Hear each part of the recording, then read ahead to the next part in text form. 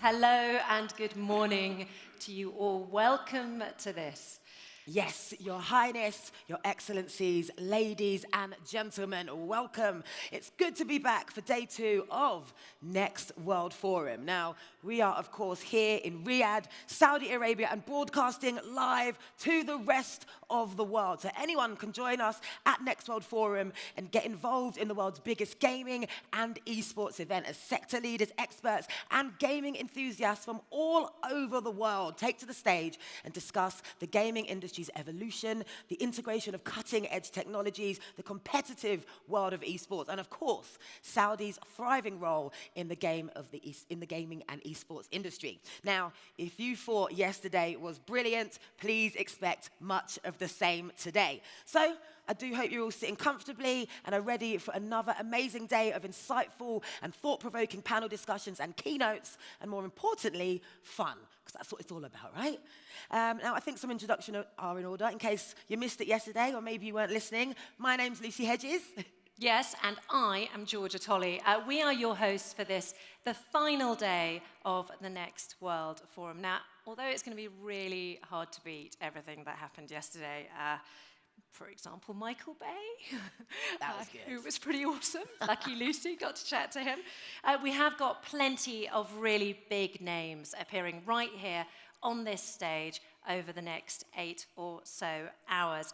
We also should expect a little bit of controversy. I've got at least 3 or 4 panels which are slightly unexpected, and I think we'll be getting into the nitty-gritty of some really key topics in gaming, namely, let's start with the fact that whether or not artificial intelligence is going to render half of us completely obsolete. We're going to properly address that. Lucy and I were just talking about it backstage. Maybe next year we won't be hired for this gig because you won't need us. It'll be AI-powered avatars. Yeah, that'll look great. Well, let's not do that, but just so you know. Also, we're going to look at the politics of gaming and the influence that developers, many of whom are right here in the audience, yes, you, the influence you have on our children's minds. If they're spending hours in front of video games, what type of impact are those games having on them? So as you can see, we're not going to be shying away from the big hot topics in gaming today, right here at the Next World Forum. Yes, it is going to be good. And don't forget, there is so much to see around the outskirts of the main stage. We have a lot going on, not just some awesome sessions in here. We've got the hologram room, which sounds unbelievably awesome. The AI Oasis, make sure you check out the avatar engine, and you have to. I implore you to create your likeness in the metaverse. Do not leave this place without doing so.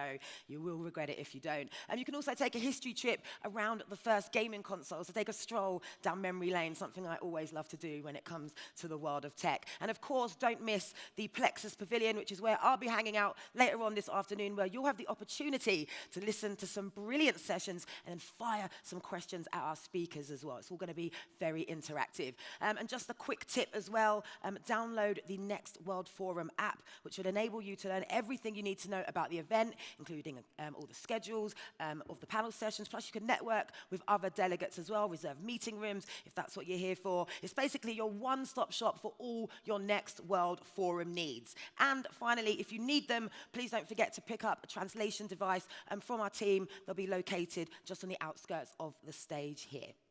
First, though, it's time for us to get started. And I'm delighted to welcome my panel onto the stage. We're going to swap with Lucy, who's going to be heading off, and she's going to bring on my next guest, because it's a panel that I'm sure many of you have been anticipating, and it is certainly centered around a topic that has captured my attention, namely the future of professional gaming and e-sports facilities. Now, some of these famous figures spend as much of their lives traveling the world, but where and where do they train?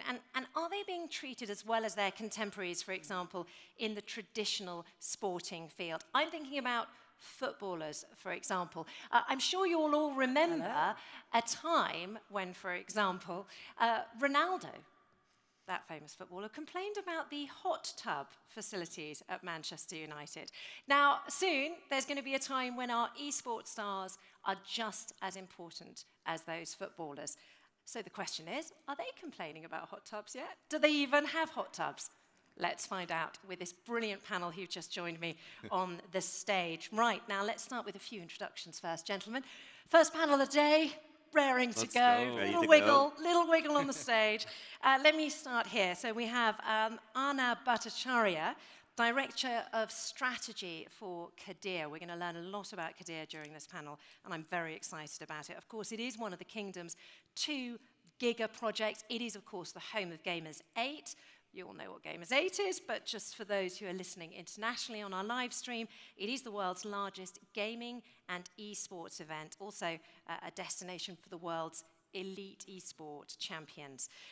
Next up, we've got Mike Milanov. He's spent the last 8 years building Team Liquid, as I'm sure you know. He's been their Chief Operating Officer and Chief Business Development Officer. Team Liquid, you remember them? One of the biggest esports teams in the world. He's also an advisor for Kadir. Next up, Mossad. Everyone in the room knows Mossad. I knew we'd get that. Welcome, Mossad Al-Dosari, the CEO, of course, of Team Falcons, one of the premier esports organizations right here in the Kingdom. There we go, I love the applause. And also, I'm going to get a selfie. I'm formerly a champion player in FIFA. And then lovely also to have Joachim Haraldsson, formerly the CEO of Heroic. That's as of just a month ago. We'll be talking about that. Of course, one of the top tier esports franchises in Europe. Also, he has a massive presence, of course, in the esports and gaming space in Europe. I think you'll agree, quite a smashing panel. So let's get cracking. Let's go.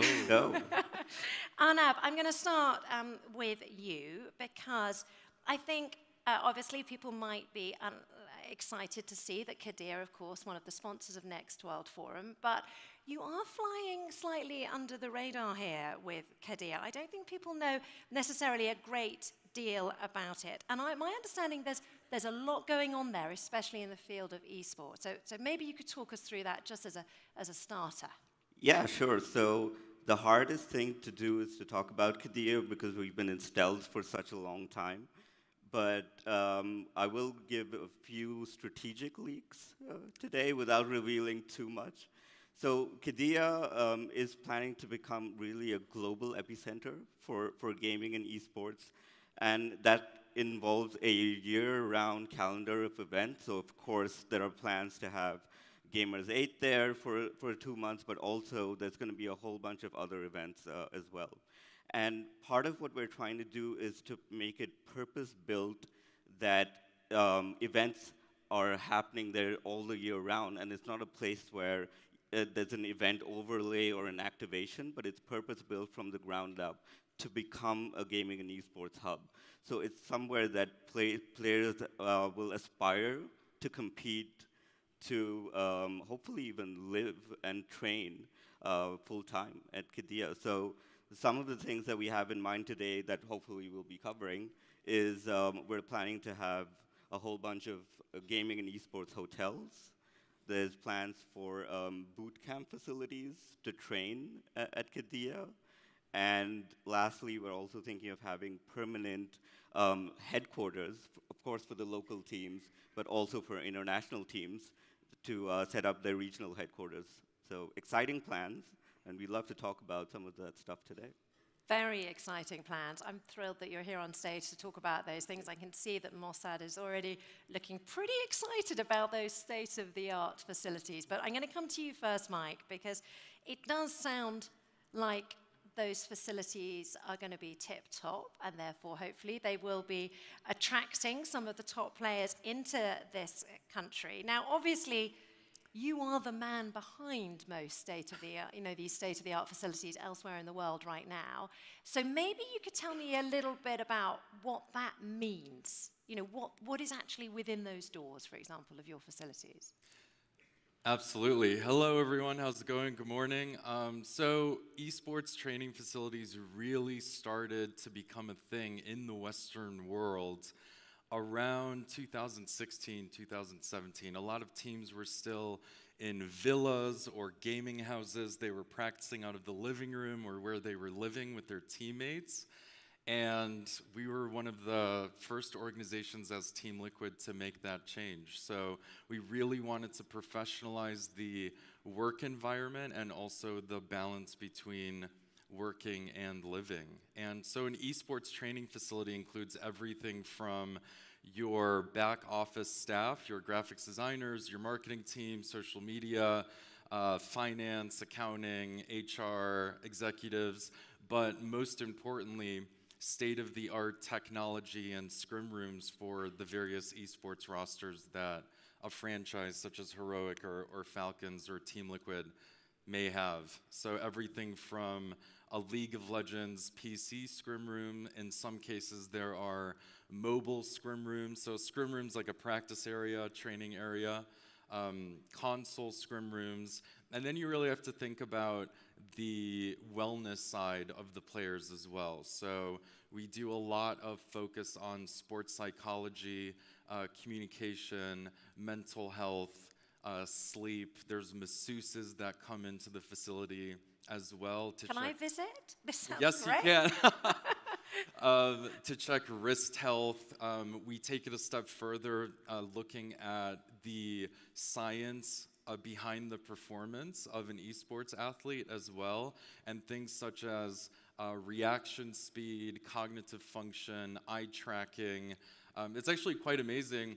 Some of the investors in Team Liquid include LAFC and the Dodgers, and we had some of those professional athletes to the facility in Santa Monica, and they were touring it and saying, wait, they have better performance technology than we do. Like, can we get this at LAFC? Which I thought was a really cool thing that happened last year. Do you know, that is so interesting that you bring up the health and wellness of gamers, because we're going to be talking about that on the network, in the forum a little bit later on the program. We've got 4 or 5 extraordinary doctors who'll be joining us right on this stage to talk about those wellness elements. I'm sure you probably know half of them. Masad, it's so good to have you on the stage, because I want to get obviously a gamer's perspective on this. Those facilities sound awesome. Do you have anything like that in the kingdom right now? You know, what's your training home like at the moment? Well, hi everyone. Thanks for having me. I'll start personally by what we have in Team Falcons, but beside that, I'll go after as a player. So currently we have our HQ, which is we have all the employees as well and a space for the players.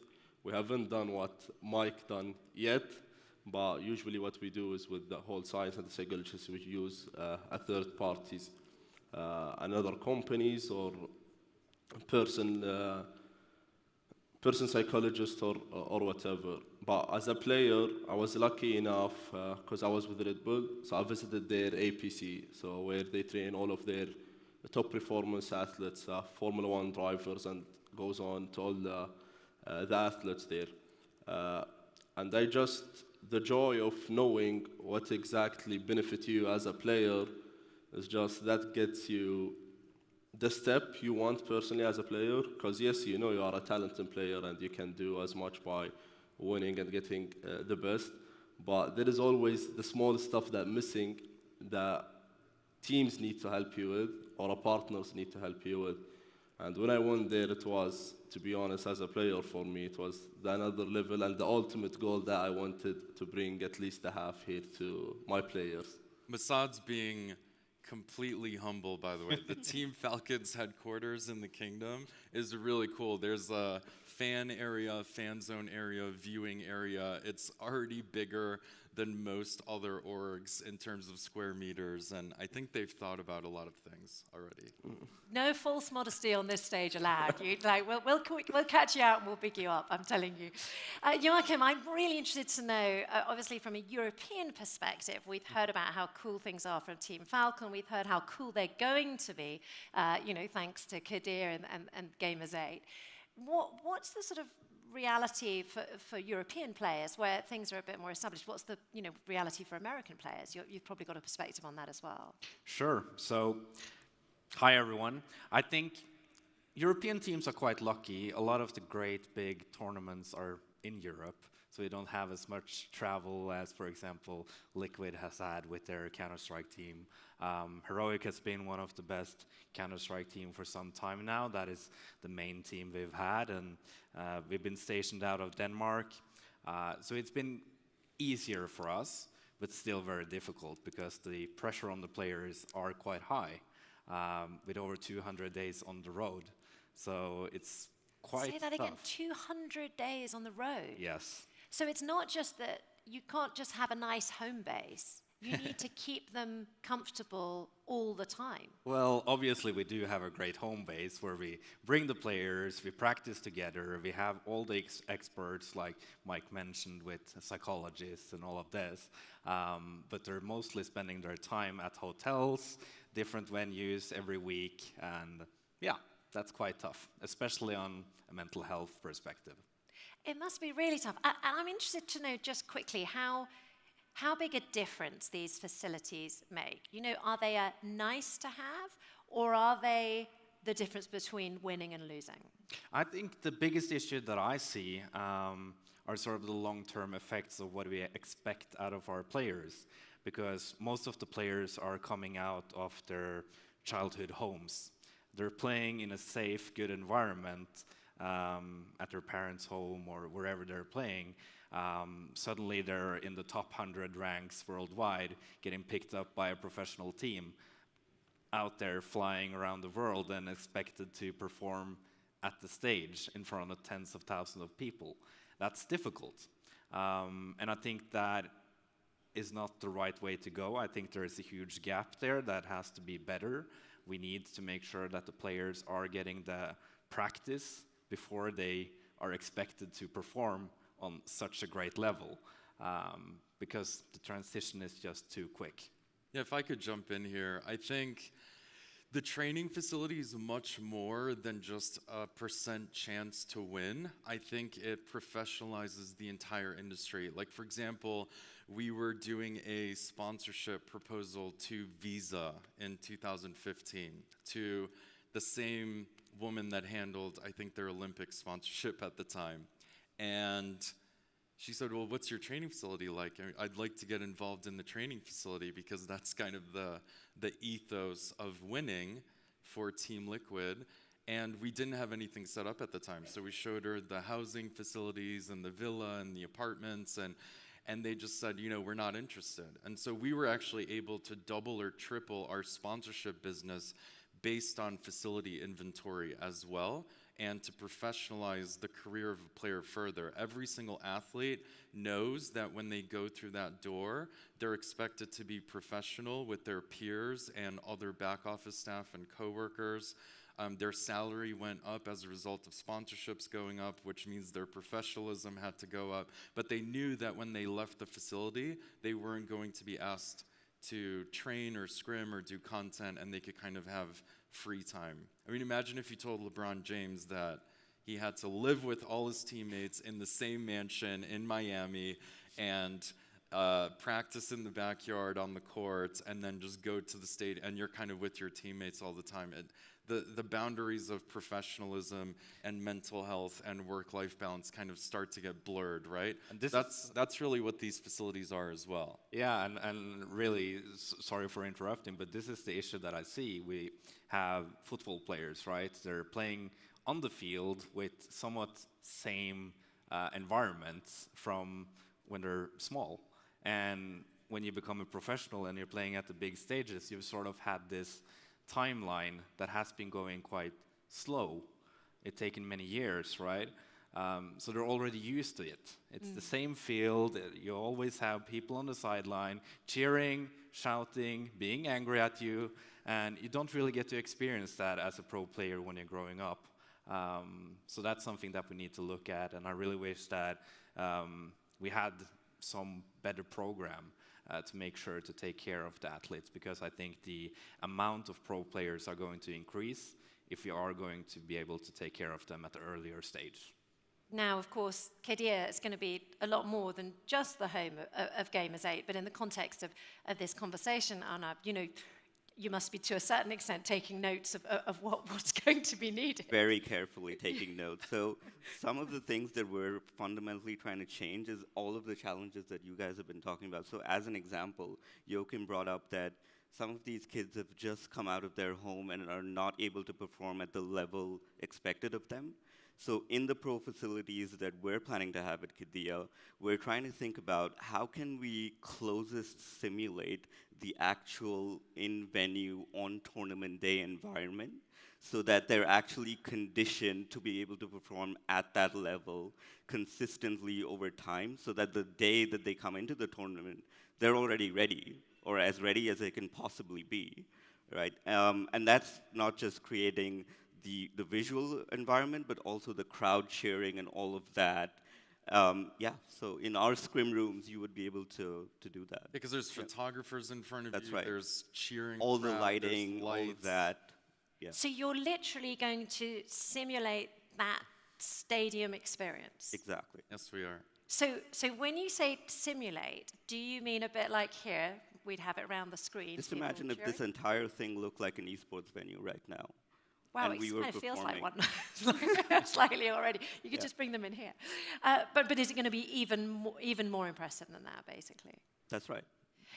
Fantastic.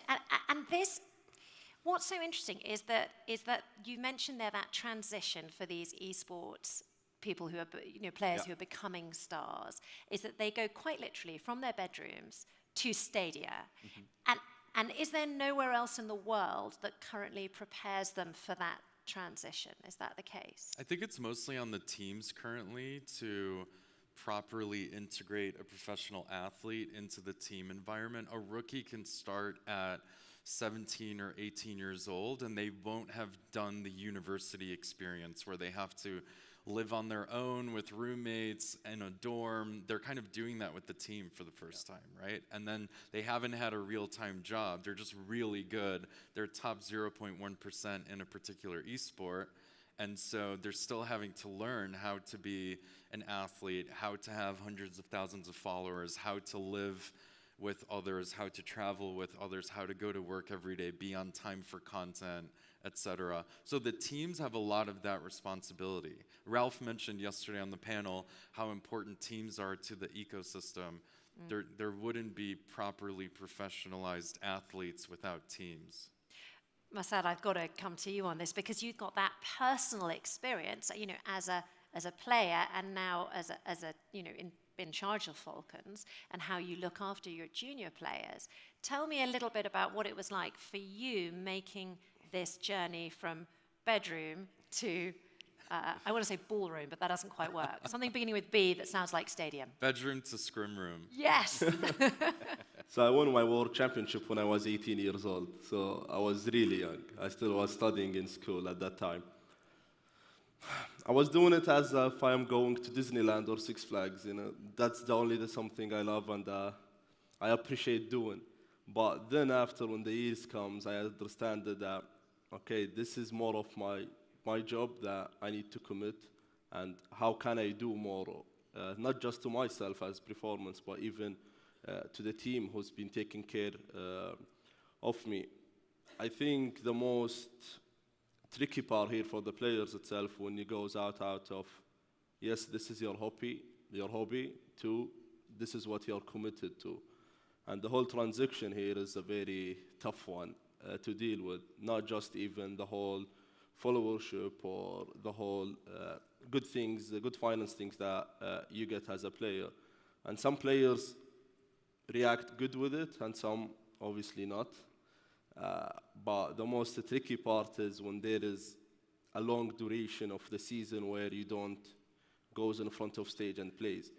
And then after 3 or 4 months, you go on the biggest stage and play, and you need to be good at this 15 or 20 minutes of playing. And this is the most toughest part for the player, because mentally it's too long for you that you recover everything from the past experience and what you can do better. I think what Masad is mentioning there is also super important to keep in mind, because when you as a kid growing up playing your favorite game and you're doing it quite good, you're not really used to having that time frame that you have to perform. and suddenly you're getting paid a good salary and expected to actually perform on demand. And this is quite tough mentally for young athletes. Yeah, Mossad, can you remember the first time, and I don't want to bring it up necessarily, but the first time you failed on that public stage, or the first time you didn't win on that public stage? You must have to prepare your young players for that experience, right? Yeah, I had obviously as a player, as a sportsman, my up and down every time. But I think when the first time I had my not doing well in a tournament, I tried to challenge myself that I want, because at that time I didn't play well because I wasn't experienced enough. And people thought that this is who I am. So I had then back and forth that I want to prove to people how good I am. And at that time it was just about proving yourself for everyone. And then when you win, is that you prove to everyone that you're still the number one. Let's go. I mean, that shows real mental fortitude and strength there, which you had, which is why you're such a hero, which is why you've done so well, which is why you're a champion. That's what makes people stand out. But is that something that can be fostered amongst the players thanks to these type of facilities, Mike? Yeah, honestly, the most important thing is after a loss, especially in front of Barclays Center or Madison Square Garden or the Katowice Arena Spodek, you have to not just let the athletes go about their own way. You can't just say, stay in your hotel rooms, I know everyone is sad, we'll talk in a week. Like once you guys, get on planes and go back to the training facility, that's the worst. So that's kind of where the sports psychologist comes into clutch, the best team managers in the world, the best coaches in the world, driving team conversation and a performance conversation, and analyzing the failure and how everyone copes with failure differently. It's just as much part of winning. Anab, I'm very keen to hear a bit more, not about just the state-of-the-art facilities that you're going to be having and hosting at Kadir, but really how Kadir is looking to revolutionize the sort of esports space and become, a center for esports, and I imagine the hope, therefore, is that you won't just be training Team Falcon, or you won't just have Team Falcon on site, but you'll have other teams as well. So, as an example, because the teams are on the road for so long, one of the biggest challenges that they face is that when they come to a hotel in a new city that they've never been to, and then you have the teams dealing with the hotel that doesn't understand what an esports team even is or their requirements, and then you have to spend so much time just organizing everything and convincing people that we need a different level of service to everything else. Because all they're interested in is minimizing the amount of time spent on admin and maximizes the amount of time spent on performance and training for the tournament that they've flown to, right? So it's not just about the facilities themselves, but it's a mindset of we now understand, like the hotel as a service is prepared to receive the esports teams. They have already spoken to the nutritionist, prepared a meal plan. They've spoken to the performance coaches, organized the facilities, the schedule for when the tournaments, when they'll actually have time to work out. All that's been done. The hotel room has already been kitted out for training. There's no time wasted in, you can just get into the room and start doing your thing. No So it's a level of service that comes over and above just the facilities. Yeah. So in its very simplest level, no one is asking for the Wi-Fi code, for example. No, definitely not. But I mean, that is a reality when you go into many hotels now. Oh, yeah, and you That's right. Yeah, and you Right. don't get professional footballers or tennis players needing extra bandwidth, do you? And yet these esports stars are going to be working at that type of level. I mean, when it comes to sort of prize funds and that type of thing, these players already are operating at that type of level, aren't they? I mean, Joachim, I'd like to sort of hear about what it's like to travel as a player now from Europe. I know that, for example, when a tennis player goes out, they never go anywhere without their masseuse or sports masseur, and they don't go anywhere without their nutritionist. They have a team now. People make so much money in sport that it makes sense for them to have a group of people around them. Does that happen already with esports stars? Yeah, I would say so. So, to a different degree, obviously, because we're trying to build sustainable businesses and so on. So the budget isn't as large as Barcelona or Real Madrid just yet, but maybe in a couple of years. We obviously have the players, we have the team managers, we have the staff, the performance staff with the coaches, analysts, psychologists, and so on, always traveling with the team, and also the social media people doing the marketing and promoting what we're doing, always traveling together. What's super important is what Arnab said, making sure that everything is ready for our players, so they don't have to waste time, essentially, because they're traveling 200 days a year. Maybe we're arriving at the new city on a Tuesday, we have media day on a Wednesday, and then on Thursday we're playing the first matches. So what time is there to make sure that you get rid of the jet lag, if you have that, to make sure that you have the facilities set up, that you've been to the venue, make sure that everything is okay. Maybe you want to adjust the tables. I know my players always bring their measurement bands to make sure that the monitor is on the perfect place on the table, that the mouse mat is perfect, everything, the height of the table, all of this has to be done. So we have this spec'd out so the team managers can go there, fix everything. Obviously the players always come after and double check, but this is super important. And I'm really looking forward to having the opportunity to sort of send people there beforehand to make sure that we don't have to spend time on this, or even better, having hotels like Arnab mentioned that are able to do this before our players arrive. It's really about the methodology of the city as a whole, understanding what this means, what it means to partner up with EFG and SEF on an event, or with VSPO, what it means for what esports title we're playing, how many people are arriving, on what schedule, what are their needs. It's a city-wide methodology that Arnab talked about. That's right. And also, not every team, what Joachim mentioned, not every team can have on-demand psychologists and nutritionists, right? So we're also planning to have third parties that will be able to provide this service, even for the smaller teams, right? So that everyone's on the same level and able to compete at that, what's expected of them. Yeah. That's really interesting, the sense that Kadir and Gamers 8 will be, supporting players as they come up That's right. the food chain, so to speak. And I mean, that is only going to make the kingdom more attractive to these sports stars, because ultimately they're going to be able to choose who they want to play for, aren't they? And there's going to be that kind of competitive spirit. That's right. I imagine you must be hoping that Kadir will become the base for several teams even from around the world, potentially, Arnab. That's right.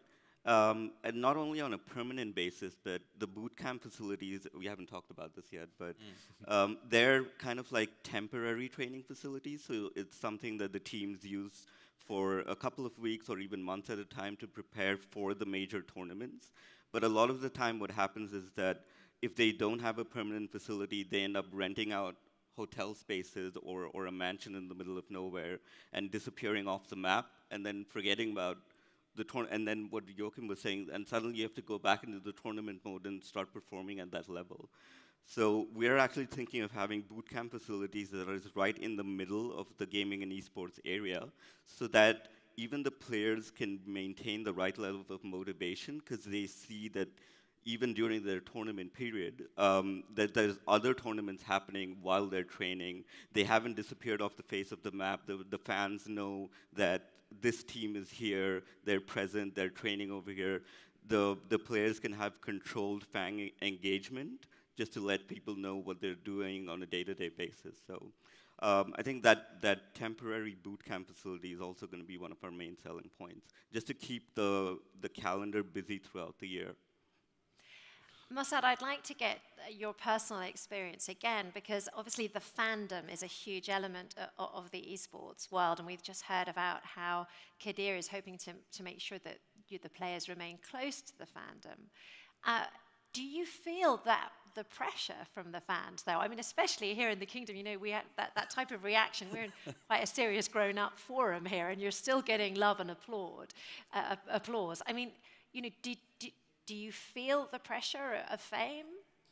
So first going back to Arnab is that whenever I talked to him about the Gidea project, especially in esports, I was telling him, I think you want to force me to stay playing for longer.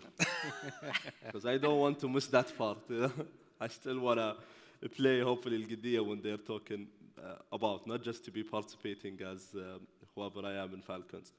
But going back there, I think the players are very different between personalities and another, and the demand from a player to another, even the game itself. So a player that plays FIFA have a different mindset or a different way to go than a player who plays Counter-Strike. So it's a very hard one, but it's a very, what's Gidea trying to do is a very unique thing to the players. And from a person who used to play from the past till now, I think the players would be very lucky to play in Gidea. Going back to the nervous point or demand point from the fans, I remember when it was 2018, usually when I just walk casually in the streets, people come to me and say, hey, win this year. We want you to win this year. And then you have all of this goes till the World Championship. And then you need to perform and do well. So that's what we are talking about, that the players sometimes are really burned from the whole thing, because it's not a physical thing. It's everything in the mental as an esport. And when everyone demands it, when everyone expects, you push yourself to the limit. And then that on the season where you feel after it is that I'm really burned. I cannot do the preseason that fast. So I'm lucky that FIFA has more free time than Counter-Strike here as an example. But I think people need to know as well that the career in esports is not as long as most of the other sports. So you start as an example as an 18, but we're probably going to finish up at 27, 28, hopefully. But in another sport, it goes up probably, basketball can go up until 40s, football goes as well as 34th, and from where you can go. So that's what we mean in terms of how players can burn fastly, because everything there is mentally, not physically. Joachim, you must have seen esports stars fall by the wayside to a certain extent if they haven't had that support. You know, what can happen if they don't get these facilities, if they don't get the mental health training that they need? For sure. I've also had personal experiences. I've been bedridden for 4.5 years due to 2 large spinal surgeries. And during that time, obviously, I had mental health challenges. Luckily, I had gaming there to support me. I think there's many sort of aspects to think about here. Esports is not just one sport. There's many different disciplines.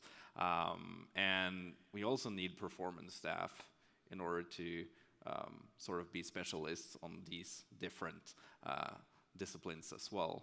I've seen many times we've picked up young players. In Heroic, it's a quite young roster.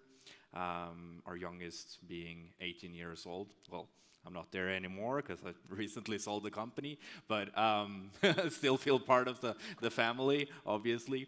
But yeah, coaching them, making sure that they're ready for what they're about to experience is super important. And if that support is not there, it might have severe negative effects that we have to be aware of, because there's quite a bit of responsibility as a, when you're employing these young kids. Speaking of falling by the wayside, there's been a few examples, especially in League of Legends, of kind of these Michael Jordan or Serena Williams tiered level of players taking a 1 or 2 year break. Yeah. where they announce kind of retirement number one, and then they come out of retirement 2 years later. They realize that the content creator life is not for them. They can't be a full-time streamer. They miss the... They're addicted to win, probably. Yeah, they're addicted to win, and they spend the 2-year break professionalizing themselves or honing their skills or creating content, or in some cases, firing their agent because they asked for too much salary, which is why they were forced to retire because they weren't put on a team in the first place, right? So there's a lot of learnings in the industry with salary and how far can you push it with teams and roster synergies, but Masad is right. It's about 17 to 27 in terms of career path, but the training facility should also aim to increase that and elongate that career path over time by paying attention to physical and mental health and the science behind performance. I mean, I imagine these state-of-the-art facilities that are going to be built in the future at Qiddiya you'll need the physiotherapy facilities. You'll need medical facilities as well. What type of actually, it might be that Mike, you're better on this than Arnab. Although Arnab, I know you're very up both to of us speed. will answer. On what type of injuries are we talking about? What type of facilities do people need when they've been gaming extensively? There's a few things. So first of all, body temperature is really important because they're processing about 150 actions per second in their brain, with their eyes, with their brain, with decision making, especially in League of Legends when there's a clash 5-on-5, there's 35 spells flying every 0.5 seconds, something like that. And they have to see them all, react to them all in real time. So, kind of brain temperature / body temperature, posture, wrist health, right? And then also eye health, so cognitive function specifically. All right, do they need prescription but they don't know it? Is there astigmatism? Is there a correction of how the screen is placed? To your point, everyone has their preferences. They may be good habits or bad habits. We want to have all the technology in Qiddiya to track these things from a science behind performance perspective to really check what makes an athlete good and how they can become better. I feel like we're really fleshing out the facilities that are going to need to be on hand at Qiddiya. I think at first I was just thinking, you described the sort of virtual arena, and then I thought, okay, nice hotels, but now we're getting a sense of the need for medical facilities and training facilities as well. It's scrim rooms. That's right. Yeah. Another important aspect is to monitor the biometrics during the actual game itself, because that's when it elevates to a whole different level, and you want to be careful that you're not exceeding what the players can actually handle. Right? So to add to everything else that Mike was talking about, during the scrim, that's something that you want to have the wellness coaches looking at to make sure that they're in the right place physically and mentally during the in-game.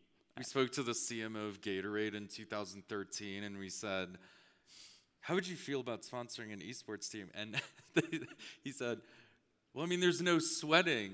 There's no sweating in esports. And I said, have you ever hugged a Counter-Strike player when they get off stage? They're like drenched in sweat. But anyway, so that was a kind of cool story. Well, I remember when I was first introduced to the subject of esports, somebody talked to me about heart rate. Mm-hmm. And that dazzled me, that the level to which a player's heart rate can go to is much higher than, for example, a traditional professional athlete. Yeah, and Team Liquid even has Thorne, which is a nutrition partner for vitamins and supplements. They sponsor the UFC and the US Olympics team as well. And so that's a really important part. And then also things such as the NBA's partnership with the Oro ring, or the Oro, I think. Which I think there's some investors of that company here in the audience, but that tracks your sleep while you're sleeping, the ring itself.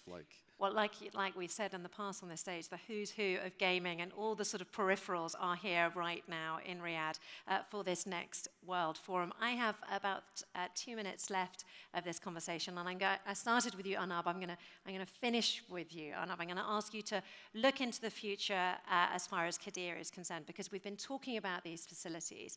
We've really got into the context of what is needed, how they should look, and so I'm going to ask that tricky question of, how soon can we expect to start to see these exciting new facilities in place? So we have a rule at Qiddiya, we never talk about timelines.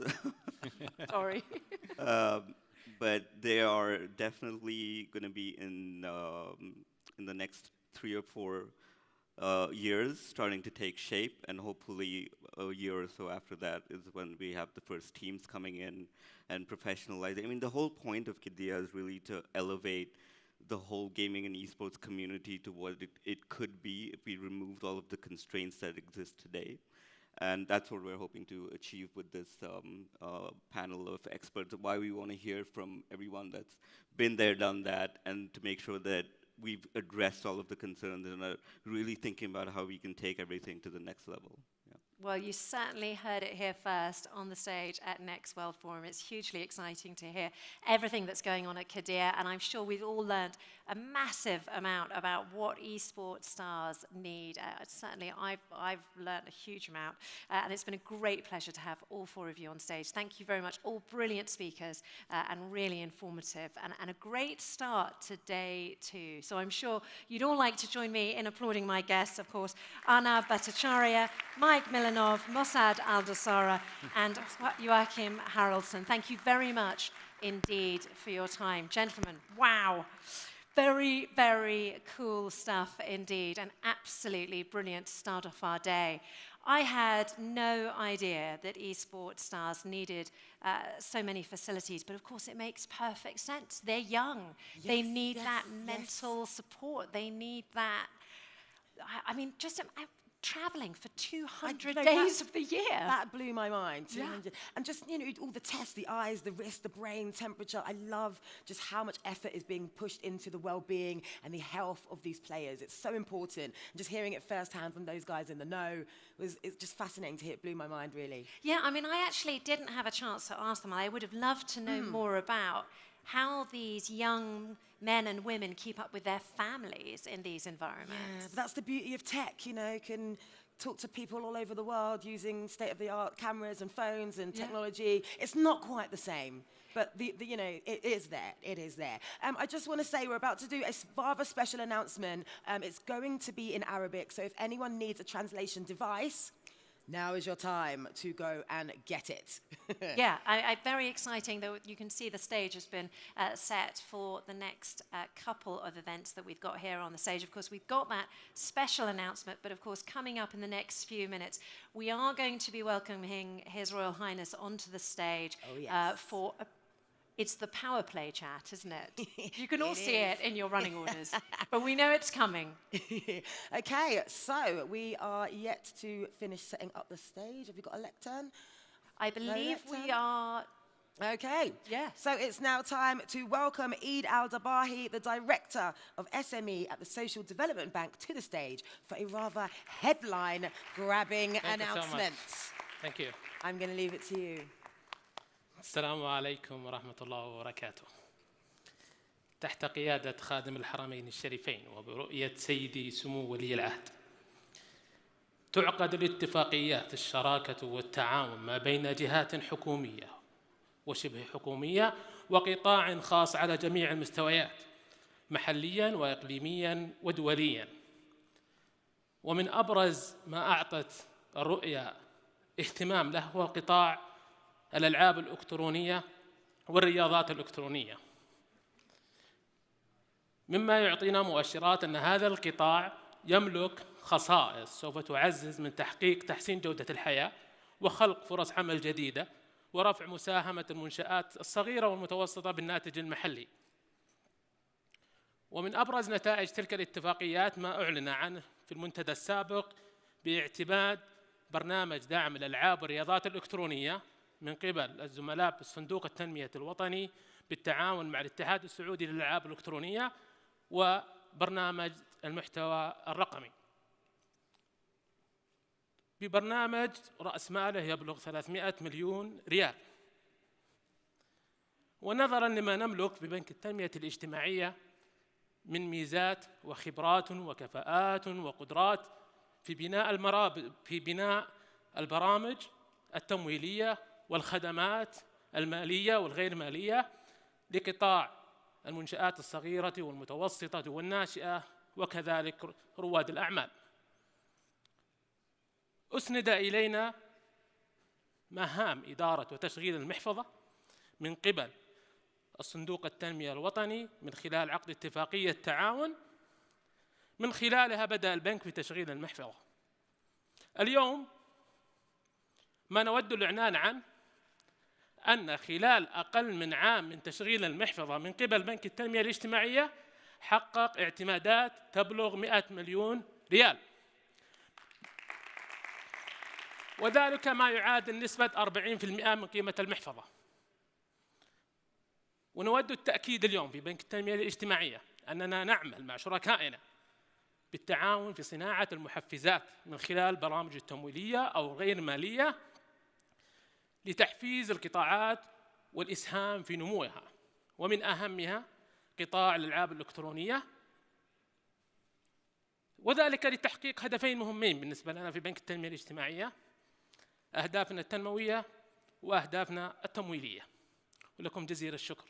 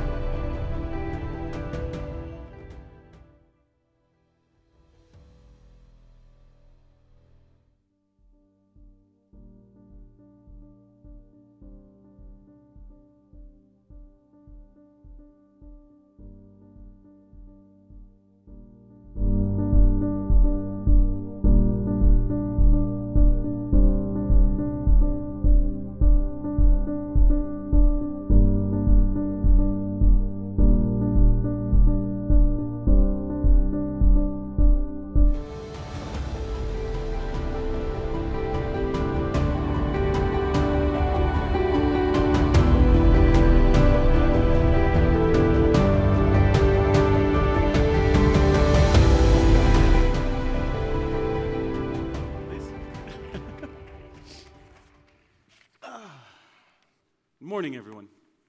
Good morning. How are you? Good morning, Your Highness. Good morning, man. So, I hope everyone's enjoying the event so far. This is just a bit of a fireside chat between Min and I about the industry, where things are, what we're doing a little bit more casual than the other things that we've done. Sure. I mean, I remember when we met all those years ago at the Razer 2 launch in LA. Yes. Did you ever think we'd be here? That was a while ago, and I remember we started talking about esports globally. You know, esports, the vision that you had over here in the Middle East. 2018, 19? 2017, actually 2017. It's been a while.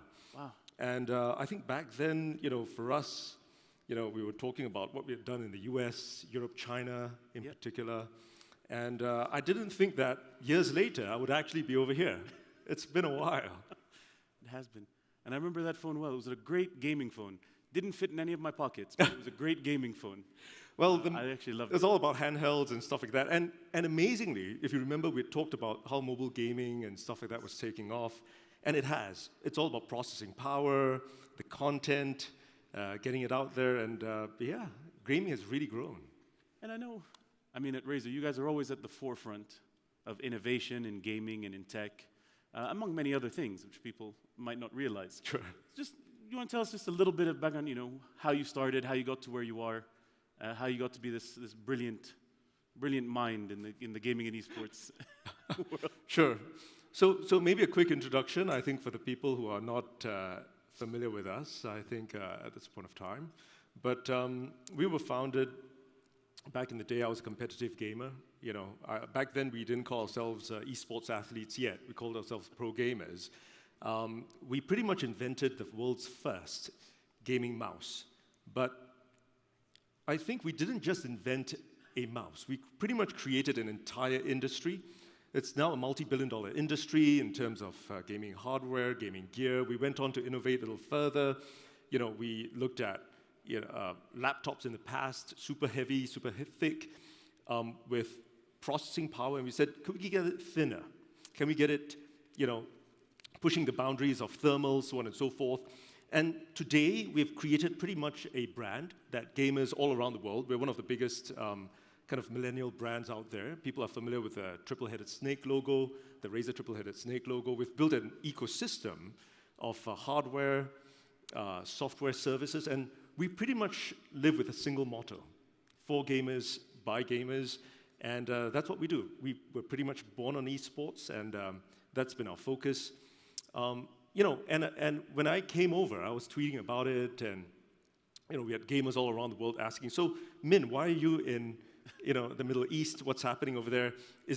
What's happening in terms of esports? So maybe you can talk a little bit about that, because I know a whole ton of Razer fans are watching. Well, I mean, there's so much happening here, so much growth. I mean, you heard in the panel earlier with Msaad and the growth that's happening with Falcons, things we're planning at Giddiya, also the things we've announced at Neom and game development, which is one of the things I get the most excited about. But I think the key to everything that I'm learning at this event and at past events is really all the best things are done by gamers. Like, if you have a history in gaming, you're probably going to go on to do great things if you can put your mind to it. But we've got, our growth since we became official in 2018 as an esports federation, we had 2 professional teams in Saudi. Mm-hmm. We now have over 100 professional teams with players under salary. We have a club system with the professional football clubs in our FIFA tournament. We have also a sustainable club and player enablement program to help create the next generation of players, help the current players really find their way, find their teams, but also help teams find their players and their contracts and make sure everything is done the right way. But we also have a way to help them transition out of professional gaming. Do they want to stay in the industry? Do they want to go into other things? But really, it's a focus on how do we grow? How do we keep growing for the future? Do things the right way, do things sustainably, but make sure every step is a step forward, not a step backwards. The most important part of that is our partnerships. One of the first people I spoke to was you at Razer. There was an old friend of mine I'd known for 20 years who actually started working with you at Razer the same year I started working at the Federation. I said, this is fate. We have to work together, and we have to figure it out no matter what happens. But I think what brings us together is that a lot of the same innovation, the same mentality of innovation and moving things forward. And one of the things that I know about Razer that many people don't know is you do more than just gaming equipment, PCs, not PCs, but laptops, gaming mice, headphones. You also have Razer Gold, you're in finance. Services. You have land and things like that, right? Mm-hmm. Absolutely. So, we were born with a single motto. Somewhat pretty much what you guys are doing also at the same time, right, in terms of esports. But for us, we've kind of crystallized it as for gamers, by gamers. And what's different, I think, for Razer is that unlike other traditional consumer electronics brands and stuff like that, we didn't just focus on a single category and said, we're good at making peripherals, or we're good at making laptops, and we're going to make laptops for all kinds of people and stuff. For ourselves, we're gamers, and we said, first and foremost, Razer will always be focused in terms of the gamers, the community, and we would have gamers internally within the company. So when we built things out, we started with just the mouse, and then we went on to keyboards, to headsets, audio, laptops, etc. Then we said, okay, what about software? So today we've got about 300 million gamers on our software platform. We work with them, we know the games they play, how long they play it, who they play it with, etc. And then we went a little further, and this was pre-fintech. days, right? We said, how do we help our game company partners monetize their games globally, monetize on top of our 300 million user platform? And we created this thing called Razor Gold, and yesterday I think my colleagues had talked at length about Razor Gold. We're helping some of the top game developers and publishers monetize their games globally. We help them market the games, essentially. And pretty much this is a dream come true for myself, because I wanted to be able to run a company that would allow me to play games all the time with all the best gear. So essentially, like, you know, I've got my Razer Blade laptop upstairs in the room. I've got Baldur's Gate, you know, loaded up on it. I'm just waiting to play right after this, maybe. But essentially, you know, Razer as a company, we essentially focus on just one person, and that's the gamer. Now, but the thing is, the gamer has really evolved through the years. When I first founded the company, the demographic of the gamer was, you know, primarily male, living in his parents' basement, you know, 12 to 21, like myself, you know, at the point of time. But it's really evolved at this point of time, right? We've got 50% of the gamers in the world female and male. You know, the geographical reach of gaming has really changed too. You know, we chatted briefly about how we as a global MNC, we had gone into China probably pretty much earlier than most of the other, you know, American companies back in the day. But right now, for example, we look at the Middle East as a really exciting extension of this gamer demographic. And it goes through the entire span of, you know, whether it's the esports athletes, which are incredibly important, but as you've mentioned, the, you know, the grassroots, the community, all the way on to the other end of enterprise, corporate, etc. So maybe, you know, in respect of this, where do you see the impact of esports in the Middle East on the rest of the world, right? Do you see this as influencing, you know, what's going to happen in the future, you know, getting more content developed over here? I mean, for us, I mean, we have a stated goal of being a global hub for gaming and esports. And to do that, it's not just about investment. You know, there's a lot of talk about the amount of money that's being put in, and it's so much more than that. It's about being an area where we're ready to push the boundaries. I mean, you see some of the conversations we're having today. Being an area where we're ready to test something. Being an area where we're ready to take that leap, take that step, and how do we be additive to a global community? And as you said, I mean, one of the things that I think people forget, people talk about esports players, people talk about gamers, but they are more than just gamer. A gamer is who they identify as, but they're interested in more things than just that. You know, we want to be able to give them an opportunity to do good as well as doing well. You know, we have events like Gamers Without Borders, which is a big charity event where we put up for 4 years in a row a professional tournament with best players in the world, best teams in the world, $10 million in prize pool, and those prize pools get donated to the charity of their choice with our partner charities.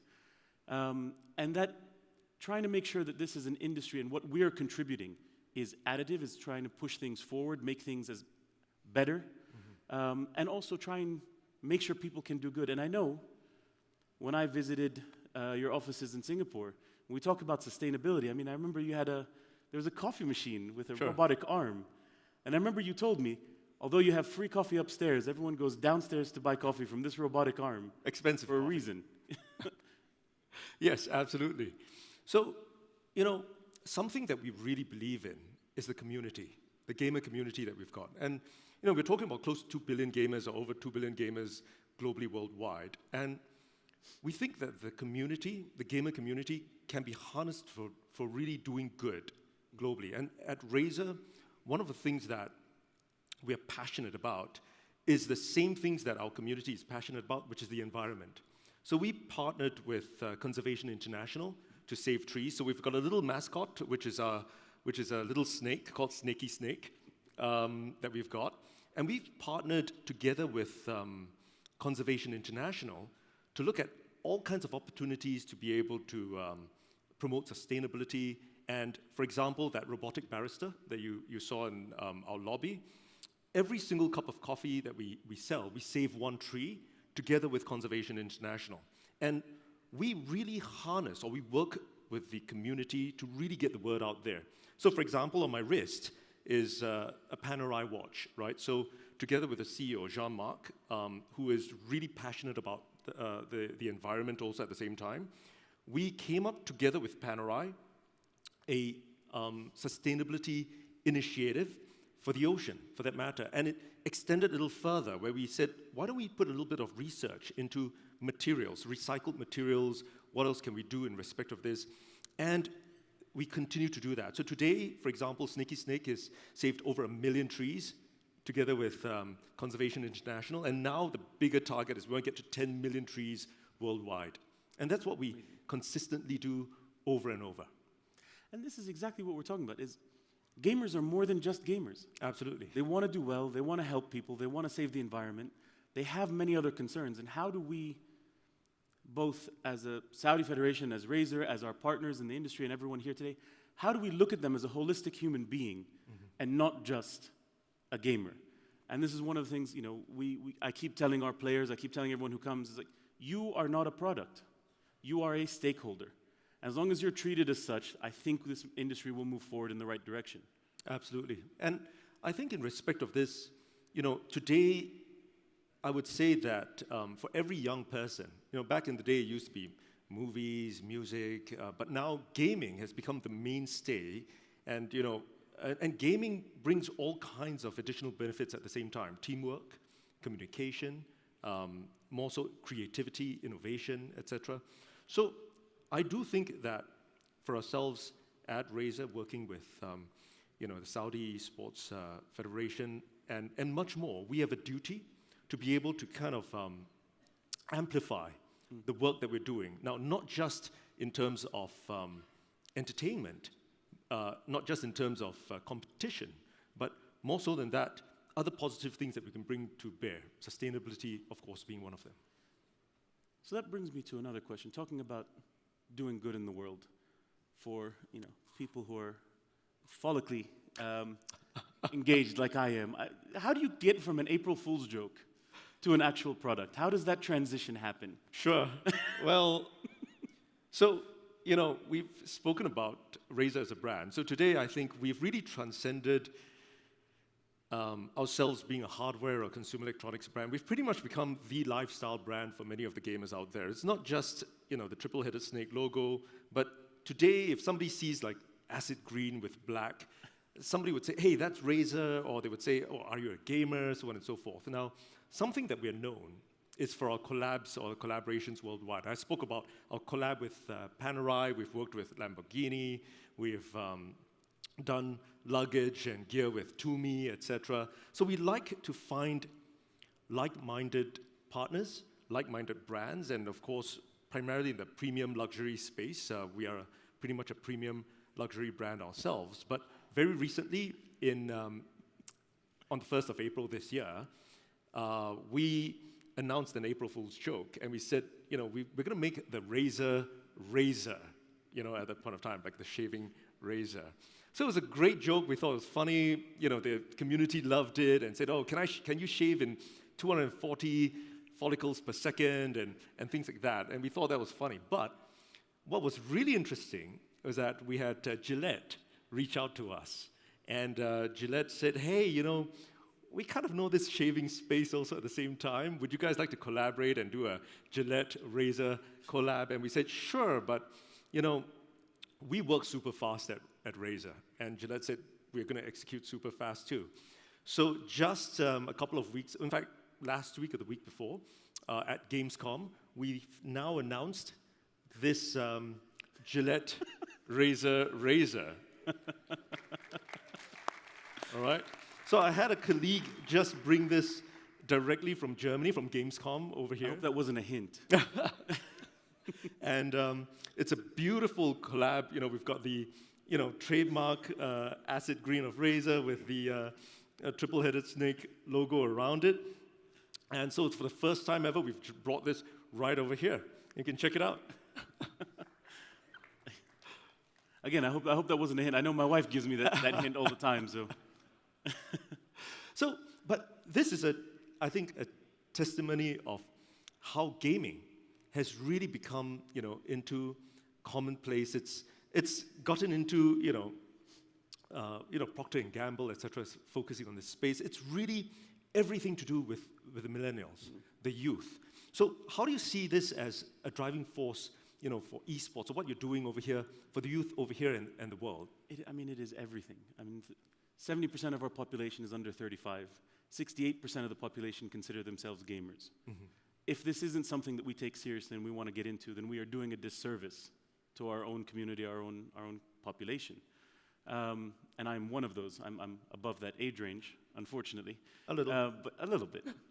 I always tell people, I'm 25 years old. I just have 17 years of experience. Sure. With it. These are the leaders of the future, the generation of the future. We have to empower them. We have to give them the tools and the skills and the knowledge that we have, and give them the chance to take the lead. And they are not just willing, but they are grabbing it, with every chance that they get, and they're running with it. Young men like Msaad, some of our young women in the community like Najd Al-Fahad, who is not only our FIFA champion, but won a tournament we had, an Afro-Arab championship in e-football. Taking the opportunity, every opportunity that comes and running with it. And not everything is as rosy as we make it seem. There's challenges along the way. There's things we have to overcome every step of the way. But with this community, with these young men and women behind us, not just here, but in the community around the world, we find a way to make it past it. You always have to find a way forward and showcase that there is a pathway forward.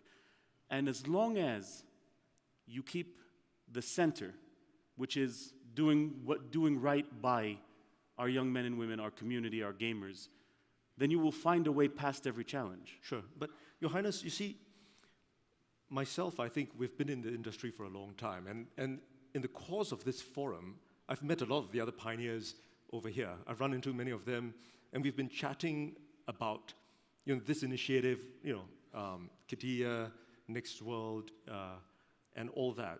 So how did this come about? Because I've worked with many of the governments. I've sat down with many of them, and we've heard many governments around the world, countries saying, hey, we are interested in esports. We would like to see how we invest in it. But there's been a lot of talk. But over here, there's been true execution. With what's been happening. How did all of this come about? And where's this driving force that's really scaled up, esports in this region? The ethos of everything we do here is, and I tell people a lot, I love having conversations. I will talk your ear off if you give me the chance to. But I like action more. Let's sit down, let's have a conversation, let's bring the team around, and let's figure out how do we move this conversation forward. And I am very lucky that I have the support of our government from the top level all the way down. His Highness the Crown Prince is a gamer, and as I said, the best things are done by gamers. He has given us every opportunity and everything we need to succeed. But he holds our feet to the fire. He says, you will get everything you need, but you now have to do the job. And I am immensely lucky with the team we've put together at the Federation and some of our other partners, that I trust every single one of them. That I say, we need to do this. They will come back with a checklist of everything we need to do. Day by day, they keep me updated and they get the work done. And I can sleep at night, sometimes, knowing that they're going to do the work. I always wake up at about 6 a.m. thinking I've forgotten something or I've missed something. But luckily, none of them sleep either, so they always answer my messages and tell me that everything is moving to plan. But in your growth as Razer, and your pathway to here, to being one of those premium brands in the world, what is one of the major challenges that you've had to overcome to get to where you are?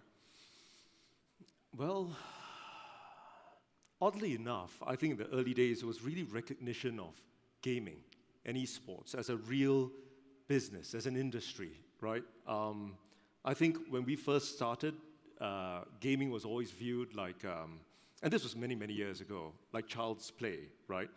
And today it's serious business. It's a multi-billion-dollar industry. And like gamers, I think we've always relished the opportunity to have a challenge. So that's the difference. I think if you have young children, the way people think, how the kids think are completely different right now. For us, we look forward to that challenge. We look forward to the next quest. We look forward to how do we get get past this? How do we get a hack, or how do we get see the walkthroughs and things like that? But I think alongside with the growth of gaming as a subculture, now we've got our own events.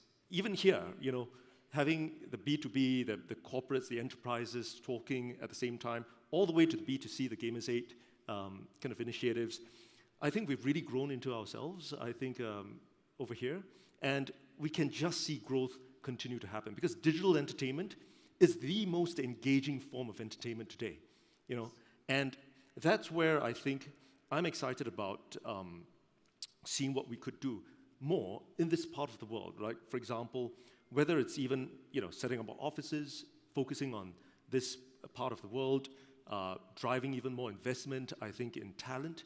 Because to build this, even an esports infrastructure, there's a whole lot more that needs to be done. There's the grassroots, there is the shoutcasters, getting the hardware, getting the software, building up the arenas, and so much more. So I think all in all, it's been this gradual growth, I think, in terms of what we do and really getting gaming into the forefront. And I think that's, in our region, one of our biggest challenges, the challenges that I find, we are doing so much. There's so much going on that sometimes we forget to take a minute and tell people what we're doing. There's so much out there and there's so much happening that people don't know about. And I think that's one of the challenges, and one of the things that we're trying to get past is sometimes, and then, I know this is difficult for a lot of us, but sometimes it's okay to toot your own horn a little bit and tell people what you've done. Tell people we've succeeded, or we're doing this, or we plan to do this. I always at the Federation try to over-deliver. So I don't want to undersell. I want to be ambitious, but I want to over-deliver. But when you do, you have to tell people, which is something I think culturally here we've always struggled with, is telling people the successes that we've had. But there is something I know you and I both feel very strongly about, especially when it comes to gaming. And that's, this is a serious business. It is a big business. There's a lot happening. There's a lot change. It's affecting a lot of lives. But it is also gaming. And we have to have a little bit of fun. Absolutely. So how do you bring the fun into what you do? And how do you make fun a part of the ethos of the Razer brand? Well, to be fair, I have fun all the time, essentially. I guess one of the things I'm most excited about, what I do at Razer, and what I'm also excited about what I see over here is, there's a lot of strategy, there's a lot of execution that needs to be done. It's serious business, but fundamentally at the very heart of it is really having fun. This is a fun industry to be in. And, I like the fact that there's always new content, coming up. There's more cool stuff that will come about over and above. And even being here, for example, when I was, chatting with some of the other guys out in the forum, you mentioned about tooting your own horn, getting the word out. But conversely, and this is what I would do to urge, even the people on the stream, to say, come on and check it out, over here. And that is important, to actually come over, check out what's happening. It's like, when I was out in the, chatting with some of the rest of the guys out there, I said, isn't this kind of insane? Isn't it crazy that we are over here? And the amount of investment, the amount of buzz, you can kind of feel it in the air, what is happening over here. And the amount of excitement. Last year, you told me that Gamers 8 was going to be bigger this year. It is definitely bigger. It is way bigger year on year. But what about next year? Is this still going to get bigger than this year? Absolutely. This is going to get bigger and better every year. I have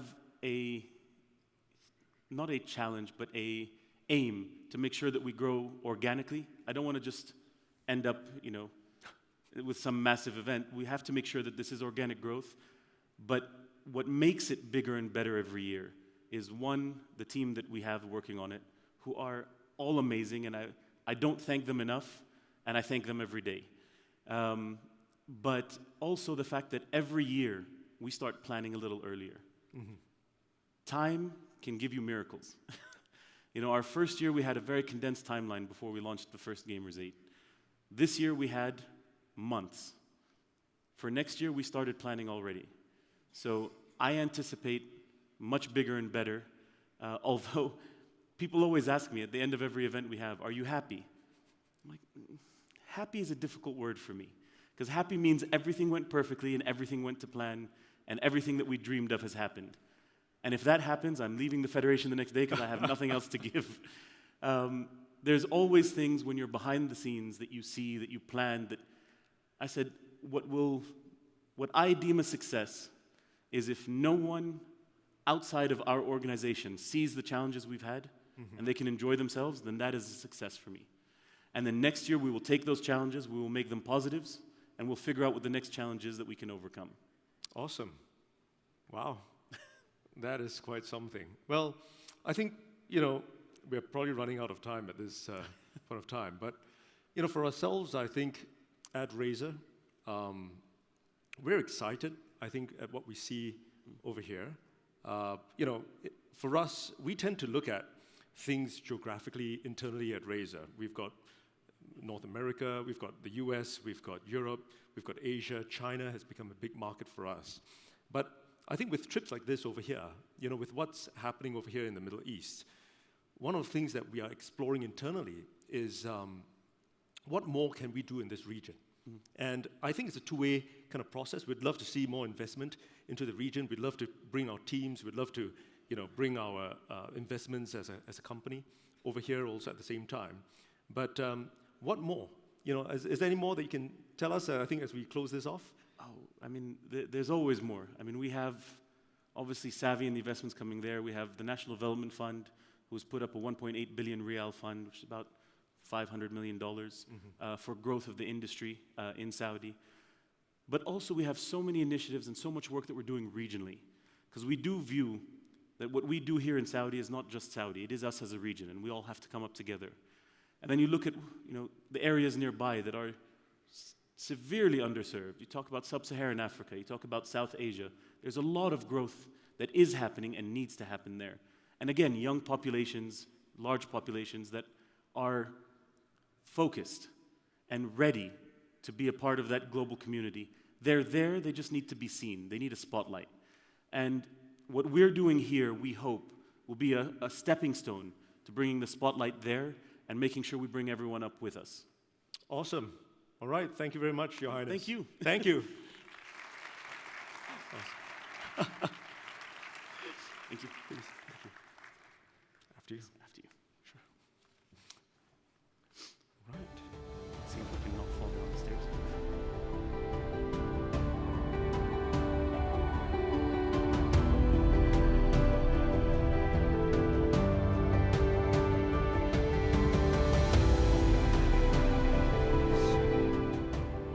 I always feel that when I come back on stage after an incredible conversation like that I'm a little bit of a letdown, but wow-y. There are so many things I liked about it. You got a real sense there of the power of gaming and how Saudi Arabia, the kingdom, is so excited about harnessing that power. But not only that growth needs to be authentic. It needs to be gradual. It can't be pushed. And then that call to action to have fun. And I think that is what gaming is all about. We're having so much fun here at Next World Forum, and I hope that reflects the fun that you guys are having out there, because certainly this is a very exciting world. But it's great to hear the team there talking about basically just a call to action to enjoy yourself, which is wonderful to hear right here in the kingdom. That was the Power Play Chat, a conversation between change makers. And I really would like to thank from our hearts here at Next World Forum, His Royal Highness, Prince Faisal bin Bandar Al Saud, who of course, as you know, is chairman of the board of directors for the Saudi Esports Federation.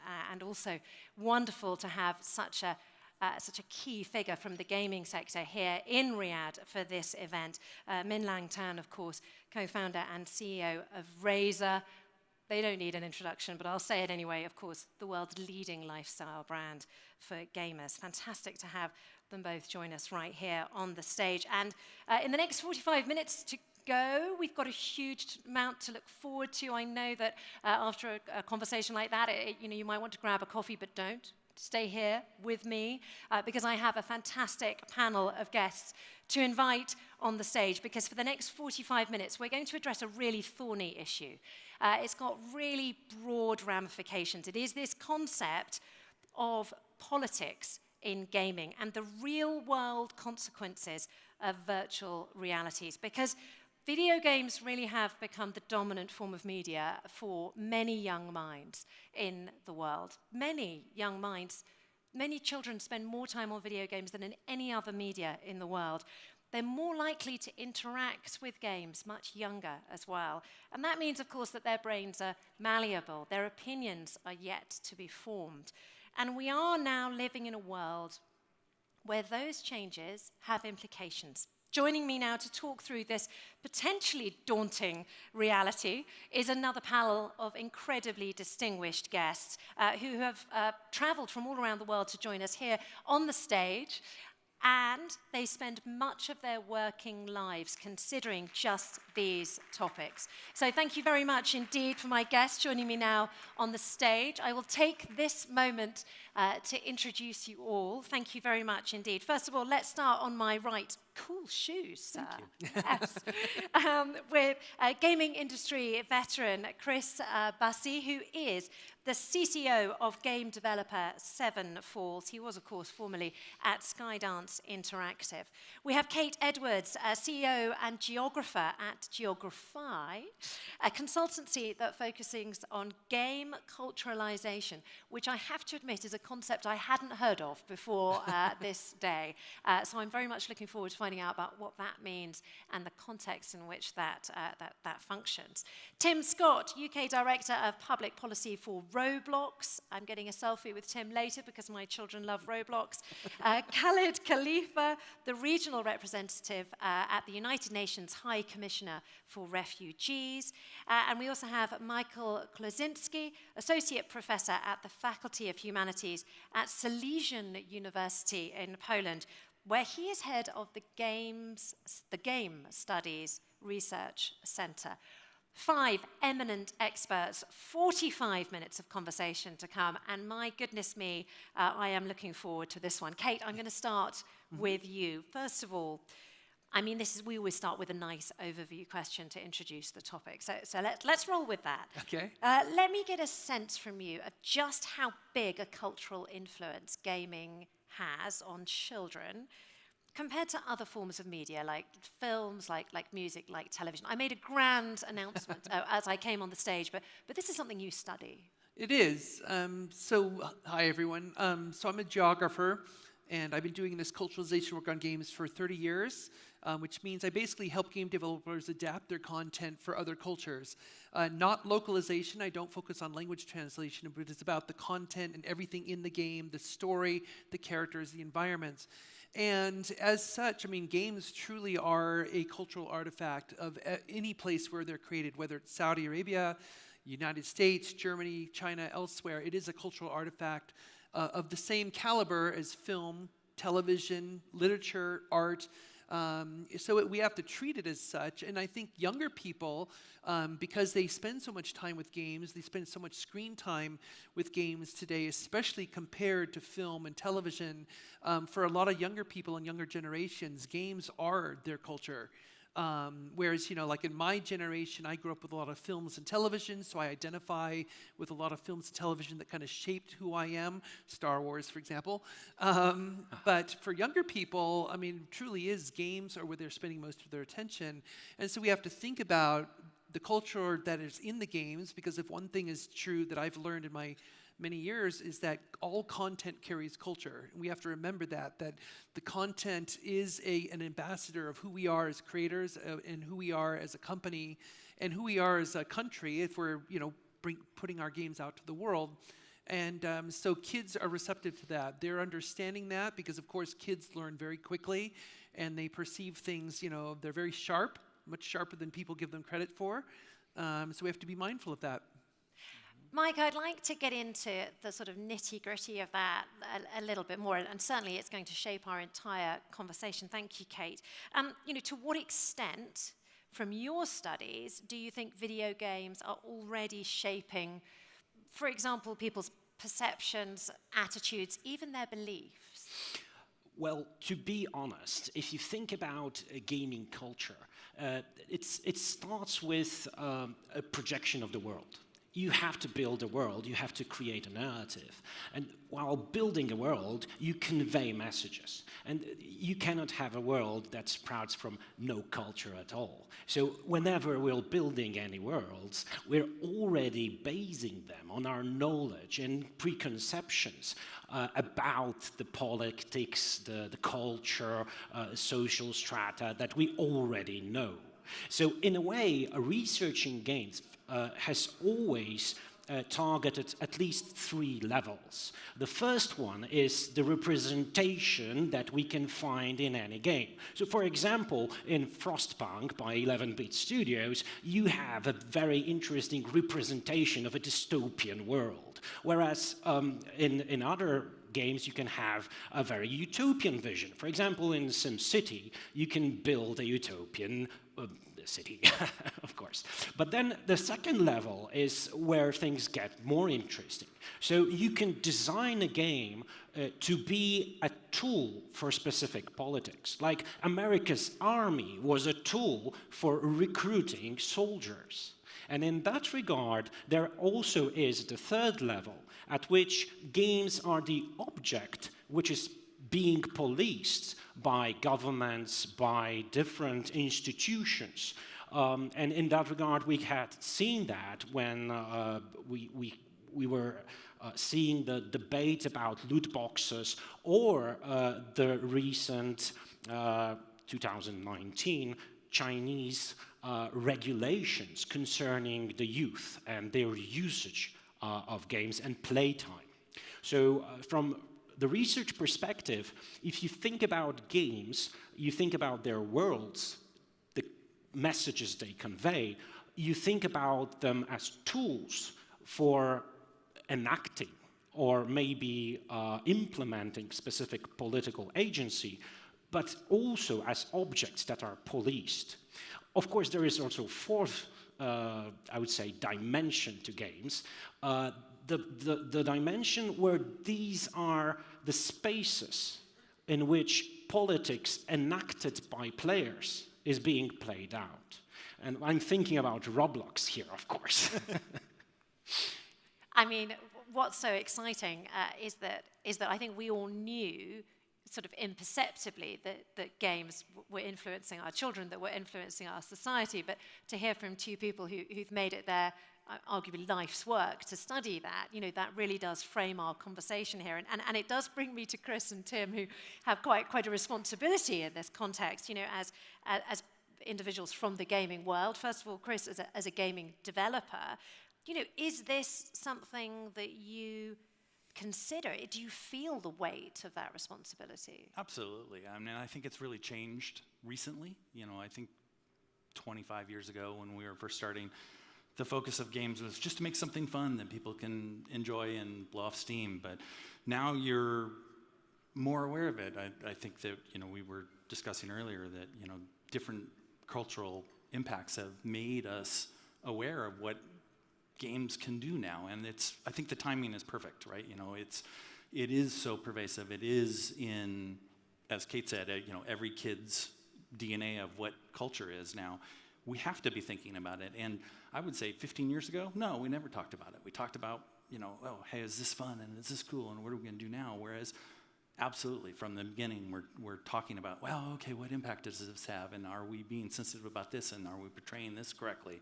So I think the time is now, and I think that, you know, individuals may not have the same views as everybody else, but you have to be thinking about it. It has to be part of your process. Can I get into the sort of the slight machinery of that? Because this is ringing bells for me from the media sector, because I used to work for the BBC, and the one thing that the BBC prides itself on is being unbiased. Now, there's a conversation as to whether or not they succeed in that, but they do aim to be unbiased. And as a consequence, in any conversation, you try to have representatives from both sides of the argument so that you could meet in the middle. Now, does that actually manifest itself in your games development meetings, for example? You try, Yeah. right? You try to get advised by people who might have different viewpoints or may have expertise in blind spots that you don't have. But often as not, we're human. We make mistakes, and we don't maybe recognize what our blind spots are. But we try for sure. Yeah, it's really interesting to hear how that is developing. Tim, I'm going to come to you now. Of course, Roblox is a slightly, for everyone who knows, everyone in the audience knows, but just for international listeners who might be sort of tuning in and might not be Roblox fans like my children, Roblox, that you provide a platform where people can make their own games effectively, their own worlds. Yeah, absolutely. We don't even talk about ourselves as a games company. We're a platform, we're a studio. You can create experiences, and the experiences on our platform might be going to a music concert or experiencing aloe yoga, for example, and mindfulness, et cetera, et cetera.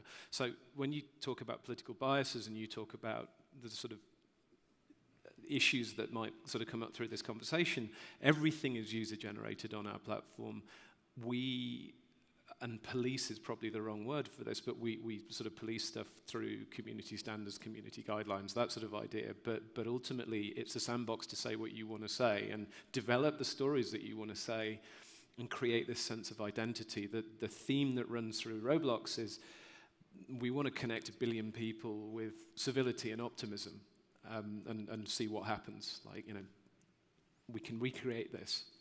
I mean, so what's so interesting about Roblox is you're a sort of lens on the world. So I suppose if we're biased or we perpetuate stereotypes or we have political views in our real world, then they're going to come out on Roblox. Absolutely, but everyone has a voice, right? Everyone has a voice. We're in 180 different countries and more. There's 70 million daily active users on the platform. So, and a lot of them are just having fun. Yes. Which is ultimately what we're all about. I mean, it's what the games industry is about, and we tend to forget that a little bit. Yes, but what's exciting is that democratization of voices being heard on the platforms, which is so exciting, I think, in many ways. And it certainly does feel like it's a theme almost of the Next World Forum. It was mentioned yesterday, this democratization of games, how soon it's going to be that gamers are going to be spending most of their life maybe not playing games, but creating their own games, which is hugely exciting. Let's talk about that subject of voice, Khaled, because, of course, coming from the UNHCR, your aim is to give refugees a voice. Is gaming a tool for that, do you think? Can gaming be a tool for good in that context? It can, I think, and that's why we are here. And I would like to build on 2 points, the one mentioned by Kate and the other one mentioned by Michael. I mean, now we're talking about 110 million people who are forcibly displaced around the world. And this is not a small number. This is 1% of humanity, more than 1% of humanity. We hear a lot about the slogan of leaving no one behind. But honestly, I think we are leaving 1% of humanity behind, especially in certain sectors, including gaming. And giving them voice requires a lot of cooperation between the gaming world and those who can connect the gaming world with the world of refugees. And that's a role that we hope to play. The 110 million is not the issue, it's the demographics is the issue. And that's the point related to Kate's point, that 41% of this total are children. They're under the age of 18, 41%. And this is not the normal average in normal situations. The average in normal situations is about 30%. But in displacement, we have 41% of all refugees under the age of 18. How can we use gaming as an instrument to address the political faults that we are suffering from in the world, noting that all the problems that cause displacement nowadays are mainly caused by political issues. Think of Syria, of Yemen, of Venezuela, of Sudan, of all the major displacement problems are political issues. So there is scope that gaming can actually play a role in correcting the faults that we suffer from in this world.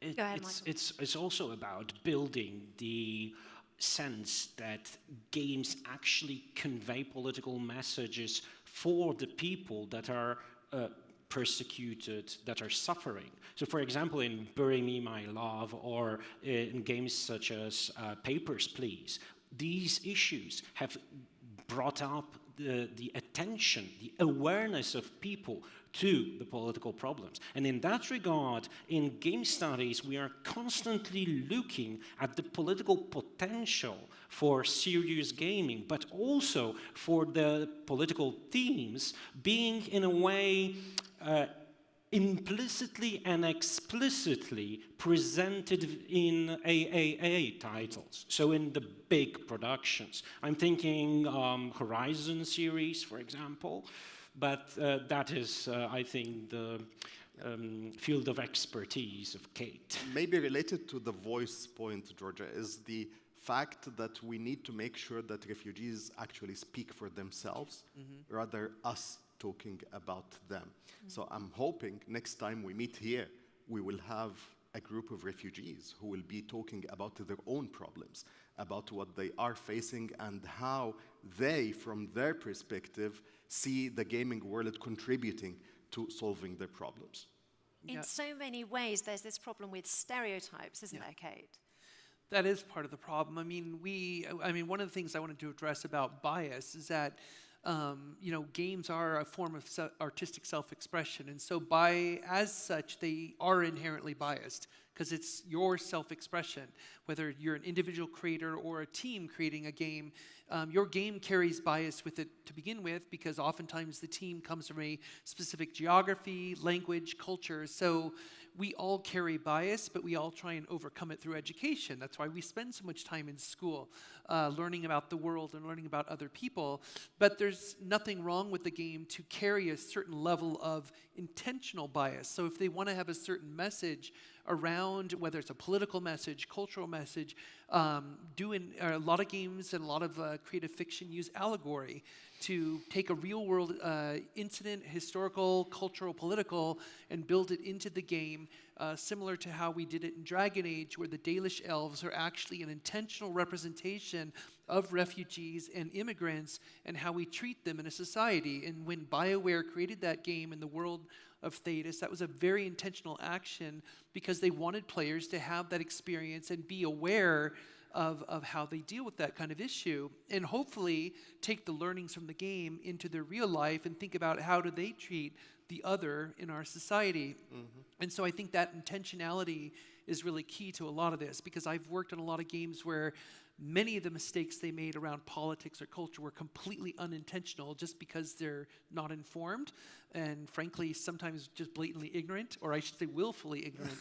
But a lot of times, like others have said, is that in recent years I've seen far more intentionality, even in large AAA games where the teams sit down, like you were mentioning, Chris, about thinking about, okay, how will people perceive this narrative, and is that how we want them to perceive it?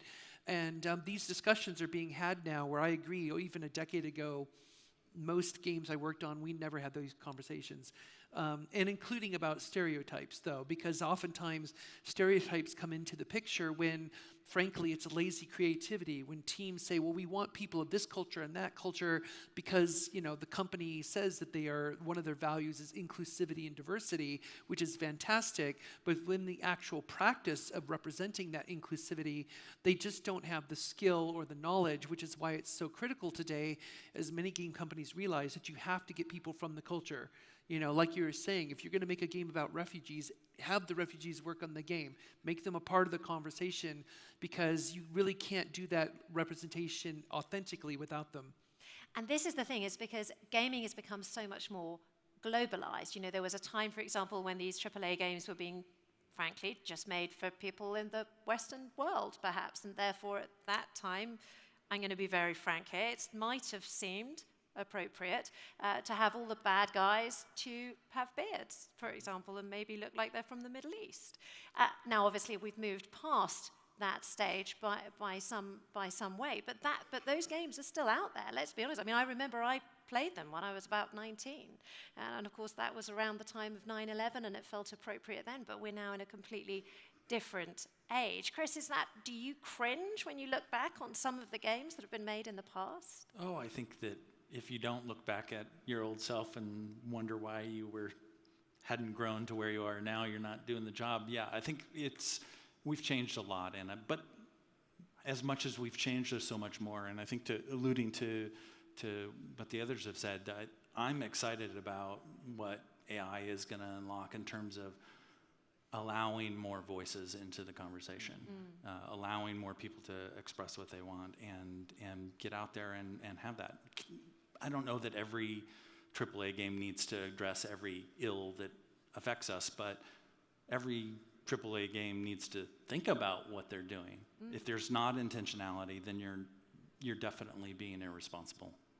I mean, of course, there's several facets of playing a game. There's not just the developers who create the game themselves, but then it's what the players do with the game going forward. And to a certain extent, Tim, I know that whereas you don't do games creation, you do provide a platform where players interact a great deal. Are you concerned about the political biases or the opinions that might be reflected by your players? I guess actually what we're seeing is a lot more optimism. Like we're providing this opportunity for people to express themselves, as people have just sort of said, but and we were particularly evident during COVID where people were isolated and locked down.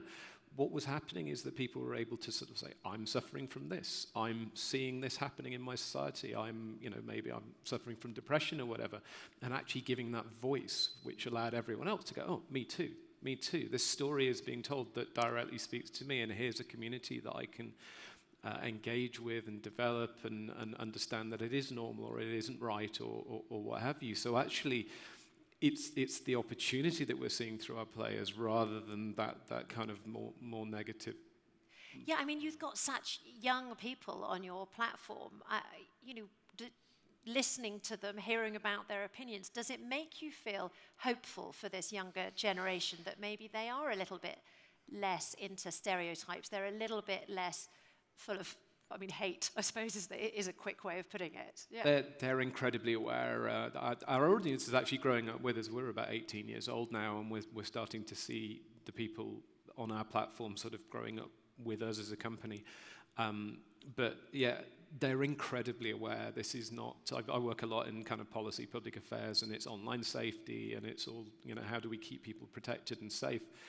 But actually, the people on the platform are who we should be learning the most from. Because, they're sort of saying to us, this is not good behavior. How are you going to help us protect ourselves?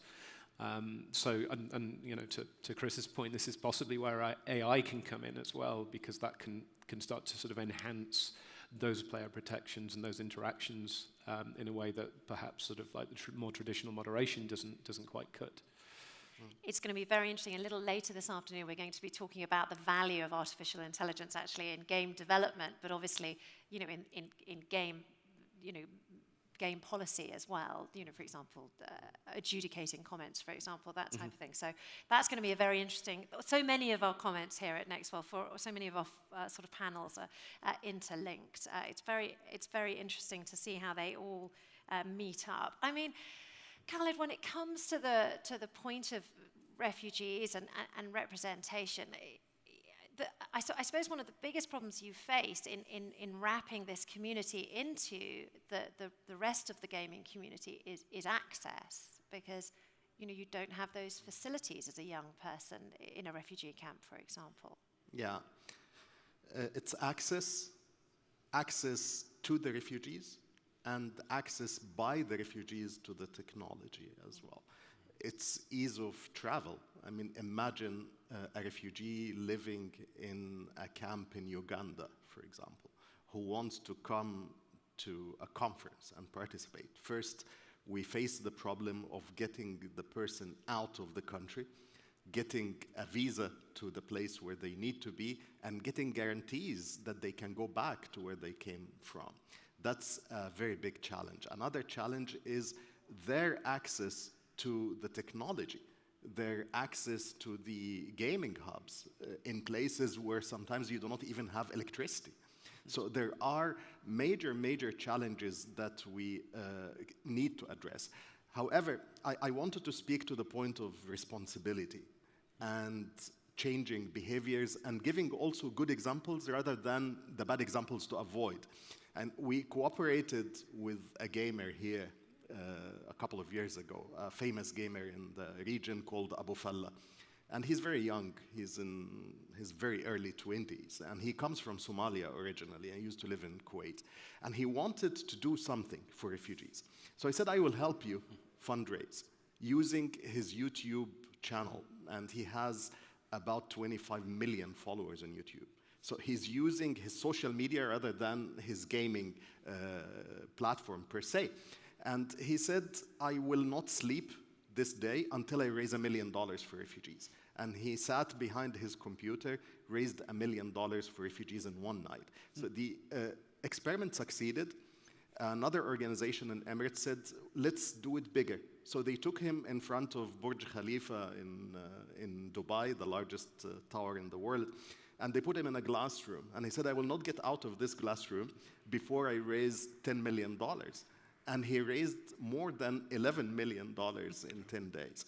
That's an example of doing good with your own platforms. We cooperated with the Saudi e-gaming Federation through Gamers Without Borders, and we have so many good examples where the gaming industry can contribute to social responsibility directly and indirectly.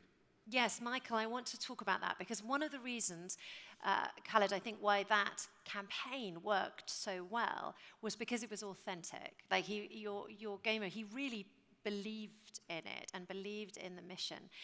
And I think this might be one of the problems with trying to guide certain viewpoints within games that I think the gamers will realize. They'll get that it's inauthentic. So there needs to be a subtlety, doesn't there, Michael? Yes, I do believe that if you're designing a game, we're going back to the question of intent and intentionality. So the designers have their own intents, but they also produce or project this vision of intended players. So by designing a game, you already have a certain person in your mind who is going to play that game. And you can always make a mistake in that projection. So you might want to tackle certain social group, but you completely missed the point because you had no guidance. That's where Kate usually pops in, right? So basically when we're teaching, for example, world design or narrative design, we focus also on teaching people and future designers to actually pose the question, who are you addressing the game to and how do you want to address the game? So in a way, if you're trying to tackle a social problem, you have to weight the scale of the problem. You have to think about mechanics, the procedures you're going to use and offer players to solve a problem that you're giving them. And of course, you also have to think about the politics of the representation itself. Because that's how many games have missed the point, like angered their players. And I think that this is also a big problem when it comes to policies regarding game development. I'm against policing game developers, to be honest, because I believe that by policing game developers, we're taking responsibility from the artists and in a way trying to regulate something that is part of an artistic movement that should not be regulated. Like, we're not trying to regulate books now, movies and other stuff. Oh, we're doing that. But still, regulating how the games are developed and what the political messages in them are is, I believe, not the very best way to do it and to control the market. Kate and Chris, Chris and Tim, I'm going to come to you about regulation in a minute, but I wanted to go to Kate first. Yes. Yeah, Could you advise? Yeah, just one quick point, because I completely agree, and I just wanted to expand on the point Michael just made, that I think one thing that's really critical for the games medium is that until we fully embrace the spectrum of human condition and represent it in our games, including controversial topics, politics, etc., we'll never be a mature medium. Because right now we are still fighting the battle of being perceived as not a piece of cultural artifact. We're not being seen as art in many places in the world. They see us more as like toys that can be defective, therefore they need to be regulated. But we need to embrace the fact that games are a full spectrum form of self-expression, just like every other creative medium, film, television, literature, art. And until we do that, we're kind of holding ourselves back, I think. Plus, if I can butt in here, sorry, we also shouldn't be thinking about regulating players. I'm thinking about an article that was published like 2 weeks ago by the Chinese team working on the regulations which were introduced in China in 2019, which cut the playtime for young people until 18 to 1.5 hours daily and 3 hours on weekends. And the research now, a longitudinal study on 2.4 billion player accounts and more than 7 billion playtime hours, shows that didn't work. So policing the players and forbidding them to play their game doesn't really work. Parents the everywhere other are horrified. the other thing to sort of point out there is that, like, there's no sort of single concept of a game, right? You can be playing a vast open world building experience, or you could be doing a little racing game or a first-person shooter or whatever. Your engagement in those games, those experiences, will be fundamentally different. So saying you should do 1.5 hours and no more is a nonsense. I mean, I'll quite happily disappear into some Chinese science fiction when I'm reading and suddenly find that 5 hours has gone by because I'm utterly absorbed. And then I'll pick up a broadsheet newspaper and read it for 2 minutes before I've fallen asleep. And it's kind of, should I not read for a certain amount of time but do other? It doesn't make any sense. And to Kate's point, we're not being seen as legitimate culture, as legitimate art, as legitimate learning experiences, etc., because there's a sort of, I don't know, a fear or a lack of being used to it. But it will come with time. We're 40, 50 years old as an industry. The printing press is, what, 400-500 years old, right? I do think that games, like other media, can be guided, right? I mean, movies have, different ratings, television shows, games do as well. And I think that, I feel for governments wanting to make sure that their cultural values are understood. And I think that engaging with those types of things is the way to get to developers and have them be aware, right? It is an opportunity for education, right? Getting your PEGI rating, getting your ESRB rating, all the various regulations. That's the most direct way for developers to understand, oh, wait a minute, I can't do this, or I can do this, or that's off the table. But it can't be so onerous that game developers go, maybe we just won't release in that area, right? Yes, it's that balance, isn't it? And of course, you do sometimes see certain films banned in certain jurisdictions, and the last thing any games developer would want is, like you say, for that to happen. Can we talk about things from a parental perspective? Because obviously you've got policymakers, who are concerned with these games, but at a grassroots level, you've got parents worrying, as well. I mean, how would you advise, Kate, parents who are grappling with these? Something that they often don't understand themselves. I mean, I grew up playing Tetris. I mean, things have come on. Well, I think part of the advantage is it's always a generational change. So, I mean, we're seeing that now, of course, where a lot of people who are becoming parents now grew up with video games, so they have a far greater understanding of the medium than like my parents did, which was nil. And I was kind of a digital, what do we call it? Not native, but transplant, because when I was young, there were no video games. But I think for parents today, the majority of parents, a lot of them did grow up with video games. And I think, the bigger controversy to me that I've seen, it's more about screen time versus actual content they're seeing. Because I remember about 10, 15 years ago, a lot of the controversy was about the content. First-person shooters, Call of Duty, all of that kind of stuff. Mm-hmm. And now today, it's like, well, it's almost like, well, whatever they're playing, I'm not as invested in that. I mean, certainly some parents are, but now it's more about how much actual time are they spending on a screen versus doing something else, which parents see as productive.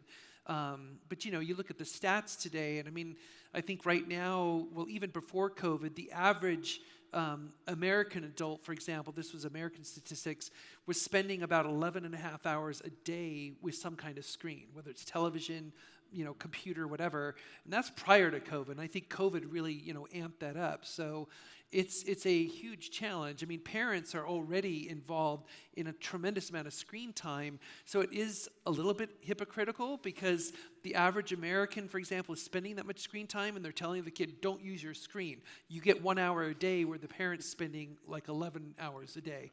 So you have to kind of reconcile that too, because obviously kids model parents' behavior. So I think that's a challenge. I totally agree. I think parents don't get to beg out. They don't understand it. YouTube, I guarantee you, has 100 hours about whatever subject you want to understand. It's true. It's entirely incumbent on the parents to get to know what it is. What game are they playing? What are people saying about the game that they're playing? What are the influences?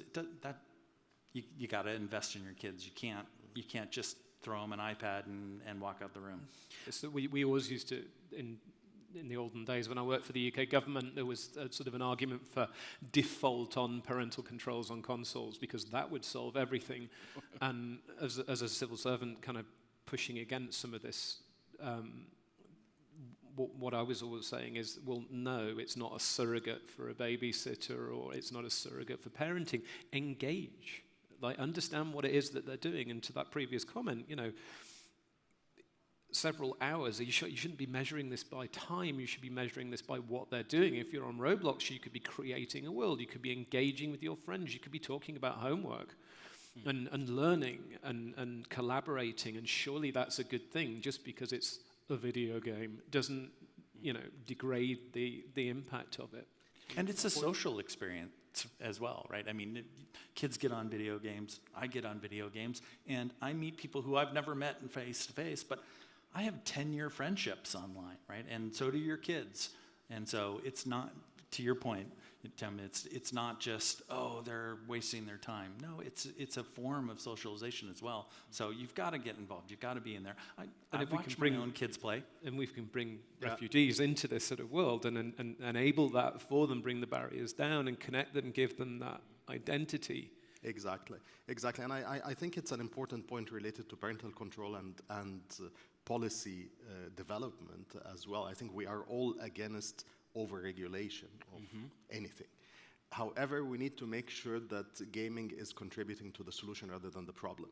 The world has enough problems, and we are all suffering from those. And we are being sometimes actually criticized or cautioned that our cooperation with the gaming industry is fringing upon certain ethical concerns because of the violence in the games, because of the culture of violence in the games, and because we are tolerating some of the problems that caused the issues that we are dealing with. So I think there is actually a place for the academia to contribute to that. I think the issue is understudied. How can gaming contribute ethically towards the solution rather than contributing to the problems? Yes, I mean, the problem here is also that we still don't have game studies curricula at schools. One thing is teaching parents who might be worried about their children. The second thing is preparing the future generations for the next world of gaming culture. And I mean, games are just another medium, another technology that transforms how we think, how we are in our reality. And unless we start teaching people to accept that and to have consciousness about what the games do, how they work in psychology, how our brains produce more dopamine when we are playing games. What are the cognitive effects of playing games and how these change over time, we won't have the results that we want. And what we really want, what academic people want, is to have a society conscious of the effects of every technology. And it's not only games, it's AI, it's all the new technologies that we are first afraid of, but then we embrace them because we learn that these technologies are only dangerous if we do not understand how they work and if we do not prepare the young generations to live with those technologies. So this is the same thing with gaming culture. And this is something that really impresses me here in Saudi Arabia, that Saudi Arabia understood the future is within the gaming culture and with gaming culture. And so they put so much effort into organizing institutions and events such as these to tackle that problem. Well, you know, it's interesting, just a quick note on that. I travel a lot. I visit a lot of emerging markets around the world, and I find that a lot of governments and the public in emerging markets tend to be far more open and embracing of games as a kind of path to the future, not only as an economic sector to build, but also as a creative form of expression, compared to a lot of the Western markets, which kind of have this dogmatic, games are bad, games cause violence, et cetera, et cetera. I mean, I can tell that this conversation could go on for another couple of hours because they're just getting started and everyone's just getting their teeth into it now. But what we've just had was an absolutely fascinating conversation, and what a wonderful arc and what a wonderful narrative to come back to the kingdom right here. There is another panel later on when we'll be talking about localization, speaking to gamers in their own language, which of course is something that the kingdom has already figured out is very important indeed. Now, I'm sure everyone here will join me in wanting to thank our fantastic panelists for an amazing conversation. So thank you very much indeed to all of you, to Chris Bussey, Kate Edwards, Tim Scott, Khaled Khalifa, and Michael Klosinski. Thank you very much indeed for your time. It's been amazing. Thank you very much indeed. Thank you very much. Wow, what a conversation.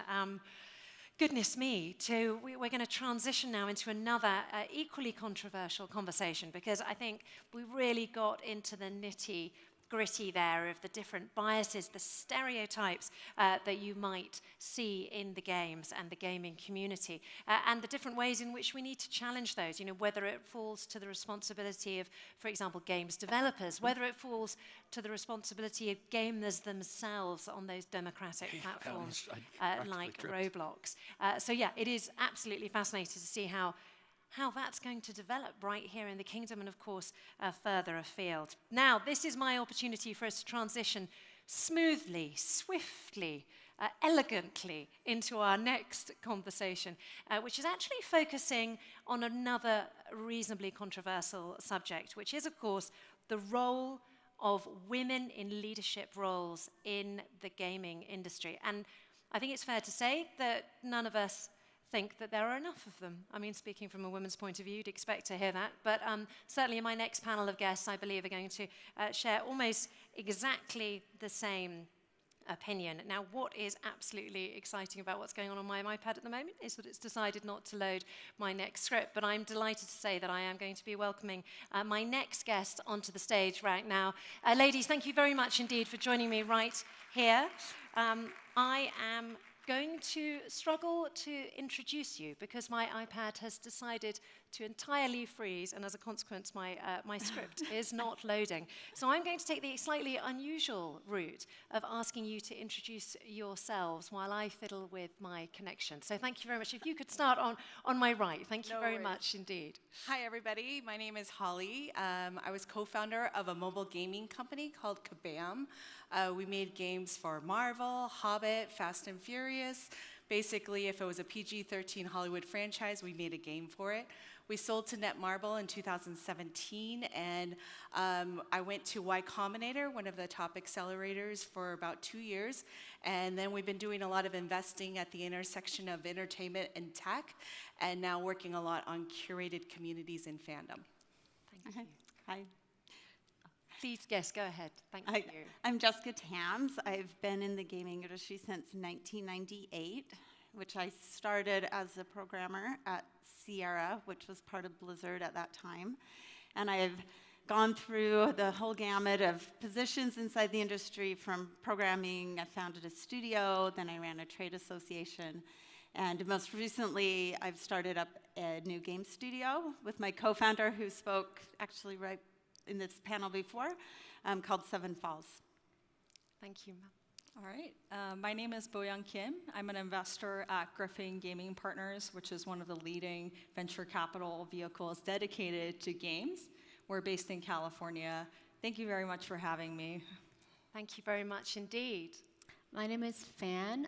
So honored to be here and witness the development in this city.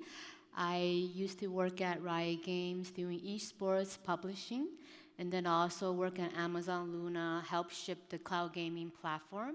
And the last role that I have, I was the VP of game at Dapper, managing all their gaming portfolio for Web3 games. And right now, I run our family office and doing investment. Thank you so much for having me here. An absolute pleasure to have 4 such incredible women joining me here on the stage. Thank you so much indeed for introducing yourselves. I really appreciate it. Jessica, can I start with you? And it feels like a slightly fatuous question in many ways, but I think it is an important subject to address face on. You know, why is it important that we have female leadership in the gaming industry? Oh, I know, but I have it's to... It's great. Yeah, you this is a great question. So this February, I was in New York. I'm on the board of directors of Atari. And Nolan Bushnell, who is the founder of Atari, who I think many of you guys have met or at least heard about or played his games when you were younger, he came and visited the office. So everybody from Atari was there in New York with us. And on the board of Atari, we have gender parity, so there are 2 women and 2 men on the board. And we had a meeting, the team gave us an update, and it was time for questions from the team. And a woman stood up, and she got really emotional and started crying because she was so excited to be at a company where there was people like her on the board.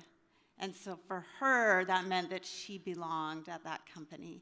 And so when we think about when we have people and they're thinking about what job they want to have or where they want to go, representation really matters because it's what they're looking for.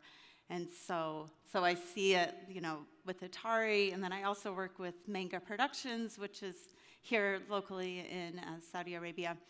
And I see all of the women, and I realize that they do look up to us, some of us who've been in the industry for 20 years, and they see what they can become in the future. To what extent does a diverse leadership influence decisions that are made within the company? Do you think how much does that actually trickle down? Is it possible to point to moments when you go, no, this diverse panel, this diverse leadership has actually made a difference to the decisions that we made at this company? Well, definitely for sure. I think with our company, we skewed heavily male at Kabam. We were probably about 25% women, which was a bit better for the gaming industry. I think the gaming industry was traditionally about 22% or 18%. But we did end up having a producer who was a woman on Marvel, and she was one of the few, which is really funny because Marvel is actually a very pervasive IP. So Yes. you want folks to be able to make sure it's accessible, not just to men, but also to women. And I definitely think having her on there was incredibly helpful in terms of making that IP very, very accessible. It's one of our most popular IPs. You can still play it on the iPhone today. And one of the things that ended up happening was Marvel ended up coming to us to create a new Marvel character. And it was really interesting because usually it's quite reversed. Usually the movie comes, no, it's the comic book first, then the movie, and then a TV show. If you're lucky, you might get a cereal toy. In the US, they put the little toys in the cereal. And then if you're super lucky, it might become a game. And this was one of the first times where it went the other way around. And they asked our team to create a new Marvel character, and they actually chose a woman. It was called Guillotine, and it was about this woman who has a special sword. It's the sword of her father's, and she's trying to avenge his death. So it was really great. I think for sure having much more of a diverse team there, and certainly the animators on there were also more women on there as well. So I think that was incredibly helpful. Buyong, would you agree that that diverse leadership teams lead to more innovation, more growth, unexpected growth? Yes, I definitely agree. And I think the main reason is that the era is changing. If you look at 20 years ago, female are a lot less financially dependent. But right now, especially in the Western world, now the Eastern world, female has their own purchasing power, their own earnings, so they become a large portion of the customer.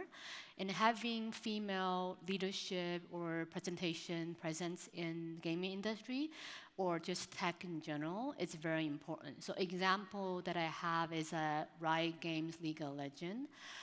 We have a lot of female champion, Ashe, Caitlyn, Ari, and most of them are actually created by female artists, right? There's some male, but then basically the figure, the tone, right, how they should actually move in the game, it's mostly by the female.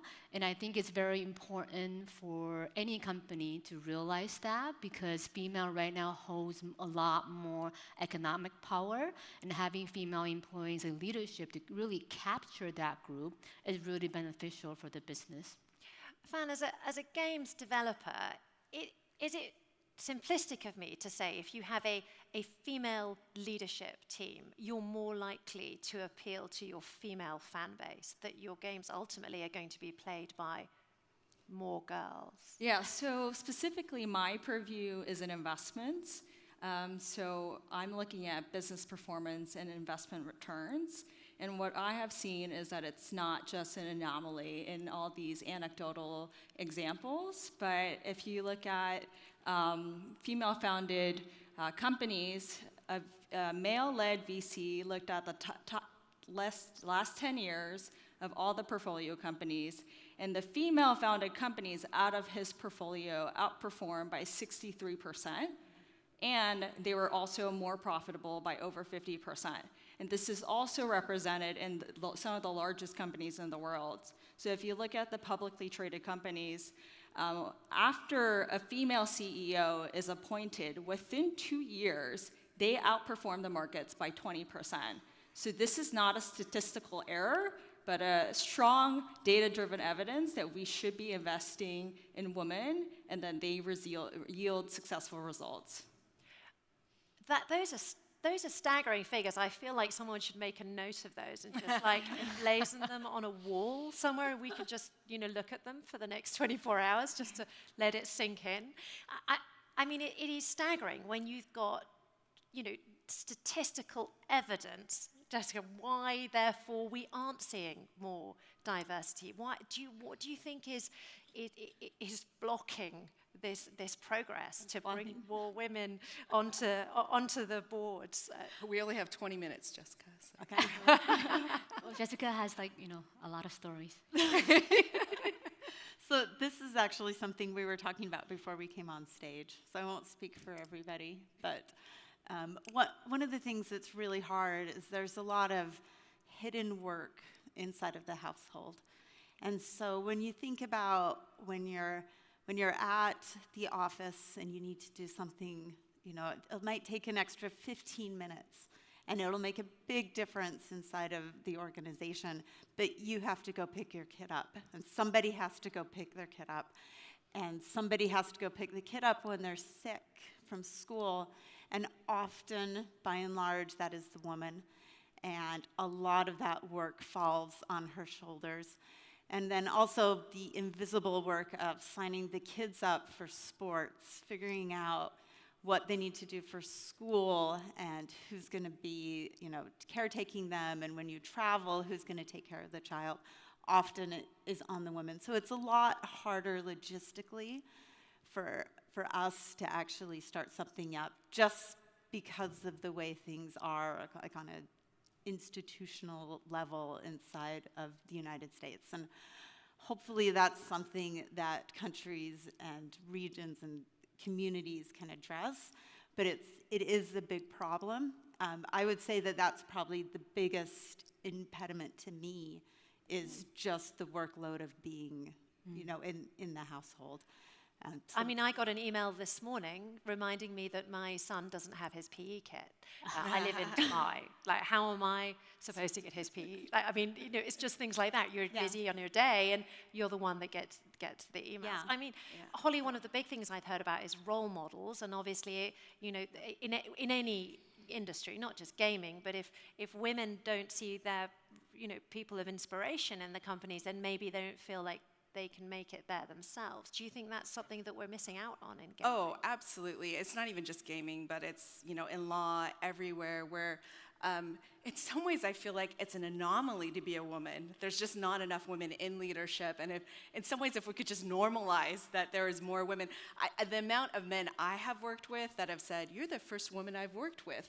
And sometimes they, funny enough, don't quite know how to interact with me, and I'm like, I'm just human. But a good example was at one point, one of my male colleagues, there was an opportunity to go abroad, and one of my male colleagues was like, "Oh, I didn't know you were interested because you were pregnant." And I'm like, oh my gosh, what other opportunities are being taken away from me because I'm a female. I can't change those things about me. So I do think having just more women in leadership, and absolutely they've done a ton of studies about how a lot of the hidden work at home pulls you back.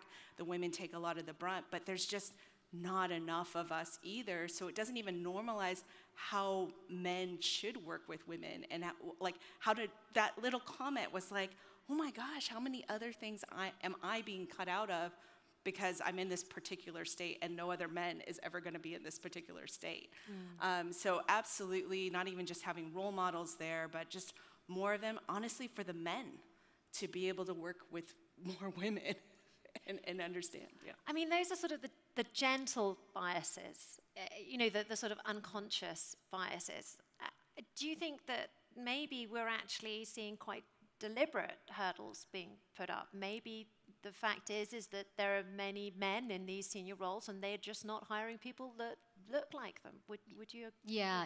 I definitely think for me personally, the biggest hurdle is the social support group and dynamic in the workplace. Because if you look around, let's say in daily life, right? Men go to watch basketball game together. Men go to play golf together. Women go to do other kind of stuff, shopping. And in daily life, that's true. And in workplace, that's also a little bit true, right? So you often see in the workplace, once you get past to a certain level, a lot of opportunity don't come from the meetings, right? People don't tell you, hey, I have a new project that has high visibility coming up. People tell you when they are hanging out with you, they are playing golf. So a lot of opportunity because of this social setting naturally falls to men, and women are not even in the information loop, right? When you know it, well, it's said and done, right? The project is running, the leadership is set, right? So that's, to me, it's a very, very huge challenge. Now, it is changing because right now, some of the Western company, they started to kind of promote, more gender-neutral activities, right? Not that kind of male-centric. So that's changing, but I think it's very, very slow. There even in the US, right, which should be pretty progressive, there are still very senior men executives said that they don't have dinner with female employees because they don't feel comfortable, but they can have dinner with male. Right? So I think to me that is the biggest hurdle for women to get opportunity. You don't have the access to the information, and you don't have the access to the opportunity. Van, is that something that you've noticed in your own career personally? Is that something that you try to balance now that you're a senior figure? I do try very, very much to gain access to information and opportunity, but I also realize that it is really hard to change the whole structure, right? So what I do personally, maybe it's the next question that you're going to ask, and maybe it's a controversial take, I adamantly and shamelessly promote women whenever I have a chance. And women don't do that enough, right? Because we don't self-promote, we feel very humble, we feel uncomfortable, but male do it all the time, which is a good thing. I'm not criticizing male. They self-promote, right? They're confident, they promote their buddy. Hey, I played 2 golf games with this guy, he's great, sign him up for the next GM of the region. But women don't do that. So I basically remind myself that always promote women and do not set a higher bar for women than men. Okay, actually set a lower bar for women when you want to advocate them, because women are already in disadvantage, right? I mean, people might disagree, but that's kind of how I think about it. I set a lower bar for women to promote them, right? And obviously, they still need to perform. But it's just a long way to go when we can actually have an equal footing of how men perform in the workplace. Buyang, are you doing that as well? Are you putting the ladder down? Now you've broken through that class ceiling. Are you keen to raise women up in the same way? I'm still working on it. I think we have a very long way to go, but to Fan's point, it's all about cultivating genuine relationships. And the more women there are, the more surface areas where we can overlap to make those genuine connections with people where we have more similarities. It's not that men are not willing to connect with us, it's just that there are higher odds that we will connect better with other women, and that'll lead to opportunities that will lead to business success for us. But not only that, I think going back to data, there was a study done by University of California, Los Angeles that showed that women are more willing to speak up once there are 30% of other women in the group. They're willing to contribute more equally, but if there are less than 30% women in the group, they are more likely to be a little bit withdrawn and quieter. So by just having more women, prioritizing and intentionally recruiting and increasing the number of women represented in a group, you can increase everyone's odds of success more than they have today. I would probably add that actually all of us are from the US and we've come together, and Jessica's done an amazing job of bringing our community together. And I would say we're probably about 30% women in the group, right? And that's probably like a really good way where we've been able to bond, but not only that, been able to like hang out together in mixed company, be able to bring on more opportunities, and it just won't seem as strange, make it a safe environment for everybody. Actually, Bo organizes events at the industry, like a bigger industry events for women. Women in gaming. So she, absolutely. Yeah, there we go, taking. That's how I got to know Holly and Jessica. And it's not just a women's event where we're gathering each other. One of our general partners and co-founders of Griffin, Peter Levin, is one of the biggest supporters. And he's leveraging every woman out of his network so that we can come together, because he understands how impactful it is to just simply get us into one group, to have women in the same room where we're comfortable, where we're over that 30%, where we otherwise wouldn't be because we're in a male-dominated field, whether it's in games or venture.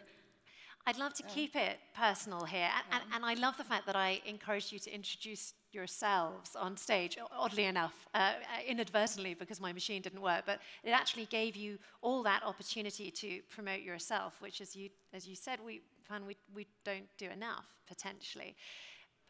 And so far we've talked about sort of the positive lines, the positive measures that can be taken to encourage more women into the marketplace. But I just wonder whether there is ever ultimately still a toxic legacy within certain companies, whether or not there are men still putting up boundaries. I'd be very interested to know whether personally you've ever, avoided a situation, avoided a company. Let's keep them nameless for the sake of our own, legal situation. But whether you have ever actually been deterred to work at a certain company because you've heard about a sort of unpleasant culture, for example, a toxic masculine culture. Well, yeah. You have. I mean, the Whisper Network is pretty strong, I think. Yeah, well, you can look at somebody's website and you can see who works there and you go hang out with them. And to be honest, men who are not really open to working with women will not recruit women. And so it kind of works itself out. And if you do get into that situation, a lot of women, they'll put up with the abuse, or it'll be a little off and they'll stay. But by and large, it's just best, even if you've been there a month, if you get a bad feeling, just quit. And just quit and don't even list it on your resume and just leave and go find another job. Do you think the gaming sector that traditionally is seen as a very masculine sector, do you think that's worse than in other sectors, what you just described there? I think it's getting better. Yeah. I've noticed most of the companies in the gaming space that are doing well because having a diverse company makes better products. And so the companies that are very toxic, luckily, are not producing as good product for us. But you can see a great example actually here in the Kingdom with Manga Productions, where they have over 60% women on staff. Yeah. And so they have programs for youth where they funnel them up, send them off to Japan and the US to get trained, bring them back. And they've noticed that a lot of the people that are coming back, because they're so highly qualified, are actually women. And it is really a testament to the fact that there will be a lot of women. And in some ways, if you take the companies here that are in Saudi and their gender diversity, then you take the average in the US, is what Holly was saying, is about 20% typically. Yeah. I would say you actually statistically have more gender diversity at your studios here in the Kingdom than you do in the US, and hopefully that will stay, and it's something that, because of the programs from the government and training, and because they are gender blind when they're coming up, and they're very kind of data driven, it's enabled a lot of women to come up and have jobs here. I mean, that is immensely a positive news. We've got about 7 minutes left of our conversation. I'd like to use these 7 minutes to look for practicable solutions for meaningful change. I mean, we've touched on a few already, but I'm sure there are many men sitting in the audience now, maybe those in charge of gaming companies who are thinking, well, I want to do more. I don't want to be the 20% crew. I want to be the 50% crew where it's equal.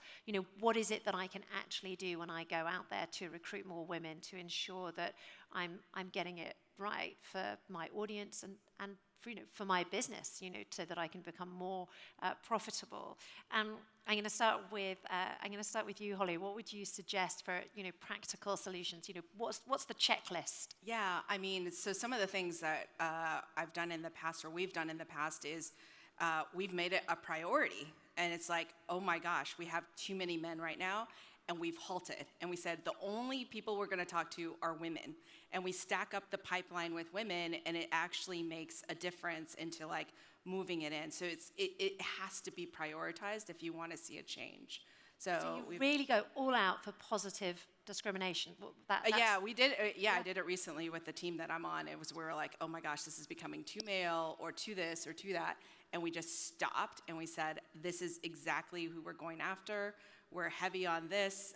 We'd love for this. We even pinged our network. Some of you women have been very helpful in recruiting a more diverse community for us. And it worked. We're like, wow. And we track the numbers as well. We keep saying, okay, this is percent male, this is percent, and that I was like, wow, this is great. When you focus on it, it actually can make a difference.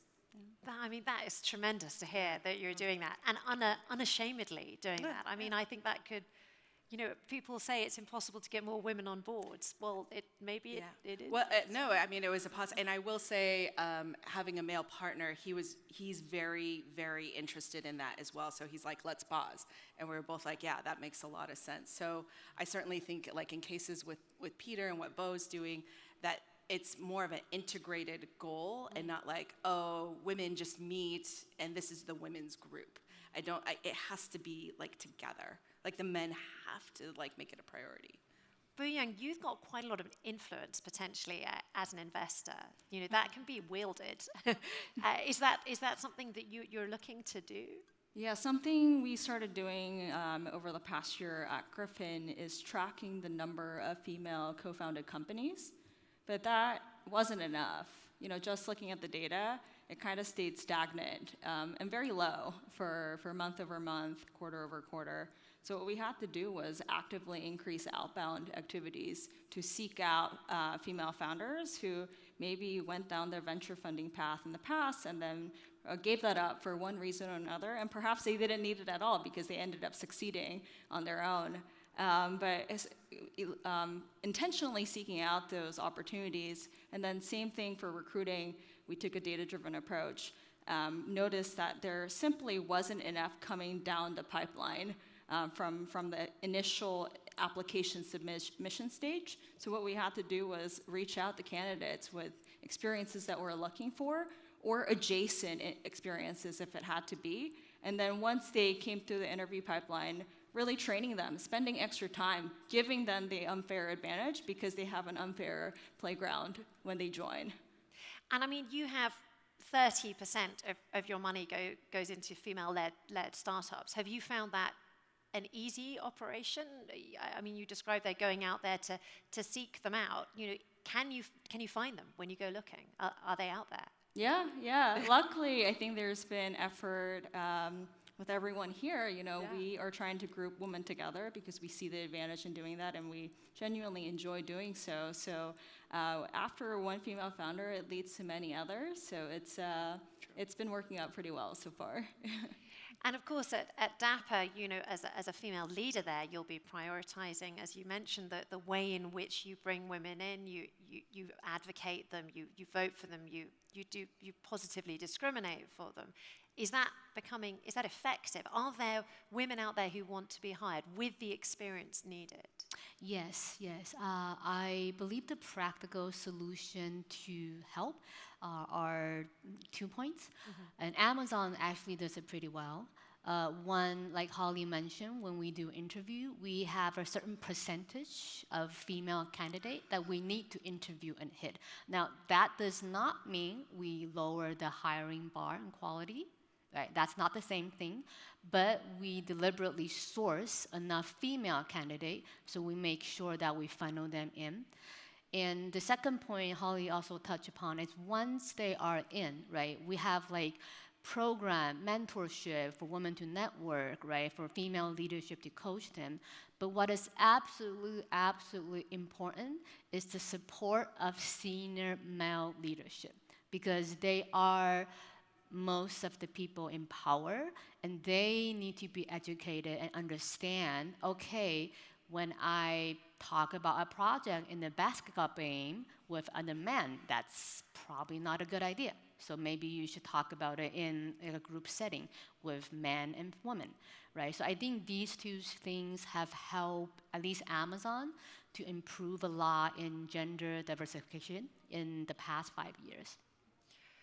My goodness me, what an absolutely fascinating conversation. And I feel like we have just created a checklist for anyone watching in the audience or anyone who's watching on YouTube, where we are currently live streaming, a checklist on how not just to bring more women into your workplace, more women into your leadership roles, but as we heard, how to make, frankly, more money. because that's how it ends up working.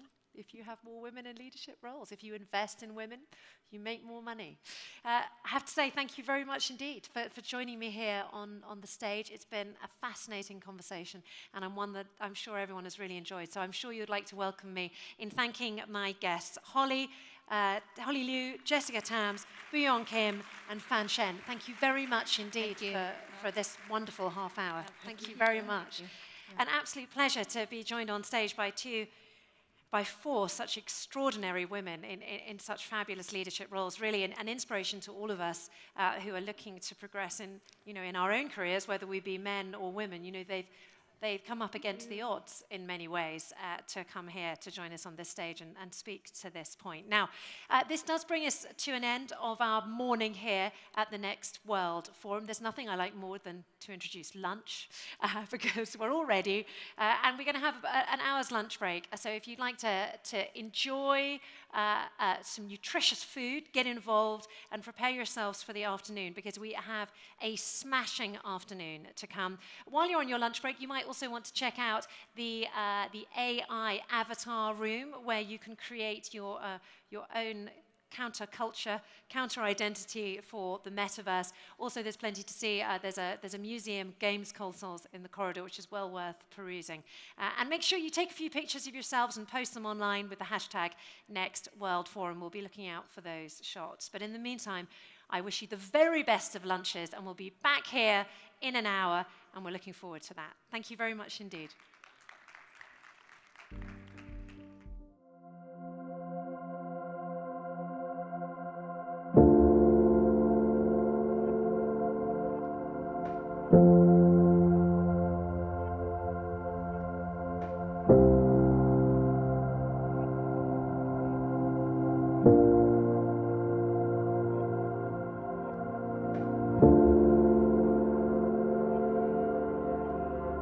Thank you.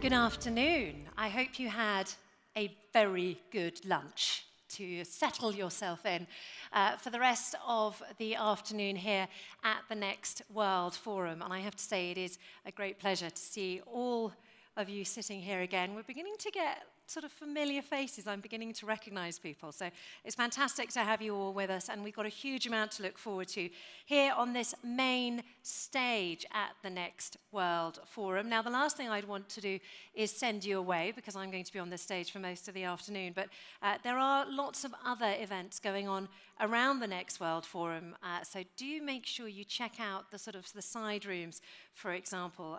Have you made your likeness yet in the metaverse, in the AI avatar room? I would definitely recommend going to check that out if you haven't done it yet. And of course, down the corridor, just on the left here, as you walk out where you've been eating your lunch, there's a games console sort of museum or exhibition, which is also well worth checking out. Now, what is very exciting for us now is that in order to welcome you back in style to this main stage here, right on the Next World Forum, we are going to welcome a rather important guest to the stage. I'm very excited to welcome this esteemed guest, Turki Al-Fawzan, of course, the CEO of the Saudi Esports Federation, sir. Please do come onto the stage. I will depart. It's all yours.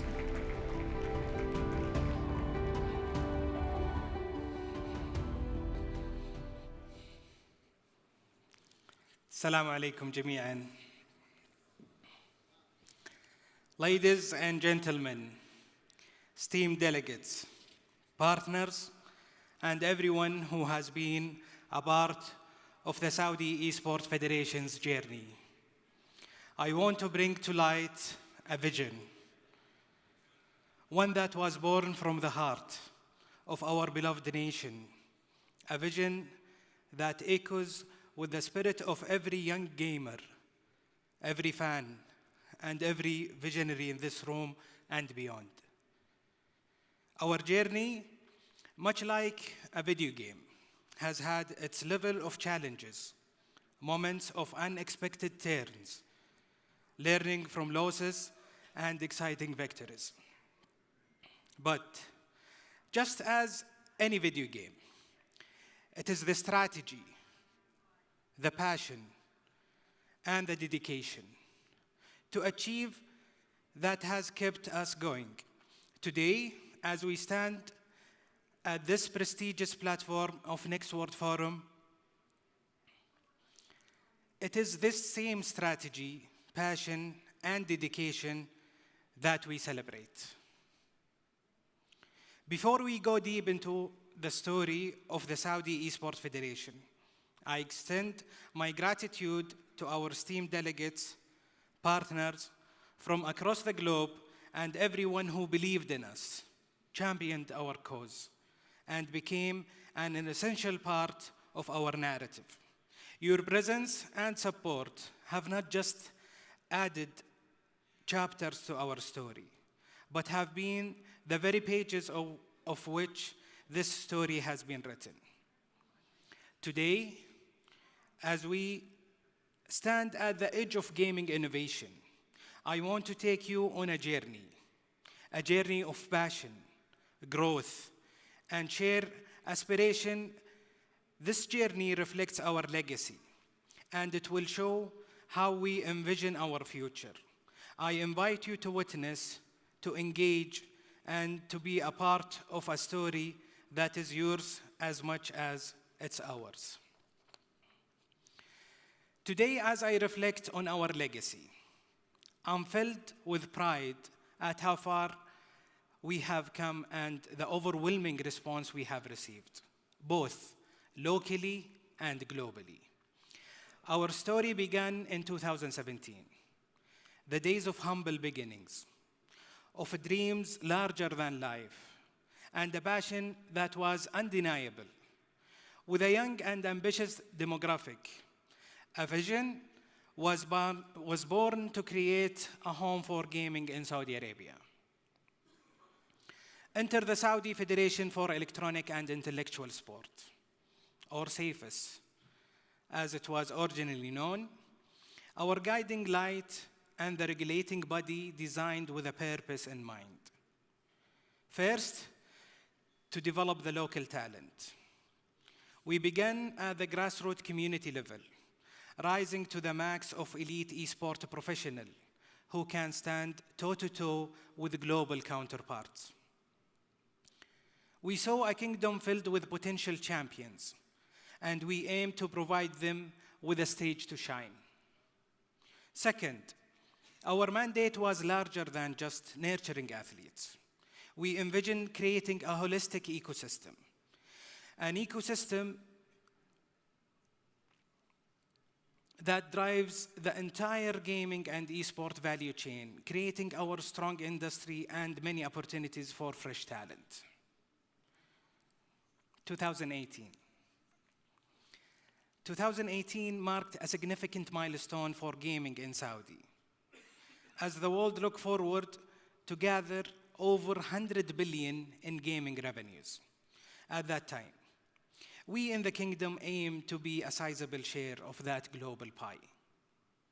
Our first journey into this landscape was the GSA Esports Cup, as the audience's eyes witnessed the exciting moments for the event. Remember, this was Saudi grand introduction to the esports world, our very first taste of international esports. I want to share a look into what was happening behind the scene. For just over 1,300 spots in the competition, we received an overwhelming 30,000 registrations. If ever there was a signal of the love and passion of gaming in our kingdom, this was it.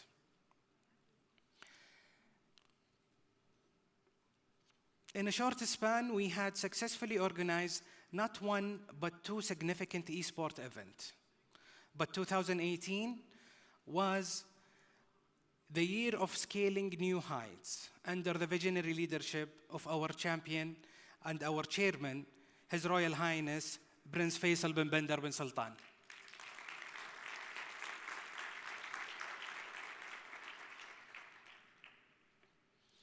CFIS signed a partnership with the Saudi Football Federation. It paved the way for the start of the Electronic Saudi Esport Professional League, ESPL, a massive step towards professional esport in our country. Our 2018 journey were more than just tournaments. They were a declaration to the world that Saudi Arabia is more than a participant, but a force that esport world ready to position itself as a premier esport hub. 2019. 2019 brought with it an expansion. Each event was a testimony to our growing commitment, evolving with a team that was determined to push boundaries and elevate Saudi gaming scene. In a grand start that made waves internationally, Saudi, against all odds, won the top spot at the 10th edition of ISF Esports World Championship held in Chinese Taipei. This was landmark victory in Tekken 7, as Cyril Jeffrey showcased exceptional skill, beating his Japanese opponent in a thrilling final.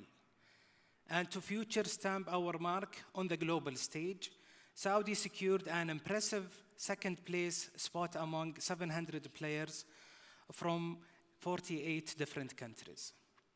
We also have the person who lived the true gamer's dream, Msaad al-Dosari, who went from gamer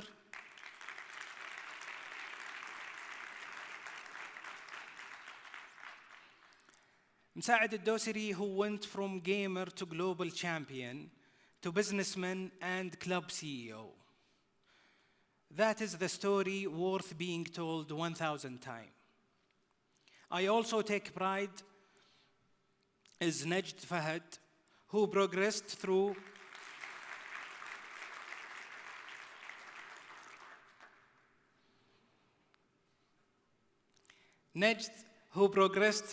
through the university route and became the female FIFA World Championship on the university level.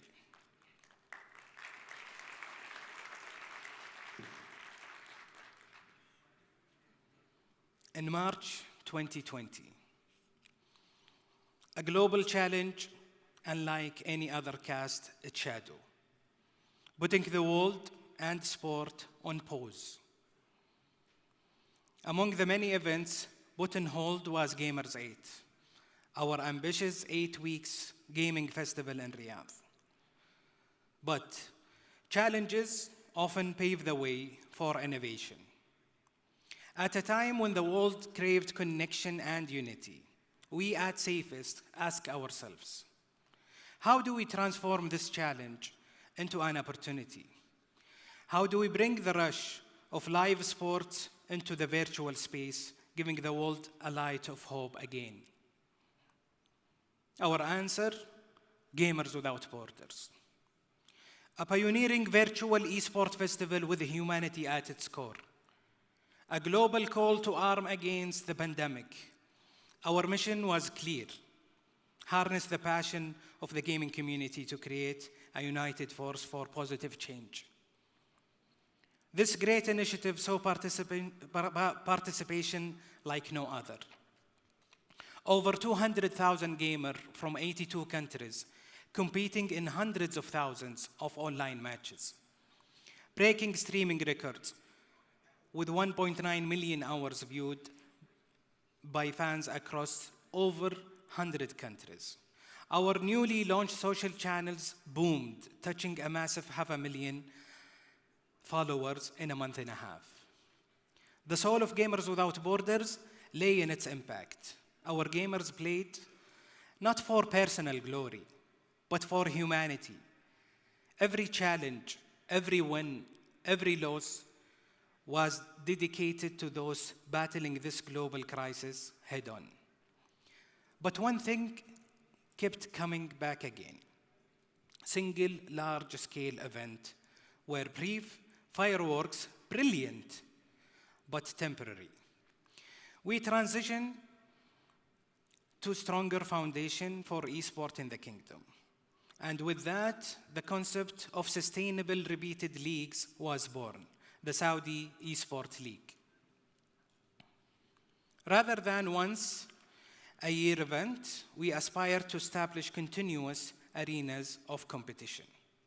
To every gamer, every fan, every rising talent out there, these leagues give a promise. Invest in your passion today and know that it's not for the moment. It's not for the future. It is for the future. It is for years to come. It is a pathway. It's a journey where every season, every match, every moment builds upon the last, crafting legacies that extend far beyond just one event. 2021 continued to repeat the challenge of the pandemic, but it was also a witness to the spirit of the global gaming community, and especially the dedication of our national leagues and programs. The much-awaited returns of Gamers Without Borders was more than just a repeat, its first success. The theme, No One Left Behind, underscored our commitment to the need to extend help, especially during those trying times. The 10 million donation prize pool represented hope, support, and lifeline for those facing the serious effects of the pandemic. By 2022, we were ready, and what a year it was. Many thought it is impossible, and yet we dared to dream and then realize it. Gamers 8. Gamers 8 was an industry-defining movement, taking place over 8 weeks, housing 6 tournaments, all unified under one brand. This marked Saudi's appearance on the global esports scene, incomparable to any other event.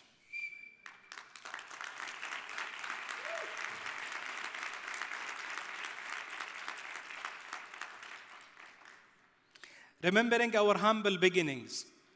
It is incredible to see where we stand today with over 100 esport teams, after we had started with only 2. This growth is massive. With the Kingdom's strategic investment and acquisition, including ESL Faceit Group, joined our ambition to be at the forefront of the gaming world. And the recent national gaming and esports strategy strengthens our commitment to not only host events, but to shape the future of esport globally. Our nation patience for gaming is a fact, which almost 2/3 of our population identifying themselves as gamers. Which brings us to the present, 2023.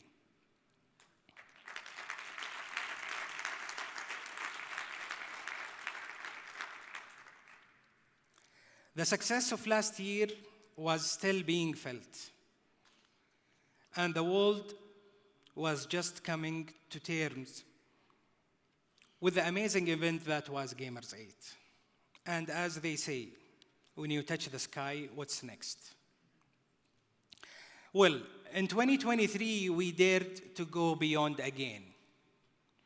While many were still looking back at the amazing achievement of the past year, we were envisioning an even grander future. The announcement of 45 million prize pool, which was the biggest. And to many, this declaration seemed impossible. But to us, that was just the beginning. The Land of Heroes was more than just a theme. It was our commitment to celebrating the best of the best in the world of esport that it had to offer. In 2023, the Gamers 8 Club Awards began, a unique initiative to honor and champion the pillars of the esport community. This special recognition, alongside the significant prize pool, aimed to redefine competitive standards in gaming. To emerge as the best, clubs had to showcase their skills across multiple games. The rules were straightforward, but the stake higher than ever. As stated by the Saudi Esports Federation, climb the rank, dominate in multiple games, and write your name as the supreme esport maestro. 2023, for Gamers 8, it represented far more than exceeding expectation. It was about redefining possibility, pushing boundaries, and embracing the greatness. As we stand in the beginning of this historical year, we don't just see video games or players. We see legends in the making.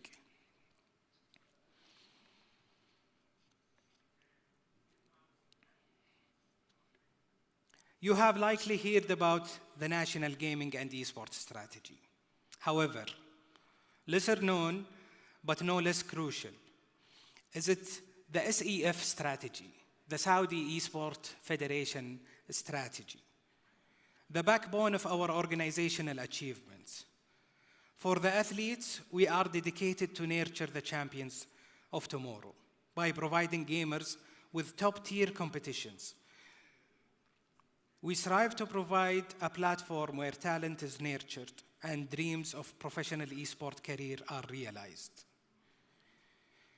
Then there is the community. Esport isn't just about players. It's a universe filled by coaches, administrators, fans, and many unsung heroes. Our goal here to nurture a thriving ecosystem that grows together, creating a holistic esport value chain that benefits all. And finally, for the sector, we are working to drive our esport ecosystem to global performance. But it's a lot more than just the competition. With the Saudi Esport Academy, we are also providing esport education.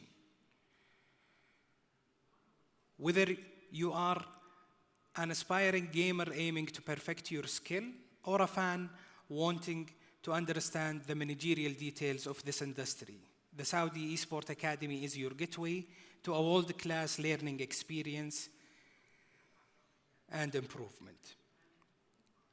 The path we have chosen is clear, detailed, and ambitious. Our strategy at SEF isn't just a roadmap. It's a testament to our dedication, our passion, and our firm belief in the potential of Saudi's esports scene.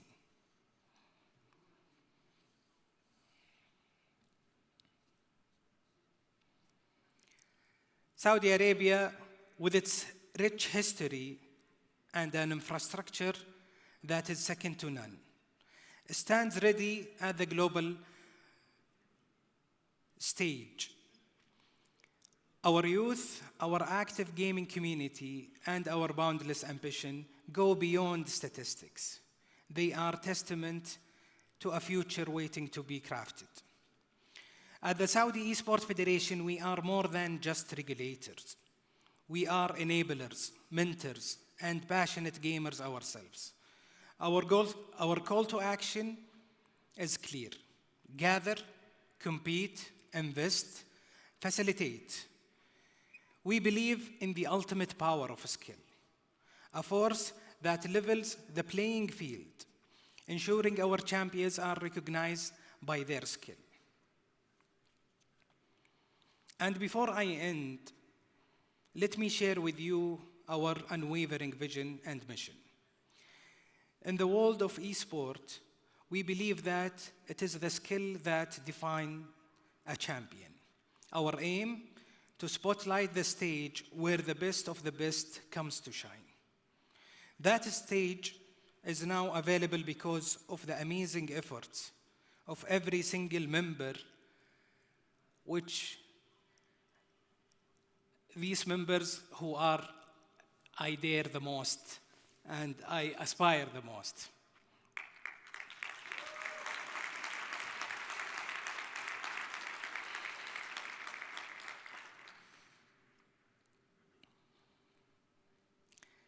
Every single member of the Saudi Esports Federation family.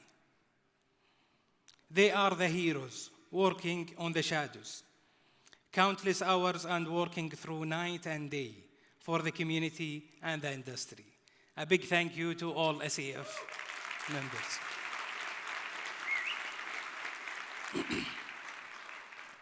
Finally, I'm so proud standing in front of you today, sharing the exceptional story of the Federation that faced many challenges, yet have thrived and succeeded under the support of the Crown Prince, Mohammed bin Salman.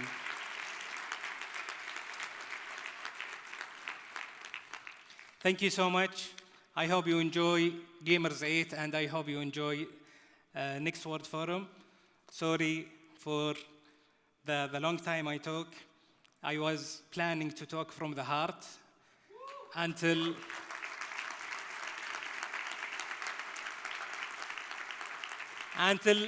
the PR team interfered and wrote me this speech. Thank you for the PR team.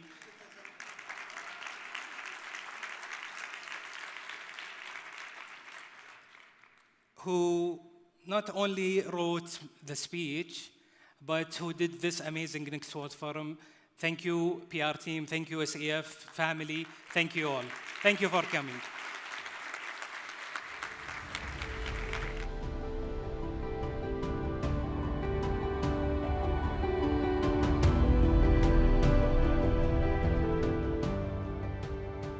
Wow, what an incredibly heartfelt, rousing speech. I have to say you get a real sense there of the teamwork that has gone into the Esports Federation, the incredible work that's been done, not just to create this, the Next World Forum, but of course, Gamers 8, and all the work that the Esports Federation does right here in the Kingdom of Saudi Arabia. Remember, it's easy to forget, actually, it is a nascent industry, of course. So the speed of development here in that gaming industry is really a testament to the hard work of the Esports Federation.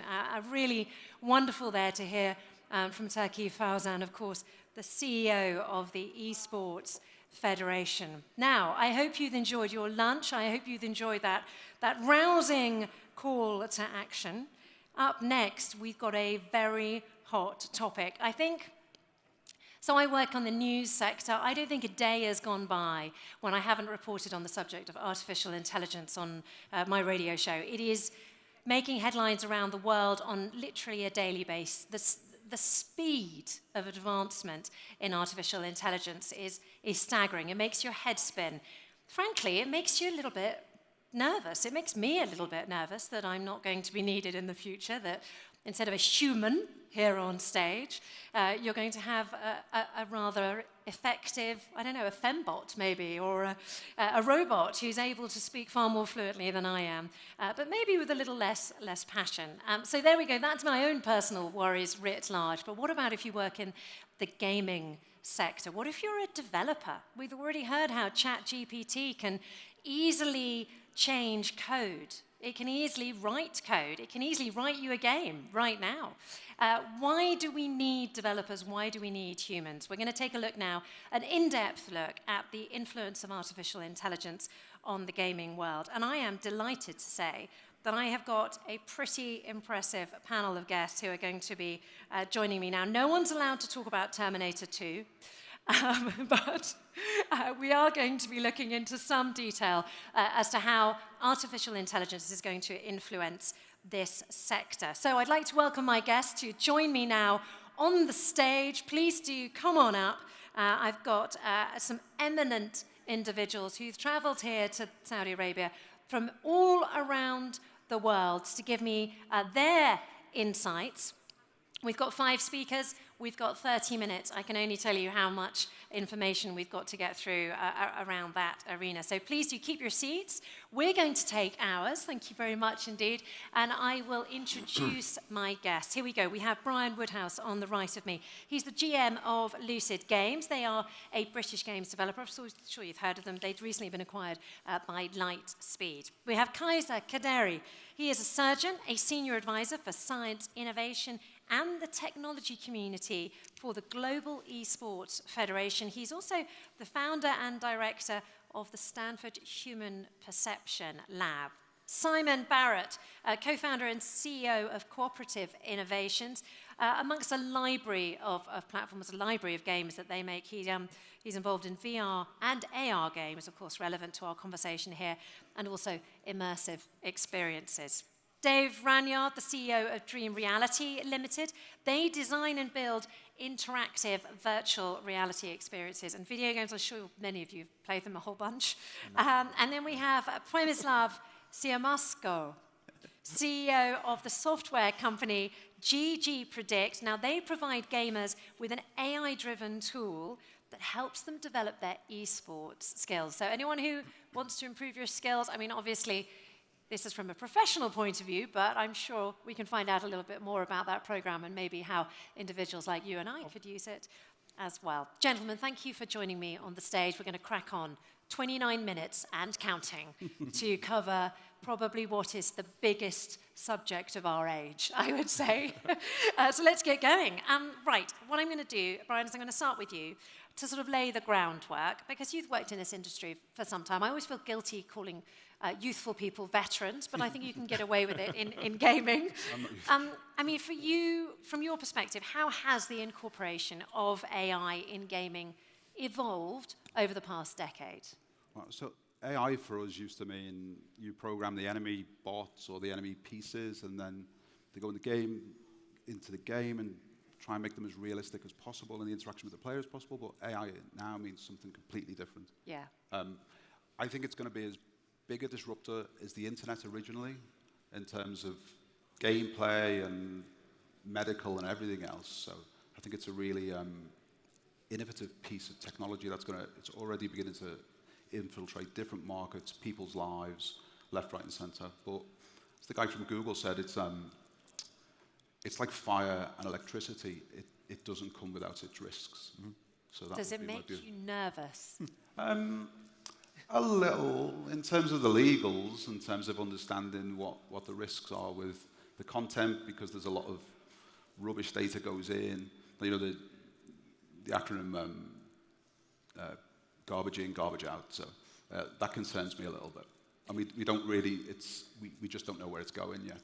Brian, I think you speak for us all. I mean, there is that sort of sense of trepidation, isn't there, in every single sector? I mean, Simon, I want to turn to you to ask you, everyone on this stage is an expert in their field, but Simon, I want to know what's the most transformative change that you've seen in AI. For example, I mean, let's talk about content creation to start with. Sure. So, I mean, you know, as I was saying, it's kind of the AI has been there for a long time. Neural networks kind of started in 1982. It's like all of this tech has been around for a while. It's just the volume of data that's been used to train it and how that can be applied in things like content creation. So, as you mentioned, ChatGPT and large language models are becoming really useful for everything from analyzing and creating new narrative content, doing coding, sort of assisting with people on that side of things, but also image creation as well. So we use it a little bit on internal prototypes, but I think because of the issues Brian mentioned around legals of the training data and the copyright ownership of the output,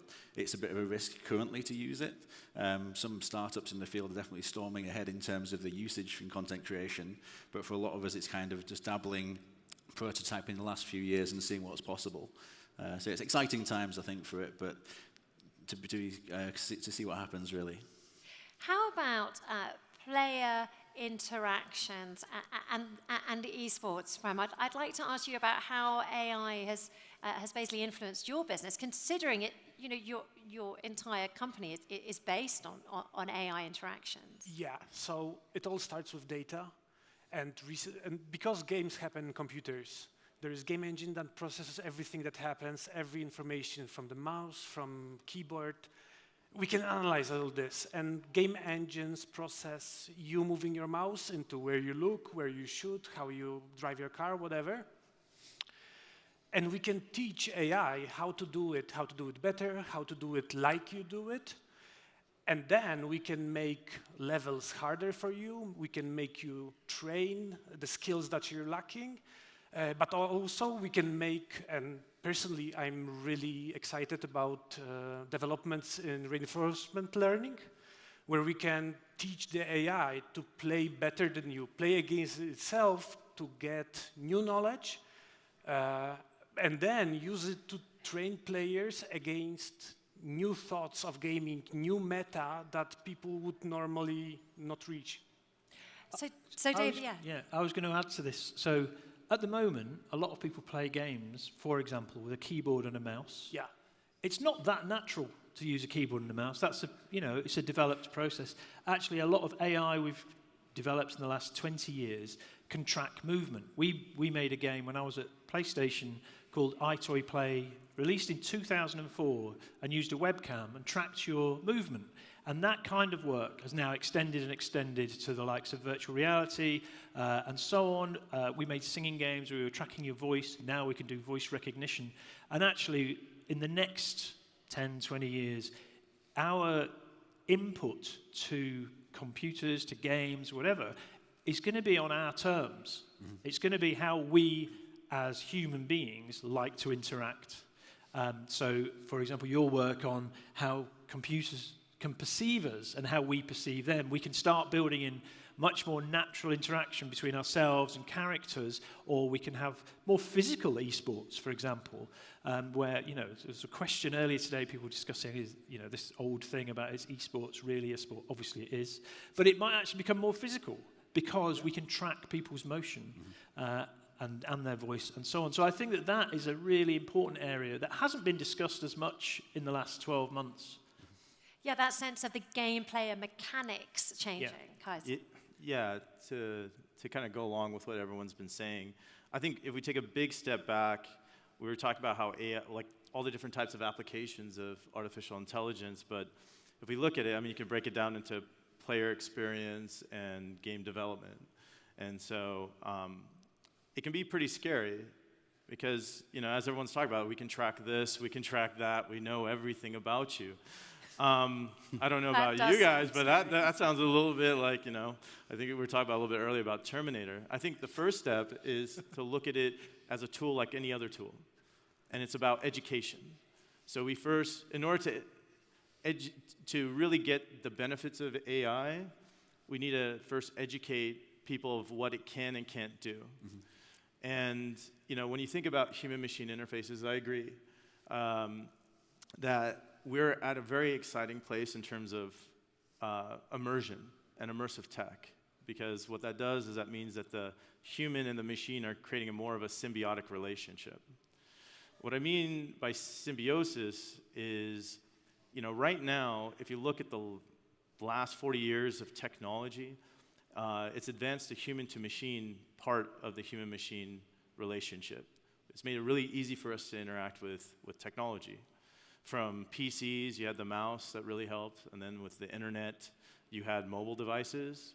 And as everyone said, AI's been around for a long time, but it was ChatGPT. Once that came out and people could see the magic, they're like, oh my gosh, I could write my book report in Shakespearean, terms. And what we've kind of neglected, and it hasn't been really been spoken in at least a year, is the machine-to-human part of the interface. How do we have the machine interact back? Like, if you think about what you interact with the most every day, it's probably your phone. Mm-hmm. You're consuming things, but what if the phone actually gave some meaningful information back and it can interact with you? And that's what I find really exciting with these new technologies and VR and augmented reality, the most recent advancement with the Vision Pro. Yeah. It was interesting there that you divided the conversation in sort of two segments, the effects on gamers and the way the relationship they have with AI. And then, of course, there's the segment which is how games are developed, per se. I'm going to go to the way the games are developed just for a minute, and then we're going to go back to the human perception and relationship with machines, which is really fascinating and scary. But yeah, I mean, as far as games development, basically, are games developers going to be rendered obsolete because ultimately AI can do it better? Dave? No, I think there's some pieces that you'll be able to speed up. It's always going to need that element of creativity that I don't think AI will really ever provide, just simply because it hasn't lived the human experience. It tends to be data, mathematics, as opposed to feeling things and emotions and creativity. But simple things like, I need 20 different dustbins for this level. Can you create it? As long as the legals are okay and the assets are authentic, I think we're good with that. So we'll take away a lot of the mundane work. And then I think on the other side of the coin, there'll be opportunities for people who are specialists in interacting with the AI in order to get the very specific thing out that you need. But the idea of punching in information to say, for example, build me a level that's set on Mars, looks like Rome, is 100,000 years into the future, decayed. It's going to kick out a level, but is it going to be any good? Can you play it? And that's where the creativity and the kind of creative genius comes in. People making those levels very playable and enjoyable, whilst you can still create the scene, it still won't have the magic. So I do agree with what you're saying, and I think the director, the designers are going to be, for most games, still directing the thing, and AI is augmenting it. But there is potentially, and I'm sure some startups are already doing this, the potential to effectively pay humans to play those levels, to then judge them, and then the AI can feed that back into itself. And we almost end up working for the AI game devs. And that could actually be a thing you could probably do for certain types of games. Again, for the stuff you guys are developing. Sounds like I just woke up from a Terminator movie. Exactly. Yeah. No one's allowed to. We've said Terminator 3 times on stage now. No one's allowed to say Terminator again. Arnie appears if we say it one more time, though, unfortunately. I would add, actually, though, I think there's a big opportunity for indies. Because there's a lot of legal issues, it's not clear. If you look at when sampling in music came in, it took maybe 5 years for people to work out the commercial arrangements. So that means, at the moment, while the big companies are cautious, there's some indies. I'm sure an indie could come out with an amazing procedurally generated, art-generated game. It might be a little bit murky around the edges, but in 5 years' time, one of the big companies is going to buy that company for a lot of money. So I think there's something quite interesting there from a commercial perspective. Well, Hello Games did it with No Man's Sky with their own custom Yeah. thing, right? But obviously that was built from scratch using similar methods, but not trained on other people's data. So we've seen great proof of that with Hello Games. I do think it's important to follow closely what's going on in the US right now in Hollywood and the kind of all the legals and the strikes that revolve around people's images and what they can do with them in the future, because I think that'll lead the way in terms of the structural setup for AI and IP and individuals' IP. You know, I would say I agree with that in terms of looking what's going on in the U.S., but I also kind of look at kind of what's going on in the future. What I found really impressive when we took a tour of like manga productions and a few other different groups is the efforts of the Saudis to kind of get ahead of things. And in that sense, like the Saudi Digital Academy, in terms of future skills and teaching folks how to use these tools and working with Unity and working with Epic. And then also to understand that, hey, our region, our people, we interact with games in a different way. It goes back to storytelling. And it goes back to what stories are meaningful to a region. And being able to then, they're using AI tools right now for like content creation. The Journey had some content that was done with AI, and they're using it a lot for the animation. So I think part of it is when we think about large language models and you can see them kind of go into hallucinations and things of that nature, it's because, one of the things that's lacking is, and even from a game developer standpoint, is if you do things too broad, then you're biased in that way. I know we've been talking about biases quite a bit. So I do agree that we should kind of look at policies.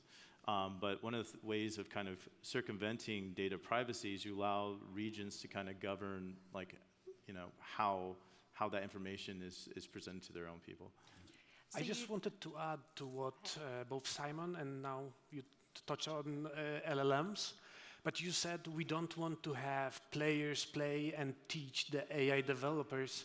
But when ChatGPT was developed, there were tens of thousands of people actually writing content for it to learn.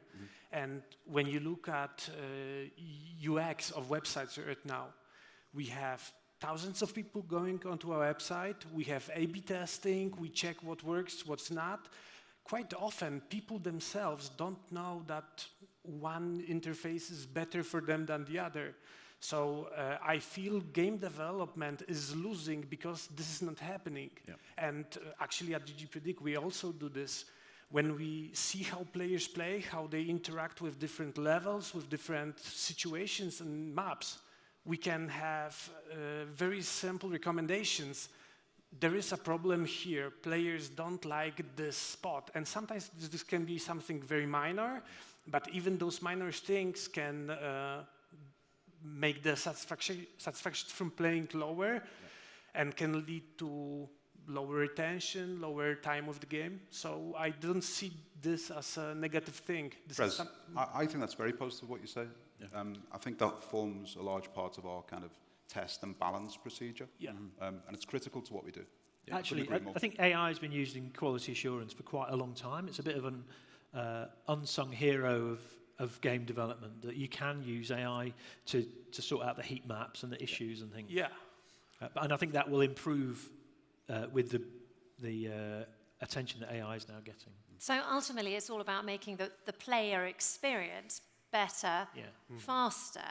I mean, obviously, that's from a developer's perspective. How about the player's perspective? Because, of course, one of the things that AI can do is to make the experience in the game so much more personalized. Like we said, it can read your mood, your temperature, what you prefer, and learn from that. But there are concerns that could then almost create a too personalized experience, a sort of echo chamber, a bit like my Twitter account. So I'd love to get your reaction to that, Simon. Dave. Yeah. So I mean, the games like FIFA and other ones, RPG games, where you've put your name in, and then obviously the dialogue customizes for you and things you do. If you're playing as a rogue that steals things everywhere, then you might get people treating you a certain way in the game. having the dialogue and therefore the voice acting also adjust for that as well. That's certainly a thing which I think we're all excited for there. I think there is the risk of the hallucination piece if it's all being generated in real time, but there's ways for this to be done before the game is developed, because sadly we can all be put into buckets of personalities and where we act and names and everything else, so it can be pre-calculated, check it's safe, and then it can be used to actually make these personalized experiences for us, but also be safe at the same time. Because I think we just said that this has been around for a long time, a lot of this technology, but Microsoft, Sony, Nintendo, they all make us agree that the game we ship is going to be of a certain quality and certain things will happen in it. And they test that and they make sure we sign lots of scary legal agreements to say that. If you've got an AI that could do anything within that game, that's a big problem. And it's only now we're seeing that transition. So yeah, I think console will probably be the later ones to get some of these innovations. Brian, I know you wanted to add to that, and then I want to come to you, Prem, because of course you're using AI already. I was just going to say about, Simon mentioned the pre-processing element of the AI. In order to do a lot of the processing on the fly, so say for example, I enjoyed the level in let's go back to Rome, in a Roman setting, but you preferred Paris. Yeah. In order to do that on the fly could prove very expensive with the processing. So that's something we have to take into consideration, what we pre-process and what we process in real time. Oh, so this personalization could be expensive, frankly. Depends on the depth and level of personalization, but yeah, you have to be smart about the choices you make, where to spend. So. I just want to say on that, though, I actually think that will come into UGC and modding. I think it will be, I want to try this level in Paris, so I'm going to take the hit for that processing, and I'll do it offline, but then I can post it and share it with the world, and I think that's how that will come through to the Oh, user. that's the democratization of gaming thing again, the game creation. That's a constant refrain on this stage. That is So we're building a UGC platform right now and looking at how Gen AI can be used to basically help those players, whether it's, I want this character to run at the player all the time and the script that's from that, so it's human it's language converting into code, like that kind of element, as well as the visual sides of things as well. So, Poimislav, I mean, you're using AI to personalize the experience for esports players to very good effect. Yeah, but building on what was said before, this is still limited by the game itself. Okay. So if you start playing Fortnite, start playing Counter-Strike, you want the experience in the game to be adequate for you, to be personalized for you. But we are still within the game, so I don't feel there is so much risk that this will become too personalized. How powerful is that personalization? Do your AI models, really learn the personalities of the players? So I would say, regarding personalities of the players, the most interesting thing we do is our fraud detection in esports. So there is a lot of ways to cheat in esports games. Obvious ones are aimbots or wall hacks, but these are quite easy to spot normally, even by a human eye. But what's difficult is, for example, smurfing, when one player is playing on the account of another player. So what we were doing is we were analyzing patterns of movements and of behaviors of players. And actually, in a game that takes few minutes, this is basically 100% like identification of a player. So we can tell if somebody is playing on someone else's account, or if somebody is purposefully not taking actions they normally would, if they are rigging a game, for example. So yeah, there is a way to identify certain things, but I wouldn't say it goes too far into personalization. What we personalize is the training experience, and to have perfectly set the goals and perfectly set types of trainings that you use in our platform. Well, I would just add something to that on personalization. I wonder how long we'll have difficulty levels. Really? Yeah. What would we have because expect? the game can learn my difficulty. what I need. I mean, Left 4 Dead had that AI director a few years ago, right? And I think Michael Bay was mentioning yesterday about adjusting blood pressure in films and stuff. But AI directors in games tend to be, right, is the player panicking? Are they losing health? Are they getting hit? Throw a few more enemies at them at this point and then give them a bit of relaxation time. And it is almost managing that kind of experience. Can I talk about the ethical implications of that? Kaiser, I mean, I'm literally throwing do you want to say something first before I throw you a really hard question? Ethics on it as well. I guess it's a nice segue. But to that point, in terms of personalization, it deals with a lot of potentially sensitive types of data. And so some of the work that we've done actually involves what Prez was saying a little bit earlier, like, well, this is just in Call of Duty. Well, we've created APIs where we're able to capture data from when you play the game that is any game, if it has this API in it, where we can identify how you're visually, like cognitively and motor, like how you're physically like interacting with the game. You know, and that might sound super scary. It does. Yeah. But you know, we just had a paper that we published on one of the indices we created called the Vision Performance Index. And that paper was about being able to use video games to screen the top 5 global eye conditions. Wow. So, you know, the way I like to describe it is if you can infuse the science into the fun, and some of that will involve sensitive types of data like psychometrics and biometrics, but there's a way of empowering individuals to do that. So when we think about privacy and the ethics, like, well, you know, right now it's kind of the Wild West. And, but there are people working in this space. I mean, the Global Esports Federation works with UNESCO, and they have guidelines. Yeah. And you know, Prince Faisal is, you know, the vice chair of the GF, and so in that sense, like there are, and then there's IEEE, there's Stanford. We have like the AI Global Index. So there's folks thinking about this in terms of how to do it, but it is going to happen. And then, you know, we have to figure out, okay, well, we always look at it from a perception of a negative, like what are the bad things it can do, but we just did a paper, I just showed that we can provide access to billions of people because there's more phones than there are people on this earth. So imagine, in theory, you could use a mobile phone and a game to get you things like healthcare or get you other types of services that you might need. I'd like to discuss the ethical concerns of this type of data gathering with the games developers on the panel. You know, is that something that should be in the hands of I don't know, your run-of-the-mill developer? You know, should you have this biometric knowledge? Yeah, I don't necessarily think that we need the biometrics. It's more about the player behavior and how we can kind of neutralize that data when we need to. Okay. But you know, if we can screen that and it's in its own packet, then I think it's kind of very usable and okay. We're not going to tag that to you in to your name and your address. So. Well, I think there's a big thing. I mean, Apple are doing a lot of this. It's running on your device. It never goes to the cloud. That's their big thing they were pushing with the Vision Pro announcement. Like, so it's all being processed locally. So with our VR and AR games, we can tell how tall someone is. If it's a free roaming VR experience, we can tell their gait of the walk.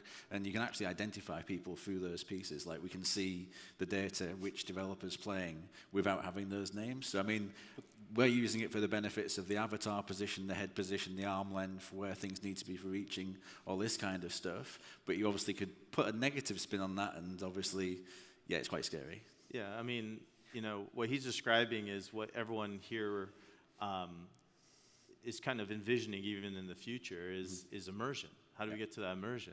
And you need these sensors, and you know, if you don't have them, well, right? I'm sorry? Eye tracking and mouth tracking. Eye tracking, and you know, a lot of people get disoriented and get dizzy because they're not able, you know, one, the hardware wasn't there at one point, but now that you have the compute and you have the abilities and you have these devices that are able to capture this data, they can now be able to ergonomically take that data and allow you to be comfortable in the experience. Whether it's video games or even like, you know, with Michael Bay, it's like, it's even in entertainment. Like, how could you take blood pressure and also how your eyes are tracking and maybe your body temperature, and identify if you're enjoying a movie or, we need to change dynamically scenes. Yeah.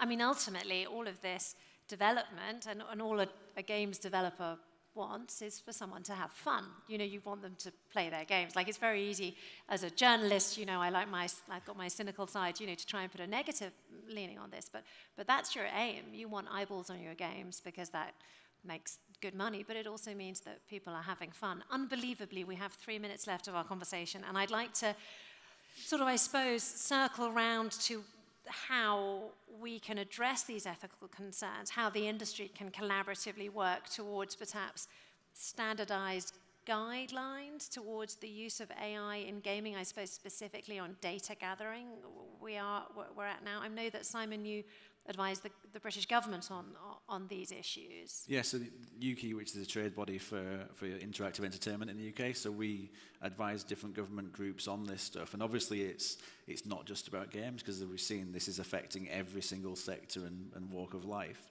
But certainly from an IP protection point of view, all of the visual training data, there's a text database called the Pile, which is used to train a lot of these LLMs and GPT and stuff now. They don't really care about copyright too much, and there are some search engines you can use to find out if your IP is inside there. And I'm on this panel chatting to all these people, and most of the big companies in the room had no idea that all of their content was going into there yet. When they type into some of these image generator tools, Harry Potter or whatever else, and it generates an image, they don't seem to connect to the fact that it's seen all of the movie posters and likely the films as well. There's rumours that OpenAI trained on most of YouTube, which obviously has huge implications for copyright infringement. So then on the other side of it, you've got the fact that most of this is research tech right now, and no one allows you to have full copyright ownership, which is a problem for us as developers, because we have to promise the publishers, the distributors, that we own all of the IP, and yet if it's not owned by us, we can't give them the rights for a license for perpetuity for that IP. So those are just one part of the legal problems that are coming. But then obviously training and bias and other things. Facebook did a lot of work on their new LLM called Llama, where they were sort of removing a lot of the bias and trying to make things as good as possible. But then there's open source people who are removing the anti-bias work. So it is completely Wild West, as you say right now, but yeah. I think I would just say, like any tool, it can be used really well for good or to the detriment. Yeah. It's much like as Brian started talking about fire and electricity. I mean, both of those things, huge positive impact, but obviously have negative impacts as well. So that's down to us as human beings to manage how we use the tools of AI. So maybe just 30 seconds, yes, please do go ahead, Prem. Yeah, I just wanted to say something more positive, maybe. Sorry. That in gaming or esports, we are quite lucky because vast majority of data that we'll be using is not harmful. If we don't use biometrics, and majority of games won't, we focus only on performance data, on what players do in game, and this is not personal data. This cannot cause harm to people that we take the data from. So I think in vast majority of cases, we're quite safe here. And only 3 people mentioned Terminator. And I was one of them. What a great pleasure, guys. Thank you so much. I mean, we literally bobbed along the top of what is an incredibly deep subject, but I feel we really managed to touch on most of the big topics, both from a development point of view, from a player point of view, and from a data protection point of view. So thank you so much to all 5 of you. It's been a great pleasure to have you with us. We have Brian Woodhouse, Kaiser Kaderi, Dave Ranyard, Prem Simovsky, sorry, Prem, and Simon Barrett. I just murdered Prem's name. Thank you very much indeed for joining me here on the stage. What a fascinating conversation. Goodness me, it was quite mind-blowing, wasn't it? A lot to process there. And there's a lot to process in my next panel as well, which we're going to jump straight on into. It is interesting how that conversation could take place in about a month's time, and I feel like it could be completely different. We'd have totally different sort of touchstones because the industry is just advancing so incredibly quickly. What do you think? I mean, It's just completely extraordinary. But don't go anywhere. Panel conversation next up is actually focusing on a very intriguing conversation, which we slightly touched on earlier, but we're going to go into a little bit more depth now. It's about how we can analyze esports players' mental and physical health. It is obviously a hugely important subject. Many of our esports players are young men and women who have come up through ultimately playing in their bedrooms, playing in their sitting rooms, and all of a sudden they're pirouetted onto the public stage. You know, they're appearing in stadia with huge numbers of people watching them, and there's a real impact on their mental health in that situation. So I'm delighted to say that I am ready to bring my guests onto the stage. They can join me here on my platform whenever they're ready. I'm going to be discussing the topic with some of the leading esports in medicine and therapy. Some of the guests I've actually spoken to in the past, we had a similar session at the Next World Forum last year. We're going to get a little bit more detailed on this one because I'm delighted to say hello there. Hello. I'm delighted to welcome my guests on stage. We have Gregory Menviel, who is the co-founder and CEO of Kaya. They're a company which uses computer vision and voice analysis to assess non-verbal cues of well-being. Goodness me, that chimes in with the AI conversation we were just having in quite an interesting way. Also joined by Dr. Jordan Tsai, a physical therapist, founder of Respawn Therapy, Esports Performance and Rehab. Dr. Jordan's worked with numerous professional esports teams. He's also an advisory board member for the Secret Lag Ergonomics, who make gaming chairs. Good to have you with us. Now, Flo, I've been told that I should just call you Flo. Yeah. But I'm going to introduce you fully. This is Flo El Chiquito Gutierrez. He's an independent international esports expert, very well known to, I'm sure, everyone in the room and also everyone here on the stage. He was, of course, formerly Global Esports Director for Razer. Good to meet you, sir. Thank you. We have Dr. Michael Bruce. He is a psychologist. He's a board-certified sleep specialist, known in the community as the sleep doctor. I haven't been sleeping very well recently, so I maybe... I can help. Yes. And also Dr. Melita Moore, who I spoke to this time last year. I know Dr. Melita very well. She's a global pioneer in esports medicine, really the person who created almost the concept of esports medicine, a board member and chair of the Health and Wellness Commission at the Global Esports Federation. Boom. Talk about a panel. This is amazing. It's going to be very exciting. I can't think of 5 more important people to discuss this topic with. So thank you very much for joining me on the stage. I'm going to start with Dr. Moore, first of all, because I think for those people who haven't considered this topic before, it might be considered slightly peripheral, slightly unnecessary, when in fact that isn't the case at all. Can you outline the key considerations when you're considering an esports player's health? What are the top indicators that you're looking at? Absolutely. It's very interesting hearing the first panel this morning about facilities and performance, and almost everyone introduced having a sports psychologist or a performance coach, maybe a massage therapist. And that was it. And now almost everyone said that. And that's traditionally what has happened in esports when we're talking about gamer health and wellness. But now that esports medicine, which is a fairly new topic or conversation, the term was coined in 2021 by myself and some of my colleagues. And so that's just 2 years ago. And so now this conversation about integrating health and wellness, and His Royal Highness said it yesterday and today, these esports athletes are not the product, they are a key stakeholder. So when we are now going to level up what we're talking about from a health and wellness perspective, certainly when I think of esports medicine and how I talk to my esports athletes, and we do refer to them as athletes so that they see themselves as athletes, vision health is usually the #1 thing, mental health, of course, hearing health, exercise, nutrition, sleep. There's so much that goes into this, and then of course kind of this musculoskeletal or kind of the muscle or overuse injuries. And that's just some of the broad topics, and then more recently We're integrating anti-doping conversations and education and awareness now into esports medicine. So it's much more than, although sports psychology, of course, we absolutely need a performance coach. But now we started adding these other layers like we do in traditional sport.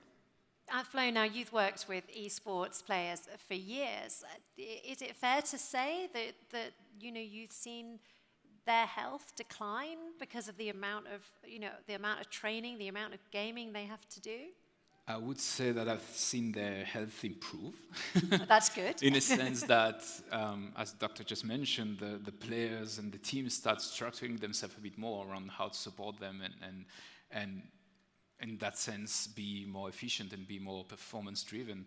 The thing is that when I started in esports like 2012, I literally experienced players playing a competition on a Sunday and not even knowing if they will remain at the team on the Monday. Because with a bad performance, they could lose their job. Basically, they could really get kicked off the team. So imagine just the amount of pressure that comes on a 17-year-old kid just playing with that kind of stakes on his shoulder. Like it's your dream job, you got a shot to do it well, and then you miss it and it's done. So recently, and we talk about 2021, I mean, when I was at Team Vitality between 2019 and 21, we started already with the premises of bringing external psychologists, trainers, physical therapists, mentalists, and all people to surround the team. Now, from that stage, they got today with a team like the CSGO team that won Gamers 8. There are more people surrounding the players than the players themselves. So we have 5 players, and then you have around them maybe 10 or 12 people just in charge of taking care of them, from booking a flight ticket to ensuring that they get the right meal, or even just being able for them to talk to someone if they need. So definitely what I've seen is improvement in the fact that teams are taking seriously what is needed for these people to deliver a better performance, and especially something that really got triggered by the COVID moment. So it was a very special moment for gamers because these people, and we people, are used to travel a lot and go to a lot of competition, and we talked about that this morning, meaning that you get out of your home, you go to the other side of the world, you train there, and then maybe you take another flight and you go to the other side, etc., etc. COVID for them meant just staying in the room and competing from there, back-to-back competition. And that became even more depressing for them than just flying around and being able to see something else. So we saw a lot of cases after COVID of players that just broke down completely because they were just focusing on playing, and not getting the support they would have needed at that time. So yeah, it just made things worse, but at the same time, teams now are a bit more prepared to support them. So the mental health side of things is fascinating. Jordan, I want to turn to you about the physical health side of things, because I have to admit, I'm new to the gaming world, I'm new to the esports world, and it wasn't until I started working with Next World Forum that I really was introduced to the idea that gaming wasn't a sedentary enterprise. And I think it is sedentary, but there's definitely a physical demand to it. And so, kind of to go off of what Flo was saying, a lot of rookie esports players, when they come into the professional scene, are actually going to improve in their overall health because their actual habits prior to going pro were far worse.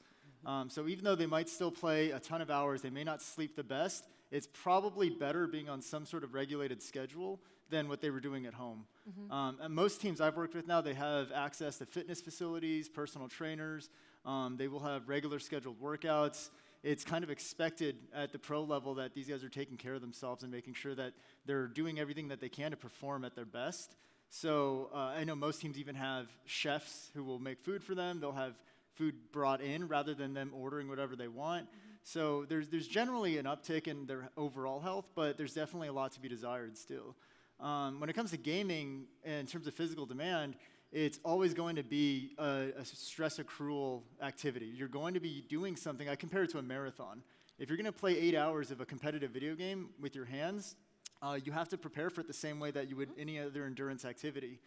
Generally with players, I will recommend either capacity building, which is strengthening, ergonomics, making sure that they're minimizing stress on their joints, hands, wrists, body, all that stuff.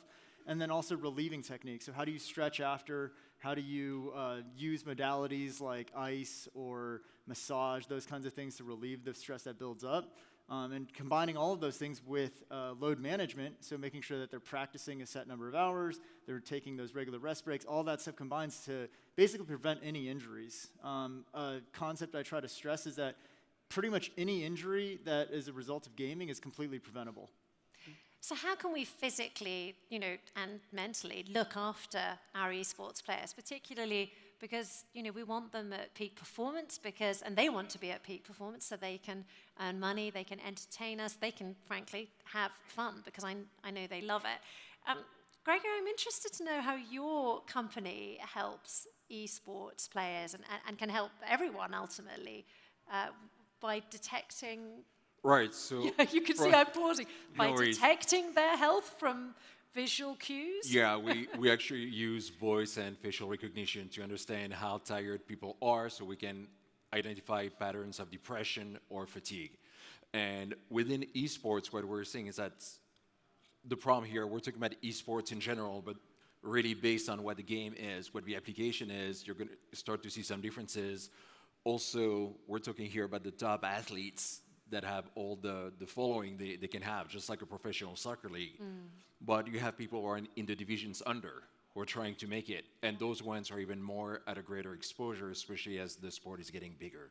And to be able to properly follow them, give the coaches, the league owners, the tools they have to make sure there's no disaster. Because as Jordan said, gaming is supposed to be fun. Yeah. It is. And if all of a sudden your life depends too much on it, or your livelihood, that puts a huge amount of pressure. And you want to be monitoring for this, making sure there's no problems afterwards. How about sleep? Because, if I stare at a screen too long just before I go to bed, I can't get to sleep. That's the deal for all of us, right? Okay, but their job is to look at screens. Sure. So esports in general has got 3 different areas that outside of conventional athletics that are going to have a major effect. Number 1, they can practice or play literally 24 hours a day. You don't see that normally in conventional sports. Number 2, the caffeine abuse is pretty significant with this group of people, so they're wanting to stay up, keep their reaction time high, things like that.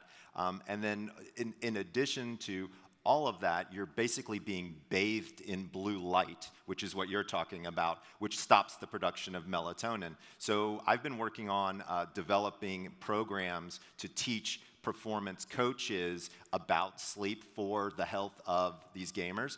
And the thing that's so fascinating to me is, as we were talking behind the stage, all of us kind of agreed that there's some fundamental underlying aspects of health that if they're not taken care of, literally everything else kind of falls apart. Sleep turns out to be one of those things, but it's almost the antithesis of gaming. I've heard a lot of people talk about jet lag in their travel. Jet lag is a solvable problem, just to be very, very clear. We've figured this out a little while ago. So if people are really having a big issue with jet lag for themselves or for their teams, come find me. I can explain it to you very simply. It's not as hard as you might think. That is absolutely fascinating. And obviously, we heard this morning that our esports stars are traveling up to 200 days a year. Right. So jet lag's going to be a real, genuine thing. I'd like to turn to you, Melissa, just to find out about what it is that these esports stars are suffering from. Ultimately, when this is a sector that you created in many ways because people weren't really paying attention to the health of these esports stars. What type of problems are they experiencing? Yes, so certainly help to create. There's many people in this area pioneering and trailblazing, so thank you very much for that. It's similar to what Flo was saying. When I started with our professional NBA 2K team, there's 5 athletes, there's 5 players, but I had a medical team of 10. And so some of the things that we are seeing now that people may not recognize, and in esports, unlike traditional sports, we know that there's not this, or there didn't used to be this pathway to pro. And so gamers are at home doing what they're doing by themselves. And so what we're talking about here, yes, all these tier 1 top teams have access to these, but we know that the grassroots community is really the bulk of the gamers across the world. And so some things that I certainly see are what we call computer vision syndrome or digital eye strain. And so that's when people are getting a dry eye, blurry vision, headache, neck pain. That's all coming from this screen, and how much time is being spent on the screen and how much your eyes are processing all of that, or lack of blinking because you're staring and people are gaming 12 to 18 hours a day, which of course none of us recommend. Hearing health is a big issue, and it's one that I don't think even when I started, I didn't even pay attention to that. But if you think about the headsets that are worn for that extended period of time, certainly competing in a loud arena, which traditional athletes are used to doing, but hearing health, and it's becoming so much of an issue that actually the World Health Organization has taken this on as an issue from a pandemic perspective, that there's almost going to be 1 billion youth that are going to have early hearing loss. And so at the Global Esports Federation, we're working with the World Health Organization on that. And of course, as a sports medicine doctor, everything from a musculoskeletal perspective, which Jordan is used to seeing, which is overuse injuries. So I think one thing that's different from esports to traditional sport is that there's not really an acute injury, meaning that's happening during play or during practice. Most of the injuries that we see are repetitive or chronic use. And so if we are focusing on prevention and what we can do to prevent this, or focusing on recovery after a long practice or a game, those are some things to kind of mitigate that. And of course, sleep, obesity, lack of physical activity is a big issue. And what we are starting to see now are some of the top streamers or esports athletes, they're now showing their workout routines, or teams are making sure that there's scheduled time. And we do know from the little bit of research that does exist kind of in esports that the more you exercise, the more you sleep, the better you perform. Even a 6-minute walk between gaming sessions has shown to increase your performance. So we're really pushing forward this physical activity. At the Global Esports Federation, we're working with UNESCO on pushing forward a 10-year plan of Fit for Life and our Performance Plus program to make sure, yes, this is sedentary, it is active, and also we need to be promoting physical activity. I was just going to add, I completely agree. People think about sleep and they think it only occurs at night, right? And so there's this thing called a nap. Yeah. Right? And so we do that in Spain.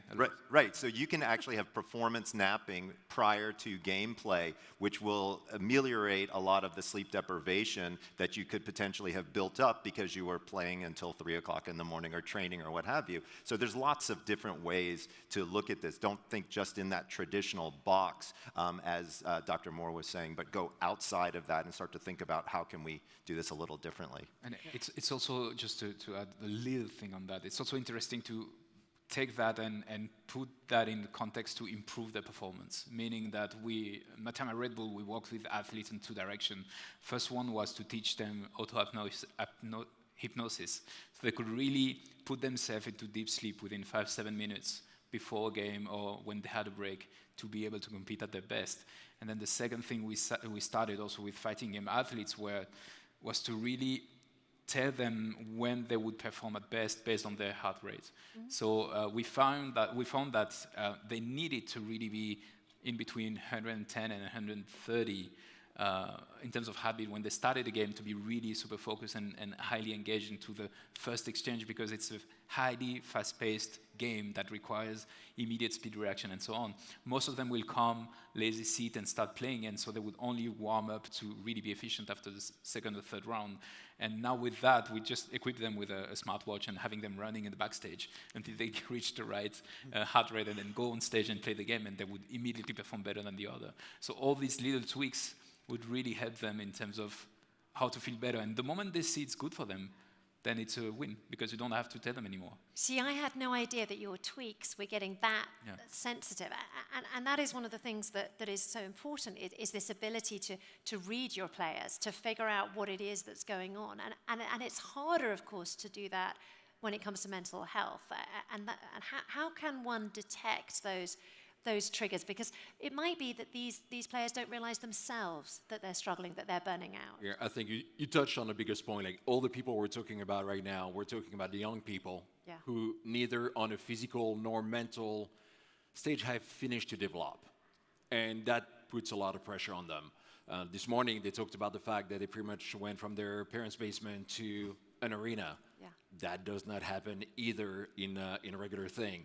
The closest in development I could think of is the way the triathlon community has developed on the professional sports level compared to esports.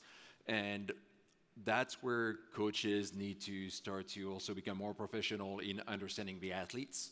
So for example, in the US for traditional sports, now as a coach, you're required to take something called Safe Sports certification. That's going to help you detect potential harassment, mental issues with the athletes. So very sad that you have to take this, but a very good learning experience. And then as coaches, as leaders, you need to look out for your players, understand that we are all different, and get used to things. You're going to have people who are very quiet, very calm. The joke they heard a few times is that here, when I speak in English and I am presenting in the US, I'm very mindful of my hands and my pace of tone, because if I revert to French, I'm all over the map and people are going to think I'm having a frantic attack. And that's where understanding cultures and understanding that not everyone's going to fit in the same mold from an analysis or performance standpoint is going to be key, because you're asking those guys ultimately to win. If they don't win, they don't get their contract renewed. It's a huge amount of pressure. Yeah, I mean, it must be extraordinary. Jordan, you work with these players, day in, day out. How are they managing that stress, both physically and emotionally? I don't do too much on the emotional or the mental side. I usually refer that out. But on the physical side, it's mostly just setting expectations. So if they have a good fitness routine built into their overall schedule, it's not a big deal. Most of the teams I work with, if the players are working out 3 days a week, 4 days a week, that's all the team expects. And then I check in with them to make sure that we, identify and then manage any sort of potential issues before they arise. So like Dr. Melita said, all these injuries are generally overuse and stress injuries. There's a little bit of nuance between games, so you'll see differences between FPS players versus mobile players versus controller players. So that's kind of my job, is identifying, okay, what are the stressors that are going to be different for each type of individual player. And then based on their history too. If they have a history of injuries, that's something we need to be aware of. But generally, anything that I've seen in the esports as a result of the game itself has been pretty much preventable. In 5 years that I've been working with teams, I haven't had a single player miss any play time as a result of injury outside of game. So I have had a player miss in time because he was playing soccer and almost tore his ankle, one of the ligaments. So that was not related to the game. But things like that will occur. But it doesn't stop you from wanting to encourage players to pursue activities like that. I try to tell players that I don't care what exercise you do. If you enjoy it and you want to do it, let's go do it. And then we can design a program around how do we strengthen you to do that more effectively. I've had a lot of players who got really into rock climbing. So I'm like, oh, well, rock climbing is great. You're going to work on a lot of the postural muscles. You're going to work on your grip strength. Now, we want to make sure that it doesn't lead to injuries that affect your play, because that's the major concern of the team. Like a broken finger, that would not be. And I've had players who had a shoulder issue after they were rock climbing. Now it's starting to affect how they play on stage. That's a problem. So we try to balance it out, and try to figure out ways to keep them active and make it so it's enjoyable for them.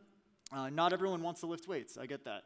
But it's generally, you want to find things that they'll enjoy doing so that they can get into a regular routine. And kind of like Flo was saying, this extends beyond gaming. What we really want is for these young individuals to start learning life habits so that no matter what they do after, when they retire, when they transition to something else, hopefully some of this stuff sticks. Because a question I get asked a lot in the outpatient clinic, not related to esports at all, is why do you need to work with players? Why do players need PT? They're just gaming. I'm like, 99% of the people I work with in the outpatient clinic, what do they do all day? They sit on a computer. Wow, yeah. And that's just touche, the reality. from my perspective. Almost every career nowadays, everyone's sitting on a computer. So a lot of the skills that they're learning, it doesn't just relate to the gaming itself. It's the habits that you need to have as an individual in a society where we're mostly sedentary throughout the day. We're sitting at a computer, we're typing, we're working on a computer all day. And these are the same habits that I kind of teach people in the outside. It's just more magnified in esports because it's higher intensity. You're clicking buttons a lot faster. And add on top of that the amount of pressure they have to experience. Again, once again, we all have a job here, right? So picture yourself going to work, not knowing if you will make a good thing out of your day at your work or not, and then at night your boss calls you and tells you you're fired. Yeah. And on top of that, You got tens of thousands of people online that tells you they're your pile of and then you're the worst guy, and then you deserve to do anything but play games or work. So imagine doing that and every day facing that kind of sentence coming from also the online community that is following what's happening and is passionate about what you're doing. And another layer is also the retirement. What comes after you're a professional player, right? You're 25, 26, that's maybe already too old. I work with players that also got like 40, 41 and still competing on certain games. But when you touch up really games like FPS, generally they tend to retire quite young. What are you going to do? Well, I mean, I'm interested to know that because you've managed teams. Like how is the organizational structure changed in order to support those players through that transitional journey? I think right now, most of the teams are trying their best to support the players once they retire, once they turn off their competitive career to do something else. But honestly, it's just baby steps. There is nothing really concrete set up yet at the stage that can be really set up somehow to say this is a role model and everyone should do it. Most of the teams right now, like G2 Vitality, I mentioned them, they're really staffing up to support the teams, like mentally, physically, in terms of food, sleep, everything, right? Everything they need is now getting supported. Now, on top of doing that for your top teams, you need to do that for all the teams you have around it. So the next step is really what's next for you in your career. Some of them will find a way within being shotcasters or being streamers that relieves already a ton of pressure from going, traveling, competing. But still, I mean, you're a 25, 26-year-old kid, played games for 10 years. Some of the downsides of that too, though, I've worked with a lot of pro players who then became streamers, is although the stress level is decreased, your actual workload increases. Streamers are spending more time playing the game than any pro player I've ever met. Because they're incentivized to play. Like, they get paid for how long they play. I'm so sorry. I wanted to go to Michael just because, of course, I mean, that's something that people are going to quite literally lose sleep over. Right. So what's interesting to me is every single mental health situation, every single one has sleep affects it. Right? So if you're sleep deprived, your anxiety is worse. If you're sleep deprived, your depression is worse. And so when you get all of these comments online now that you're streaming, you think of them in a more negative fashion than you would have actually if you were well slept. The data is very consistent. We view the world more negatively when we are sleep deprived. So all of these areas, when you start to think about it, I mean, sleep affects every organ system, every disease state. Literally everything you do better with a good night's sleep. And so when you look at it from a fundamental perspective and like transitioning into retirement, whatever that means in this. At 25. At 25, right? Wouldn't that have been great? You start to think through this, but at the end of the day, every single one of these players turns off the light and they're there with their thoughts. And that's where the real stuff happens. Now, Melita, I want to, we've got 3 minutes to go. I want to close our session with you, but I know that, Gregory, you had something to add to that before we went to the sleep side of things. Very briefly, I would say that's where the sports federation are going to be important. You look at national football leagues, all the leagues, they have ways for people to prepare when they are pros and after they're pros. They're very well followed. But here, the games are owned by different companies. So how much do they want to invest? How much do they want to address those issues? That's going to be the key challenge. Is there a governing body that can train those guys in social media, train those guys in handling the fact that they're being insulted for 10 hours a day? Yeah. This should be on the org level, but yeah, this is an ongoing conversation. Yeah. I think a lot of orgs are probably needing to expand on. I mean, it's the sort of, we speak of esports as if it's sort of one sport, when of course it's not. It's fractured into each of the different games, and that's only going to increase as the popularity increases. Melita, I want to come to you just to close the session, which could have gone on for hours because it's absolutely fascinating. You know, what would you like to see looking into the future? You know, what would you like to see change? Where do you think the responsibility lies? Oh, where does... Sorry. No, that's a great question. I certainly think from the federation perspective from countries, there is some responsibility there because a lot of the gamers are part of these federations. So I think having education and awareness, and that's really what this is about, because this population of gamers and esports athletes, they've never had this traditional education and awareness like you do in traditional sport. I also think that the responsibility lies on the medical community and the healthcare community. It is now our time to step forward, to be on stages like this, to make sure that we are talking about the 3 billion plus gamers worldwide and the importance of why we should be talking about health and wellness. And I think, we're talking about retirement or what we call in traditional sport athlete foreclosure. We'd have that in traditional sport. We certainly have that in esport at a much younger age. But I think one area that we're looking forward to is cyber wellness. And we've been talking about this, and there's just now a lot of things being going that are starting from online safeguarding to make sure we're protecting the social emotional benefits, but also cyber wellness with emotional AI and different kind of things like that. So I think having performance centers that are now going to start to be built that are focused specifically on gamers, vision performance centers, to making sure we're including all of these things that we're talking about so that as a regular traditional person or athlete, I can go to the gym and do these things. But if I go to an esports performance center, I know they're going to be focused on the very unique nuances that really occur in esports. And of course, one of the most important elements of this conversation is that while we're talking about the athletes, naturally there will be a trickle down of all of these treatments to normal gamers. And this, in many ways, to a lesser degree, but many of the problems that the professionals face, you and I face if we play a bit too many. Yeah. And I don't want to drag it out longer, but one of the things I always try to educate people on too is that the biomechanical stress on your body as a casual gamer and as a pro are basically identical. And so a lot of the things that I'm trying to get players to do is not just for pros, it's any gamer. All right, and if you want to play games the rest of your life, it's the same thing. If Faker's clicking a button, it's the same amount of pressure I'm using when I click the button. So it doesn't really matter. I think a lot of casual gamers play just as many hours as pros do, and the physical demand on your body is actually the same.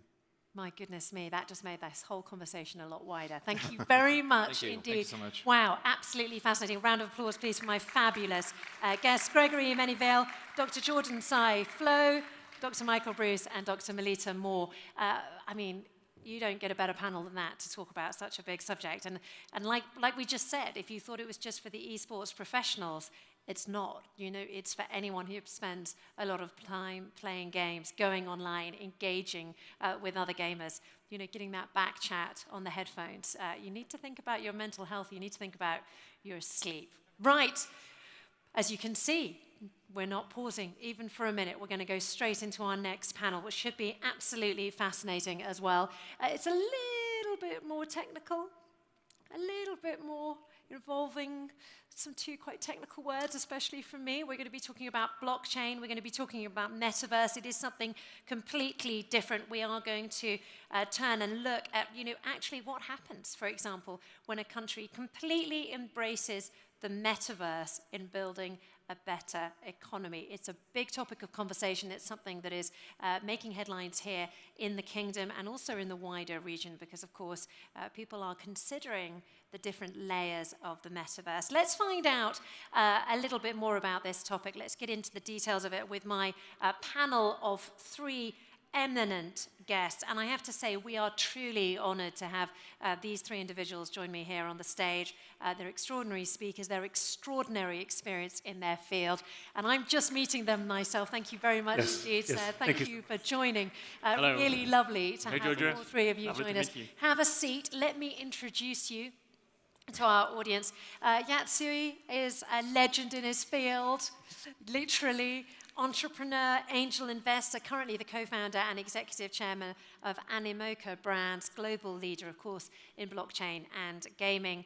Also the founder and CEO of Outblaze, a tech conglomerate specializing in cloud, gaming, and smartphone software. Often when I introduce people, I feel like it's sort of unnecessary because everyone knows who you are already, but I'll go into it. Thank you so much. Nevertheless, good to have you with us. Sébastien Bourget, thank you for coming on. The co-founder and COO of the Sandbox Metaverse. Of course, virtual world where players can play, own, govern, monetize their experiences using NFTs and Sand, which is the main utility token of the platform. I'm sure many of you have been on it and enjoyed the experience. And also welcome to the stage, global game publishing expert, Alexander Yarotyunyan. Just Alex. I just didn't get it right, did I? I'm so sorry. The co-founder of Creta, the Web3 entertainment company focusing on developing and publishing video games with sustainable blockchain, an absolutely fascinating field and one we're going to learn a lot more about in the next Absolutely. few Thank you minutes. very much for having me here. It's a pleasure to have all three of you on stage. Thank you very much for joining me. It is hugely exciting. And this does feel like one of those sort of Alice through the looking glass moments where I feel like once we've heard you all speak, we're going to emerge the other side, and I don't think we'll look at the world of gaming or indeed the world in the same way. So no pressure, but I feel like that might be where we're slightly heading now. Sebastian, I'm going to start with you, if that's okay, because I want to talk about the connection between governments and metaverse platforms. And of course, that's something that you can in particular speak to. You know, how do you envision the collaboration between those two entities evolving over the next decade? So maybe like first, let me explain what's the metaverse to everyone. Yes. Said, to me too. The definition. Great. Great. So we really see the metaverse like as this myriad of virtual world where you as a user can use an avatar, a 3D character that becomes your digital identity to access any of those worlds and platforms in a very seamless manner. So you're not locked in one platform only. Your identity and all your digital assets, the content you created, the content you earn as you played, even your virtual land, your virtual house, all of that, you can transfer it across all different worlds and even sell it on marketplaces, monetize it as you want. We at the Sandbox have built an open metaverse platform which includes a map of 166, 164 lands. A land is a piece of virtual real estate where you publish an experience. And we've been onboarding more than 400 brands from many regions of the world. And also, those brands touch around entertainment, around music, sport, gaming, culture, media, and also public entity, institution, and governments. Recently, at LEAP, we announced that the DGA, for example, entered the Sandbox, acquired a land, and they are using it actually to first learn about the metaverse, how it's being used, participate in it, and then from there build the guidelines, the playbook that will serve to educate the rest of like government entities. So that's the first step, and through education, training, hackathon, etc. I think it's important that government, public sector are also stepping in because they provide the level of trust and a signal toward like the industry and the private sector that it's a new technology that you can onboard, you can approach, you can start using for yourself, and we will embrace it as well because we believe in like building the future of digital economy, and we want to leverage for both public and private sector that technology in a new way. So that's one of the big way, and Saudi Arabia is definitely walking into that direction.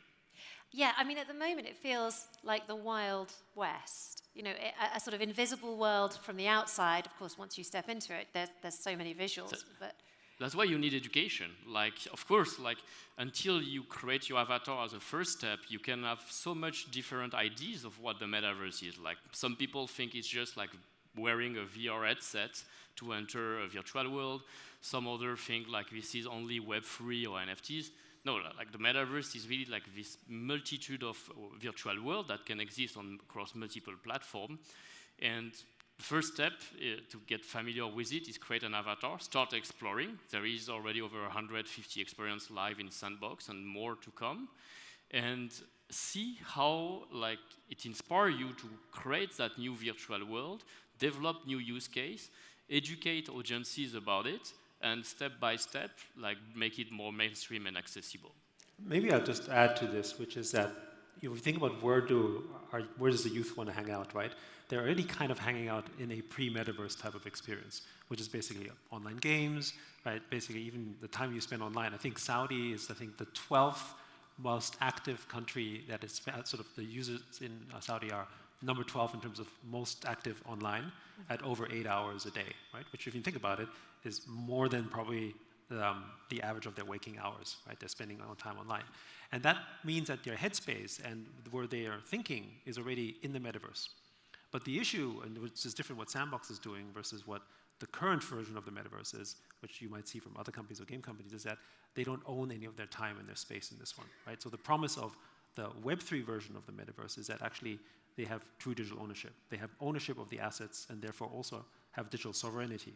I'll give you a good example. When Elon Musk acquired Twitter and renamed it to X, the person who used to own the @X handle lost it. It was just taken away from him because there was the branding of the company. And then the other person that used to own the @Music handle, because X decided to go into the music business, just took that as well, right? Now, that's a physical equivalent of someone just saying, you used to own this land, you were developing it for 15 years, I'll just take it. That's the world of Web 2 that we live in today. So in the same way that when you're buying land in Sandbox, now you own that, it's actually not that different than a domain name, or basically your handle. You have 1 million followers on Instagram, do you actually think you own that? Not really.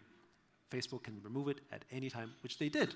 When Facebook renamed itself to Meta, the person who used to own the @Metaverse handle lost the handle temporarily as well for impersonating an entity that was just created. So this is kind of the world that we live in today. So in Web3, I think it makes sense for government agencies to enter the space because that's where the youth is spending their time. They're online. So in the virtual space, you don't have to create spaces where you want the youth to go to. That's kind of the old way of saying it. Always set up a center, let's get the youth to come here. But actually, in the metaverse, you go where the youth is, right? Which is already online, and it's actually cheaper to do that. You don't have to physically set up some space. So you know already they're playing there. So basically build the experience there, engage with them, and that's one way I think where you create more community because you can go where they are as opposed to make them go to where you are. Alex, you're building in that space, so and we're going to need to talk about blockchain at some stage as a sort of protection of your IP, effectively. Talk me through to what extent you're already building in that Web3 space. Sure. So basically, your previous question was about Sandbox. Unfortunately, I'm not involved, but I adore what my colleagues are doing with Sandbox. I think Sandbox has been a pioneer of paving the way how the metaverse should look like in the years to come, right? And we have very similar approaches. We were discussing before this event with the OGs. We do the same. So the core idea of the metaverse is the decentralization, whereas nobody can take anything from you. And the decisions are made on a consensus basis. So basically, it should be built to last. Nobody can force anything unless that's the willingness of the majority, right? So we are building our metaverse again in the same principles, and I think we're struggling with the same problems. Metaverse got a bit negative tone recently because there were a lot of unfair products around, and with the traditional gamers, it's more associated with some scams or not real products. That's what we should outcome with providing with valuable, sustainable solutions to the gamers. And the first stage is to educate the gamers and general populace to start to step by step use the valuable solutions which blockchain can provide. So less a Wild West and more a potential utopia, one might argue, because you can protect. Absolutely, that's a good term actually, because the decentralized world could be utopia, and the opposite is dystopia when the big tech owns all your data information and then kind of knows you better than you yourself. And we are currently dystopia. in a metaverse dystopia. So the answer to that dystopia is actually a Web3 version because the community, as in the users of the metaverse, own a stake in it and have governance over it. You cannot build like a true digital economy and support the growth of a country which like more than half of the population is like youth on the basis of like the platform that you don't control the country can take away the value that your citizens bring by creating and spending time. Saudi Arabia is spending an enormous amount of money and effort to push for e-sport, e-gaming, etc. But this is only one part, one small piece of what gaming in general represents. Like there's a lot of skills involved in gaming toward like socialization, exploration, education, creation as well. And I think like the countries that understand that establishing true digital ownership as a basis of, as a framework, potentially a legal framework behind, will become very attractive over the next decade. Because that's what this new generation that Gen Z is looking for. Like more than 75% of them wants to be creator. Many of them dream of like earning a revenue from their activity online, and that can actually be recognized. And I think this region can play an important role about that. Okay, so so say you've got governments around the world and they've made this decision to take your advice, that they need to go ahead and they need to not control this, but they need to facilitate this scenario. How? How? Well, I think the very first step that governments could do is actually recognize that digital assets are actual property. Okay. And that's something that is maybe implied, but one of the problems was that in the past, all the data in, let's say, an existing game, for instance, or on Facebook or something, is actually in a private database. So who is the arbiter of ownership? It's actually a centralized platform. You can't actually prove it. And also, if, for instance, if Google deletes your entry, you're gone. You don't exist, right? And how do you control whether they can do this or not? And that's why blockchain is so powerful, because of its immutable nature. When you start putting something on blockchain, you can actually alter it, which means that even if there is no law technically saying that there is such a thing as digital property, you can at least prove the provenance of it. In other words, if you end up owning a digital asset, whether it's land in Sandbox or maybe some Bitcoin, for instance, you can at least say, well, I used to own this, and here's the proof, and it was in my wallet, and now someone took it and actually seek for some enforcement around it. Because the very first thing in order to protect something is you have to first be able to prove that you owned it. And that's what blockchain ends up being able to do. Whereas you can't really prove whether you own something in a game. Let's say someone stole your assets in Fortnite and they took your skins. Well, who's going to prove whether you own these assets? You have to go to Epic and they have to then give you the proof. And maybe they can, maybe they won't. And there's been some court cases around the world. Actually, there's a famous one that happened in China. There's a third-party website that was facilitating the trade of accounts. Right, which happens, right? People were trading accounts. And so Tencent basically tried to shut it down successfully because they said, actually, the terms of service doesn't allow any of the people to do that because the assets that the gamer thinks they have is actually not their assets. And there was an outcry in China because everyone's like, wait, I don't own this? Because, you know, people who play games, who reads the fine print? It basically says... Nobody. Nobody reads the fine print. Nobody reads the fine print. So everyone here who loves playing the games, whether it's Call of Duty, whether it's Fortnite, whether it's Valorant, everything you purchase in your game, you own nothing. You have no rights whatsoever in them. They can take it away, they can ban your account, all your assets are gone. And that's basically what Web3 and blockchain protects. And then when you have that ownership and you can prove the provenance, then you can enforce it if someone took it away, or even, more importantly, the game company takes it away. Let's say, you know, Epic says, we take away your assets. Well, now you have a mechanism to go back to Epic and say, hold on a second, those are my assets. I want them back, right? You may be able to prevent me from playing the game, but you cannot take what is mine. Because at the minimum, I can give it to someone else or sell it to someone else, right? And that's a much better outcome for the end user. It also keeps the game companies who have the absolute power honest. Because now there's a framework in which you can put pressure back to them, which is basically the other aspect of I guess, power and governance that goes to the players as opposed to just with the gaming studio.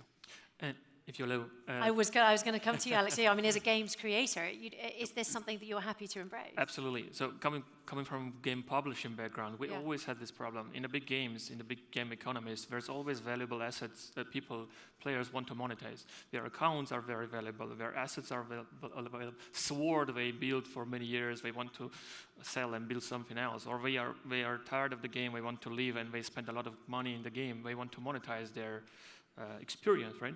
And it's not possible in the games, but not because we are bad as a game publishers or developers, because there's tons of problems to identify who's the owner, because there's account sharing going on between the clans, between the even family members.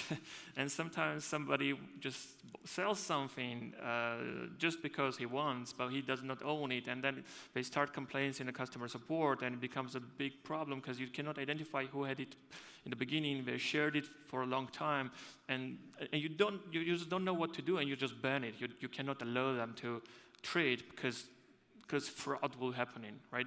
Yeah. So blockchain solves this problem. So instead of having a black market of the goods, you can have a white market of the goods that it's incentivized to play, to earn something, and then monetize it when you're tired.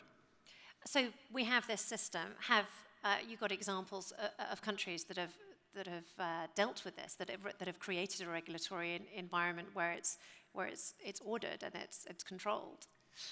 Well, I mean, I thought if you look at, for instance, some places like Hong Kong is moving in that direction. Okay. South Korea recently ruled on a number of, I mean, this was a different case. A kid was bullied, I think, into surrendering their assets, and then basically they went to court, and the game studio basically was compelled to return the assets. So it depends on which country you're in. Yeah. But the rules are still different per country, and most countries in the world do not have a framework for digital property rights because it's kind of new. But if you start treating digital property in the same way you deal with physical property, then that's when people start to create businesses around it, because now you have certainty. Because that's the other thing what rules do, right? Rules and regulations provide certainty. If I know that this is actual property, then I know I can protect it, which means also I can invest in it because I know I have certainty. You can't invest in something that could be taken away from you at any time, or invest in something that has no clarity. So the regulatory framework becomes very important. And I would say Asia is leading the way. Hong Kong and Japan, both of them have made the metaverse and Web3 part of their national agenda. China has put out a Web3 strategy paper, for instance, citing it as the future of the internet. So you can see where that's going. The US has been the opposite direction, I would say, right? So you've got two different sort of worlds. But I would say, for instance, in this region, obviously UAE, particularly with Dubai, has been quite forward. And even to an extent, Europe has been more progressive on this one, especially places like France and UK. With Mika. Yes. I think like you see the importance of the creator economy. Yes. Right. So any country that want to position itself for the future and enable and even leverage on top of that creator economy, people who stream over social media, who contribute on YouTube, or people who build in like platform like Roblox, Minecraft, Sandbox, Fortnite. Like, we're not talking 100 people, we're talking millions of people already. And certain region of the world will be able to capture this audience and make sure that they are more attractive, that they are frameworks that are built to really support and attract. In the same way that you want to position your country and make it attractive for entrepreneurs around AI, well, you're going to create a framework that facilitates like entrepreneurship, funding, recognition, grants, etc.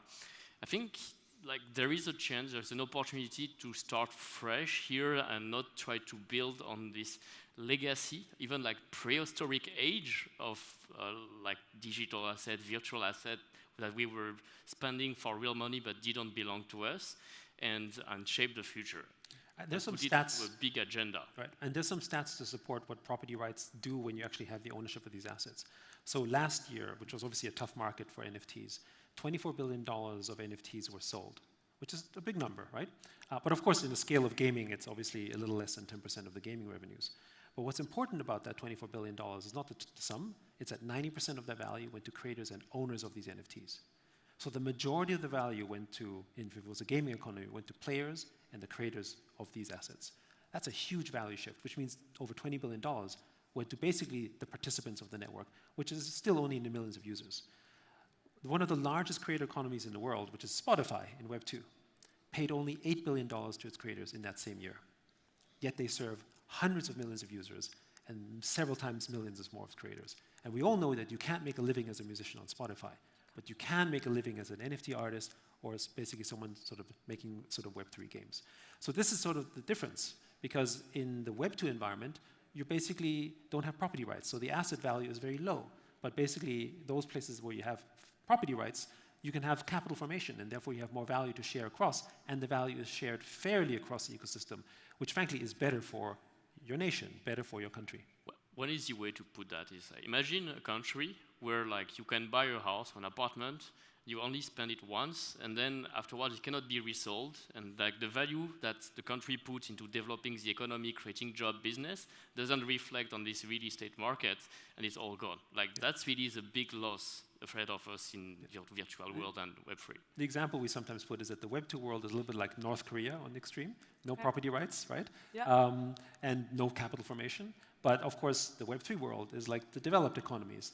And basically, you have equivalent higher GDPs and higher income, and also more freedom.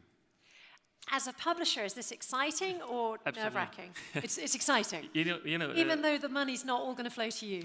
There's another problem here, as mentioned. So basically, in a Web 2 world, there are solutions who are bringing together people who have time and less money with the people who don't have time but has some extra money. And there are services where you can hand your account over, and they will kind of trainee your character while you are at work, and you come back home and it's more trained, you get more experience, etc., etc.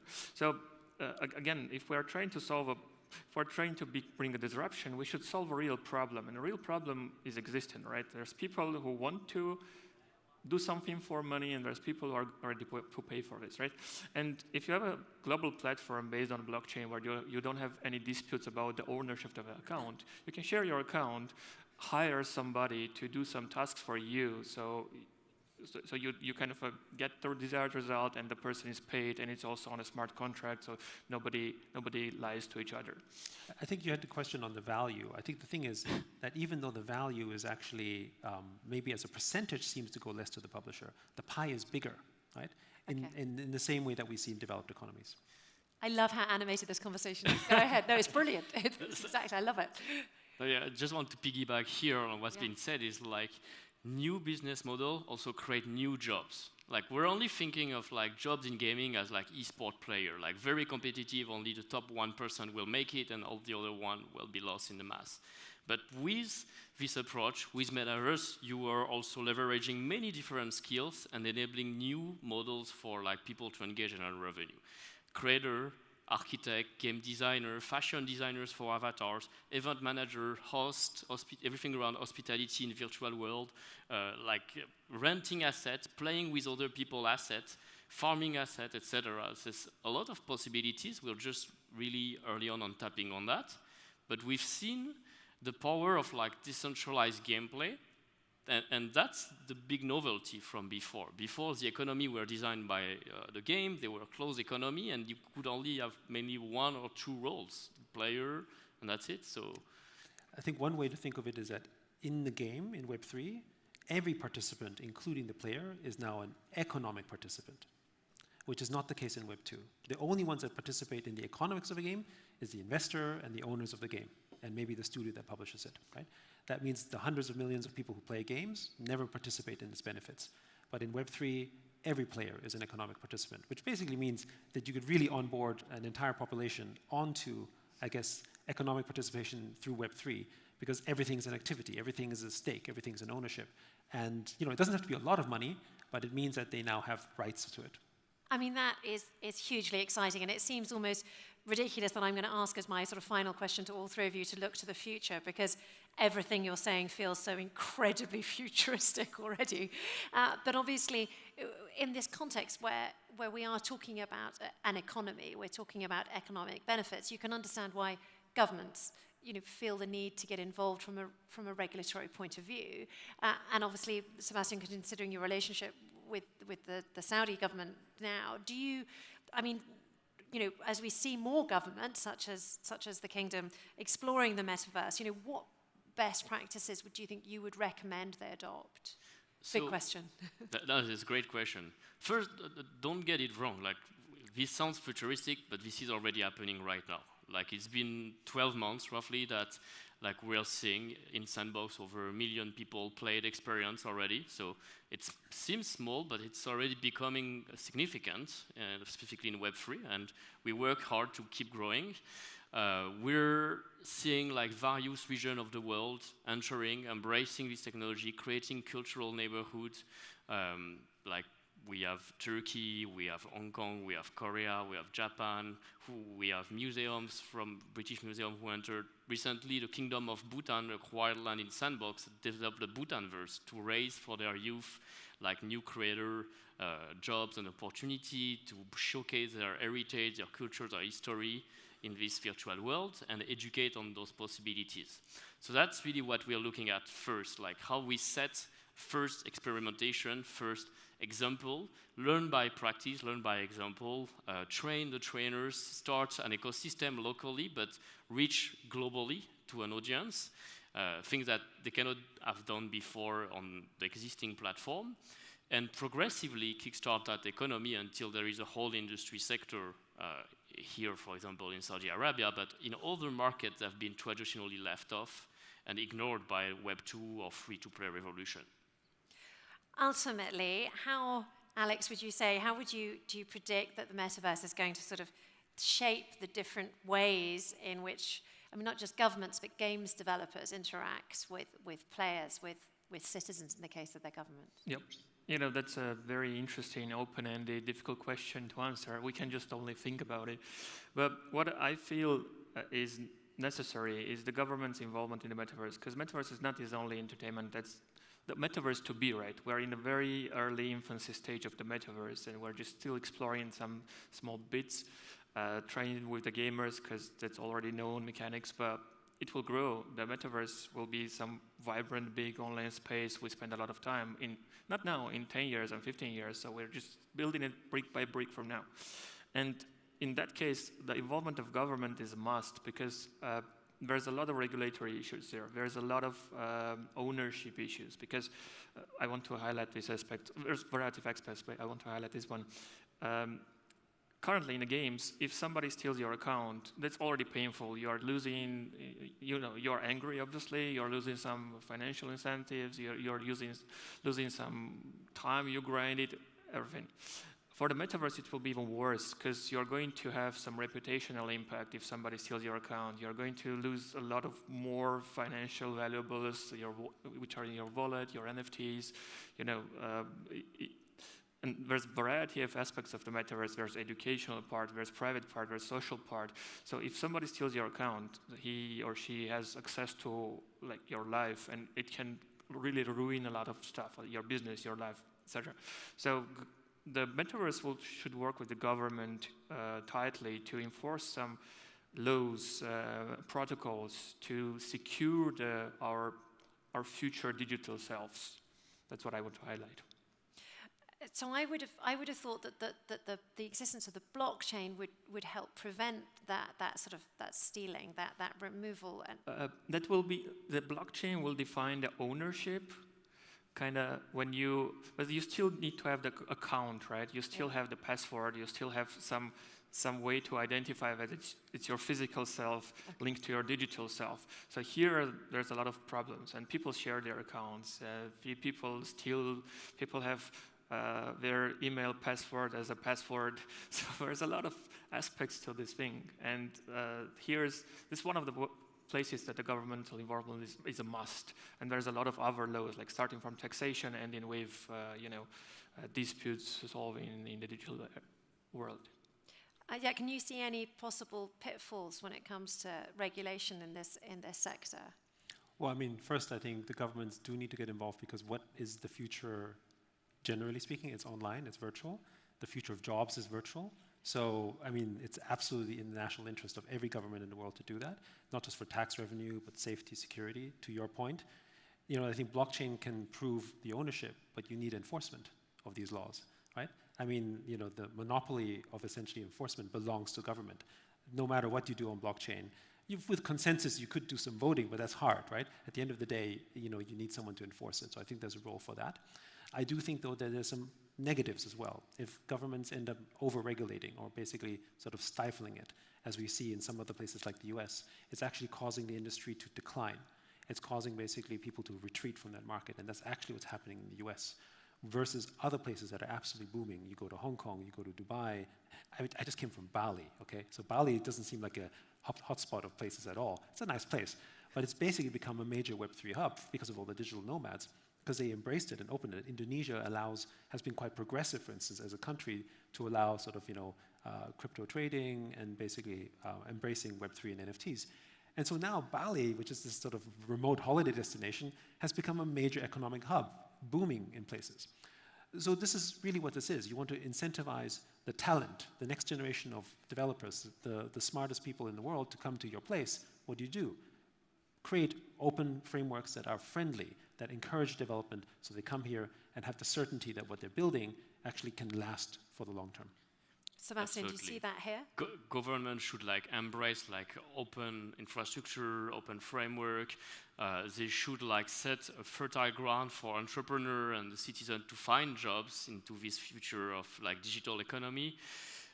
They should definitely extend the existing laws, so make sure they apply within virtual world and not make them restrictive, too restrictive, supporting the old business model. It's not because we've been living 20 years, 30 years into a model that is the right model. So it's a good time to embrace the wind of change, think about how technology combined with content can grow an ecosystem, and that ecosystem can prove real impact on the ground for everyone.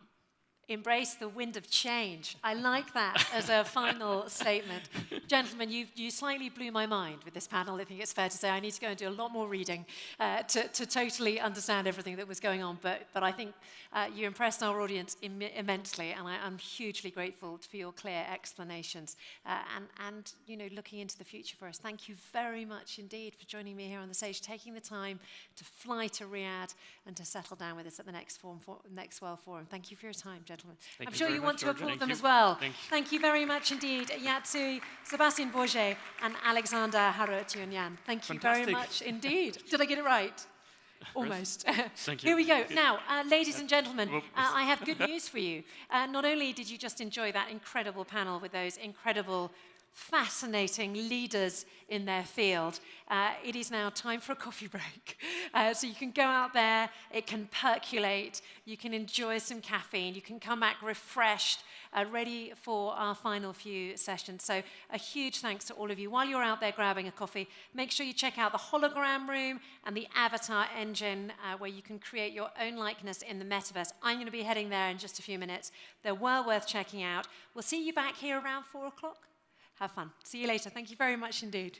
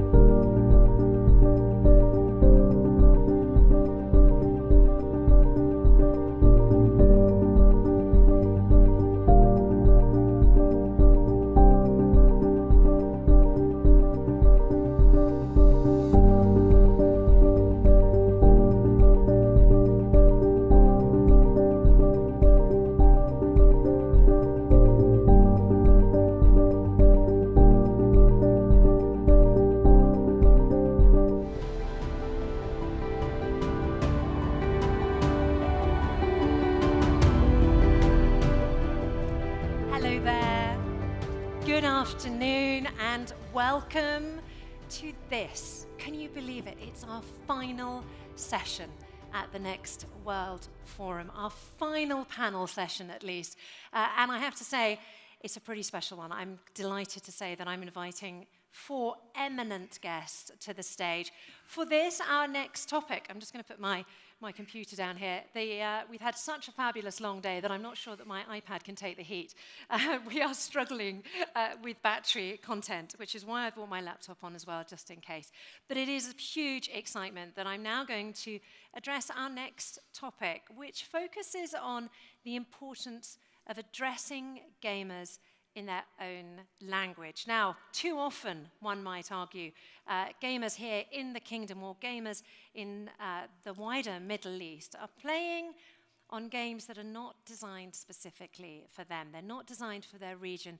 They're not telling their stories. But now, this is all about to change. And joining me here on stage are 4 people who are keen to see that change happen.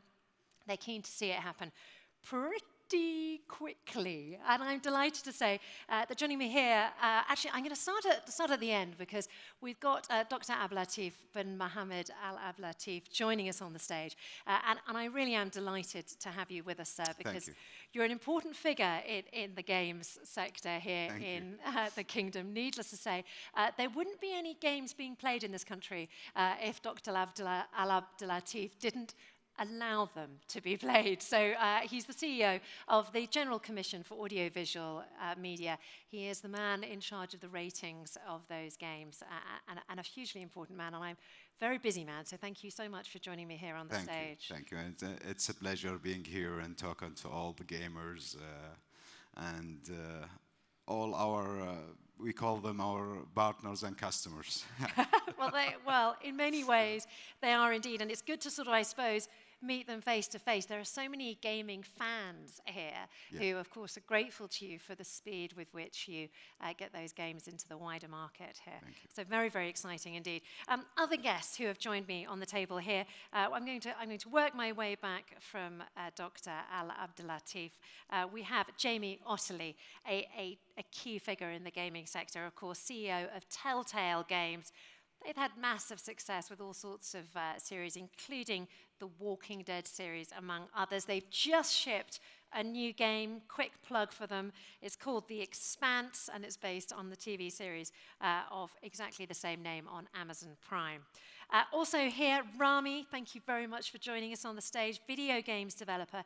He's a spokesperson really within the video games industry for diversity, and he's known for reaching out to games developers in other countries, so couldn't think of a better person to have on this panel, along with, of course, Nazi Faraz, head of localization and comms for Winds Entertainment. You are truly I feel bad calling people veterans in their industries when they're younger than me, but you're clearly a veteran in this industry as well. So, gentlemen, a pleasure to have you on stage. Okay, let's kick off, because I want to highlight the significance of localization, the importance of localization.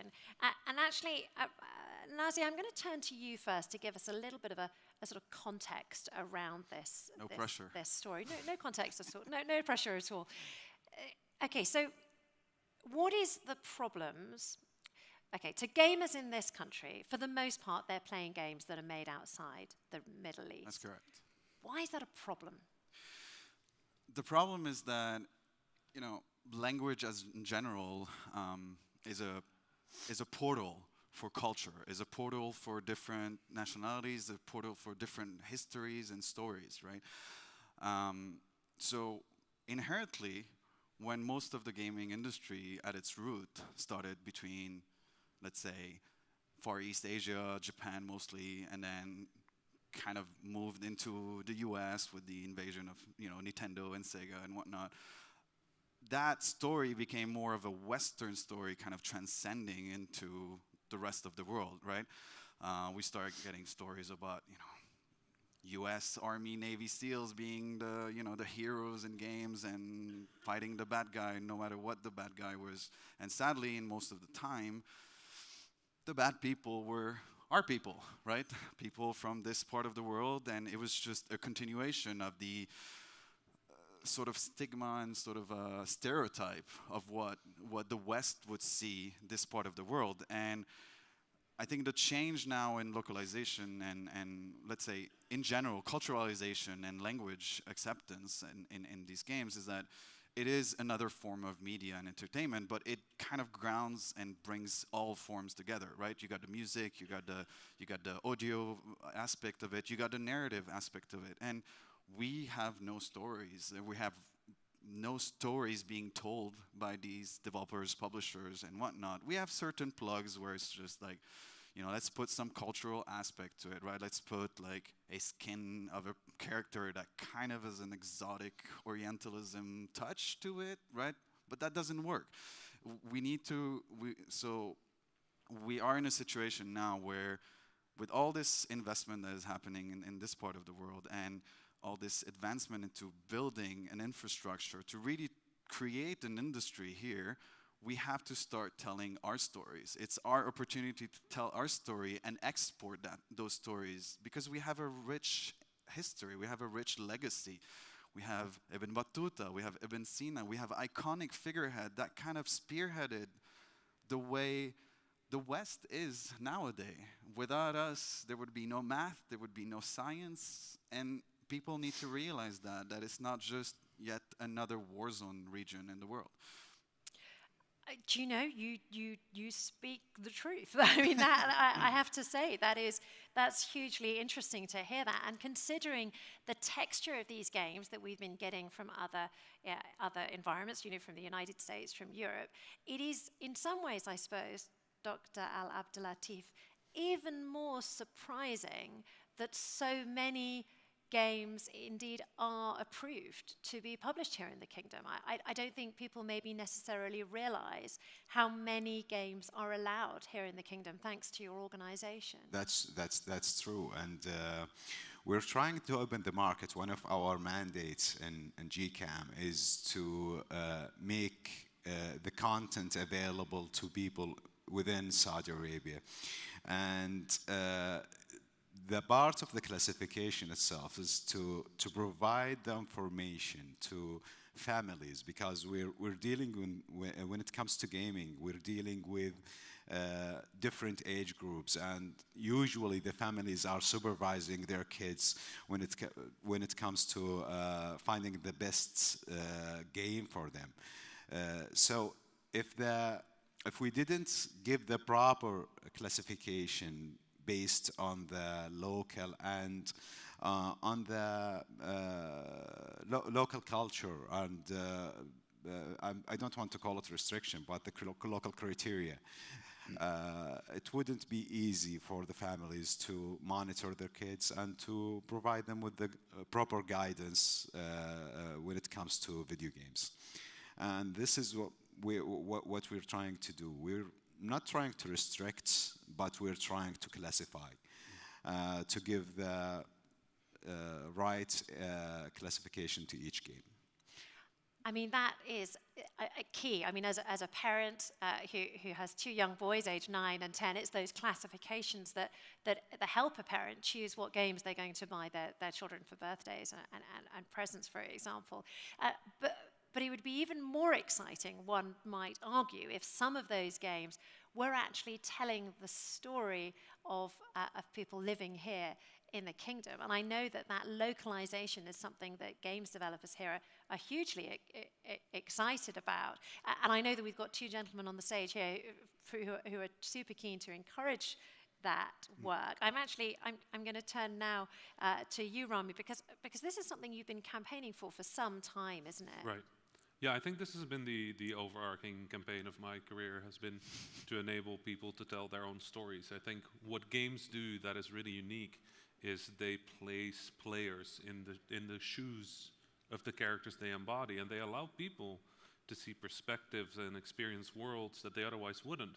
And in a book, you might say, the character does something, and in a movie, you might say the main character does something, but in a game, when people talk about it, they say, I did something. And that's a very unique, very intimate connection that people form, and it allows them to reevaluate things that they see. So I think games, more than any other medium, have this very unique opportunity to allow people to see perspectives that they haven't heard yet. And I think a key part of that is play, is that games are about playing. I mean, when you think about it, language is not inherently a part of games, right? It's an addition, it's a dressing, it's something that we use to build worlds, but play is this ancient force that has been throughout humanity. And if you ever want to have a conversation with somebody that speaks a language you don't know, put a ball on the ground and kick it towards them. Yeah. And they'll kick it back. You don't have to talk about it. You don't have to converse. You don't have to understand each other. But this is this really powerful, transcendent quality that games have that for me is really important. And I just started realizing when I was young, I'm Dutch Egyptian, that all the games were being made that by people that look like my Dutch friends.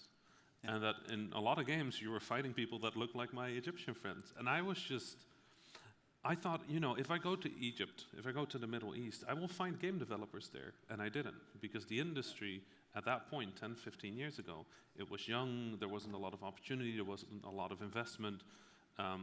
You know, the local governments in the region were trying to figure out what to do with games and how to sort of integrate them into reality here. But you know, for me, it was Ramadan, and I was playing Animal Crossing, and it's a game that has Christmas in it, and it's a game that has a Chinese New Year in it, and not a mention of Ramadan. Mm. And I was so disappointed that I made it myself, and I put it on the internet, and thousands of Muslims around the world joined to celebrate Ramadan in this video game. And it showed to me that there is so much need, so much demand, so much hope for things that touch on your personal lives for people who play games, that it's been a campaign for me for 15 years to say, okay, if games are a global language that all of us can speak, that all of us can hear, then everybody should speak it. And I mean, Jamie, you know, there's a rightness in that localization that needs to be expressed, that needs to be highlighted. But and I hate to do this, but there's also an economic imperative. There is. I mean, you know, there's the pure reasons, and then there are the economic reasons. You know, there are millions of enthusiastic gamers in this region, and they want to see games that tell their stories.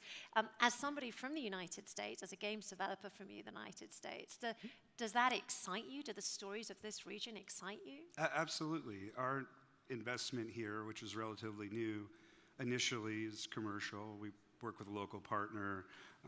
We bring our games here. We want a local partner because we tell stories.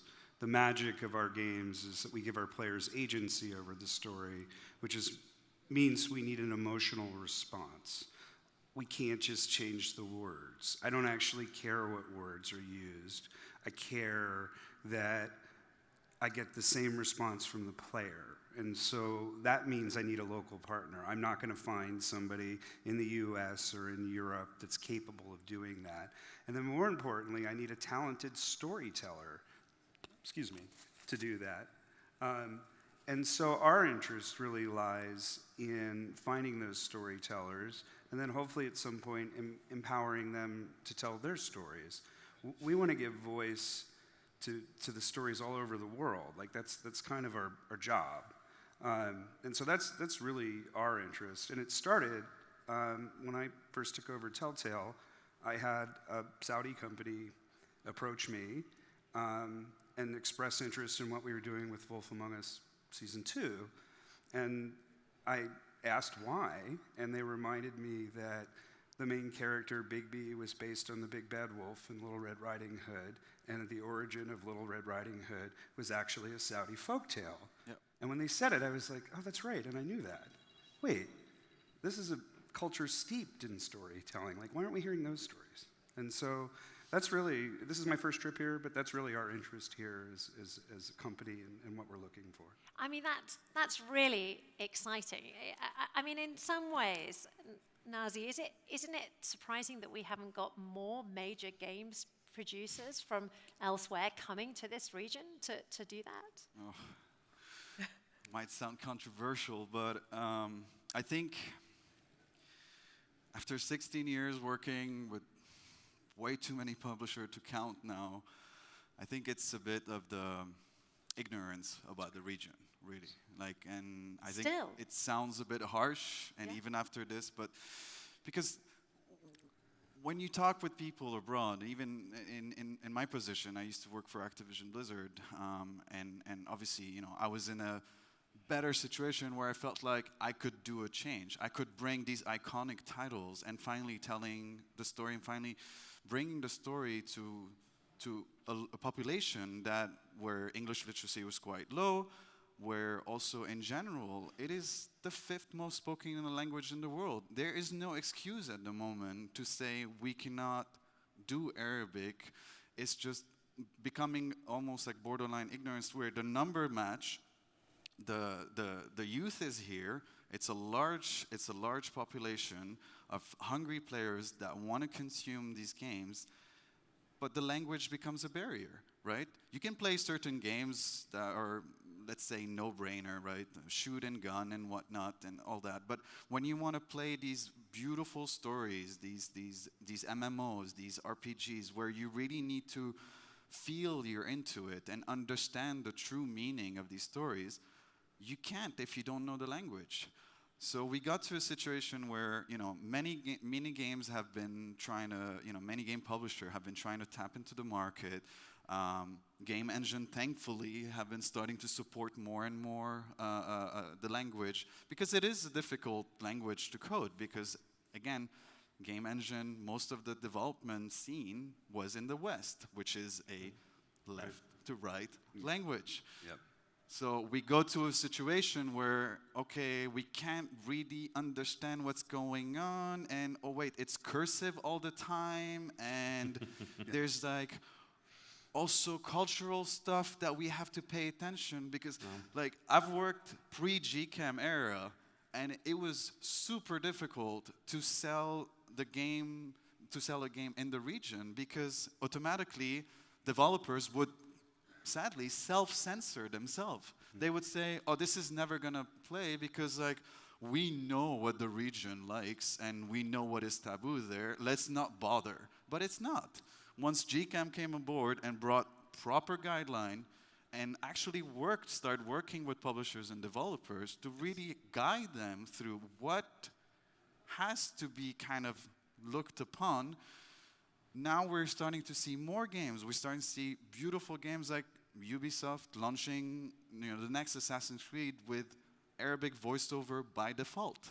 And this is the progress that we need to see more and more from, sadly, from bigger and bigger players, so that people at the bottom would start by default going for Arabic. Well, let's get into that, because I'm quite excited to hear about just how many video games GCAM has actually reviewed, because I think it's an important line to put in the sand here, because obviously you face, Dr. Al Abdelatif, you do face challenges of age classification and other perspectives that you have to consider when you're allowing these games to be played here in the kingdom. Yeah.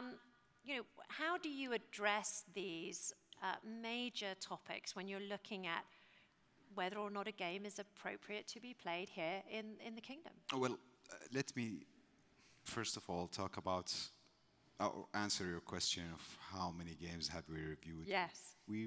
I think the number is around 4.6K games that was issued a classification from GCAM. The main issue and I totally agree with Nazih when he said that there are some obstacles when it comes to localization. Localization actually, and let me be a little bit academic and doctoral with you right now. The localization can start from just putting the menus in Arabic. This is the least, to including the whole cultural experience within the game. And I think some of the developers have tried to put some efforts, and you can see the demand for localized games because it will give satisfaction to the user. I'm not talking about Arabic only. I'm talking about all the language, all the cultures. When we started, let me give you an example. When FIFA started introducing commenting, on the games in Arabic. It went huge, it went viral. Everybody was excited about it. And it was very simple. Programming-wise, I think it's piece of cake. It's not that difficult. VO files. So putting the efforts there, you will open markets. And the difficulty, coming back to the difficulty from our side and from the publisher side.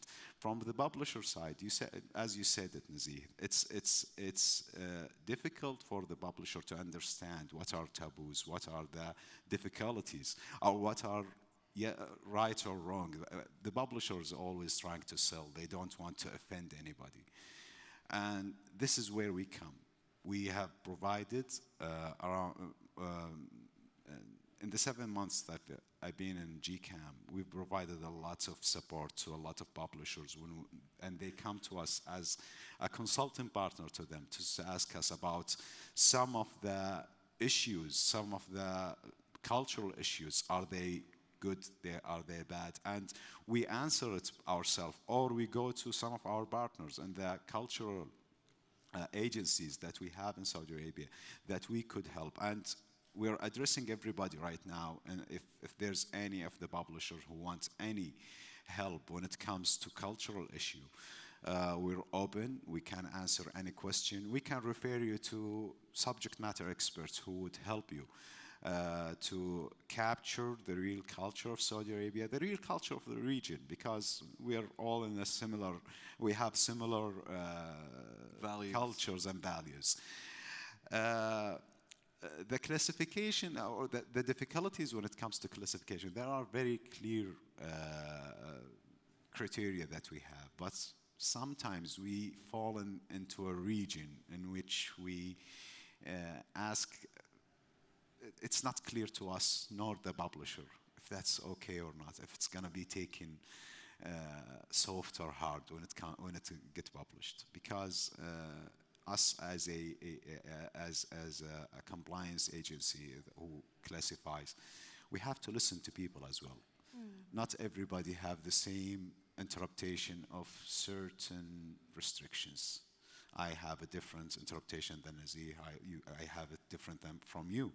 And this is why whatever I allow my kids to see, you don't allow them, or vice versa. So this is the most difficult part when it comes to classification.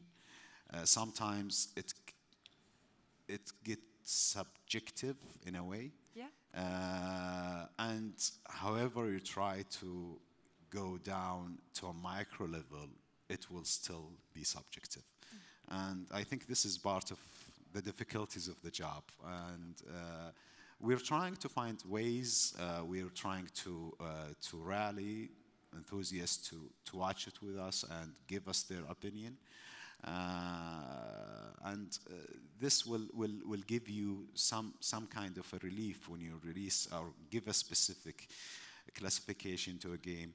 It will give you a relief that you have done the right judgment for that game.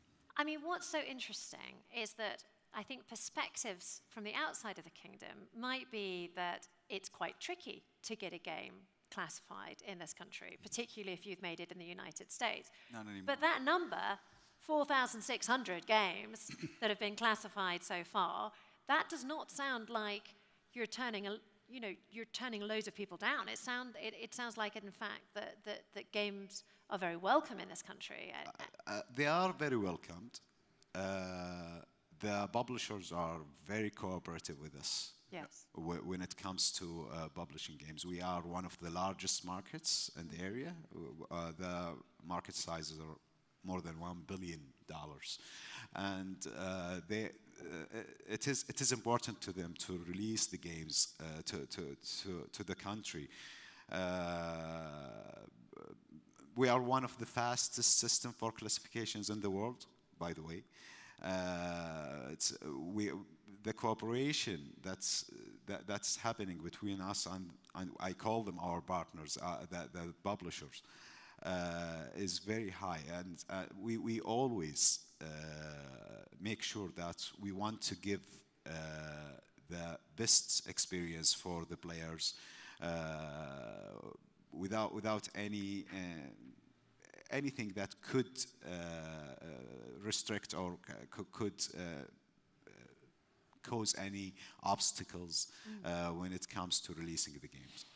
But I suppose that the biggest solution would be for more games to be made right here in this region, for them to be localized from the ground up, because then you're not going to be facing any problems at all with, you know, a language difficulty or a cultural sensitivity. So let's talk about the narrative. Let's talk about the stories that need to be told that would make great games. Rami, you know, what would you suggest? I mean, I've been talking to lots of developers here and people in the region. I've seen incredible games. I've seen games being developed by very small teams that are just starting up now, 2 people.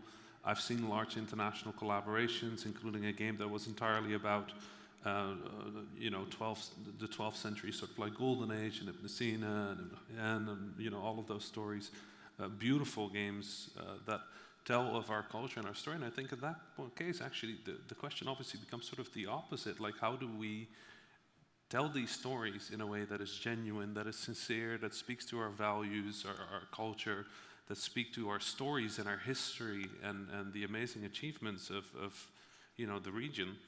And how do we export those out? How do we localize our content in a way that is accessible to people outside of the region? And I think those types of collaborations, these sort of international collaborations with the leadership of a studio being from here, being raised here, and then bringing a lot of the latent talent around the world to work with us. I think those are really where the large opportunities are, because I'll be really frank, I miss these stories in games. Like, I've grown up Dutch Egyptian, and every story that I've heard in the West has a video game, and every story I hear in the Arab world, like my dad tells me stories about old Egypt or about New Egypt, about, you know, the region. I'm just incredibly sad that I can't play them without them being funneled through the lens of the West. Right? Like, I want to play a game about Egypt. It's going to be the way some guy in France sees Egypt, right? And that's the last thing you want. Yeah.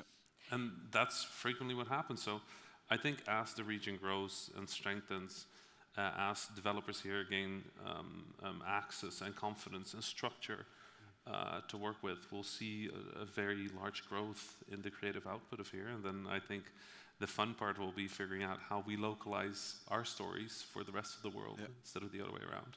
I love that line. And unbelievably, we only have 3 minutes left of this session, and I feel like we could talk about this for the next 3 hours. It is absolutely fascinating. I'm gonna come to you, Jamie, just briefly, because I just want to sort of really tease out the challenges that games developers such as yourself face when trying to get them you know, ready for the Arabic language, for example. Now, why are more games not being translated?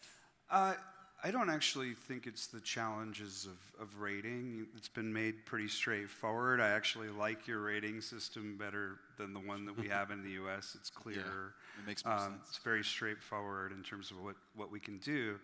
The challenge for us has really been market size, the costs of localization. You touched on the language issues, that we don't necessarily take it into account when we start a game, and we need to. Our games are fully voiced. Voice talent is expensive. It's performance capture. We would need a facility here, a talent pool here, a voice director here, all of those elements to be able to do it. And unfortunately, at least for our genre, that the market isn't quite there to support that level of investment. The most exciting thing I've seen since I'm coming are the number of small teams experimenting. I think a regional market that makes content for this, that's made here for here, that ignores the West and everybody else and focuses on what people want here is the answer to that. Ultimately, games are a craft. You have to keep making them to get better at it. Yep. Growing that ecosystem will eventually lead to stories that will naturally transition to the rest of the world. This all started in Japan, really. I mean, Atari earlier, but ultimately when I was a kid, most of the games I really liked came from Japan, and they were localized really badly into English. And so then that migrated to the West, and perhaps now it's this region's turn to take a leadership role there. So, Nazi, we have the stories, we have the enthusiasm, we have the support of the classification agency. Any hurdles that you can see in the coming years? No, I think in general, it's maybe like the change of vision as let's say, as the local talent happening here. Like, I'm super impressed at the investment that they're bringing right here. Like, I wish I was still here when that happened. That would have probably changed my career, and I didn't have to, go through so many hurdles to get to where I am. But also a reminder that bringing, big names, big leadership, without having people at the bottom level executing, right? We're not here, like, and again, might again be controversial, but like, let's not just do the same mistake that other region has done, right? Bringing veteran people into the country, let them lead this new industry, and then they start bringing, importing their external talent that come from other part of the world.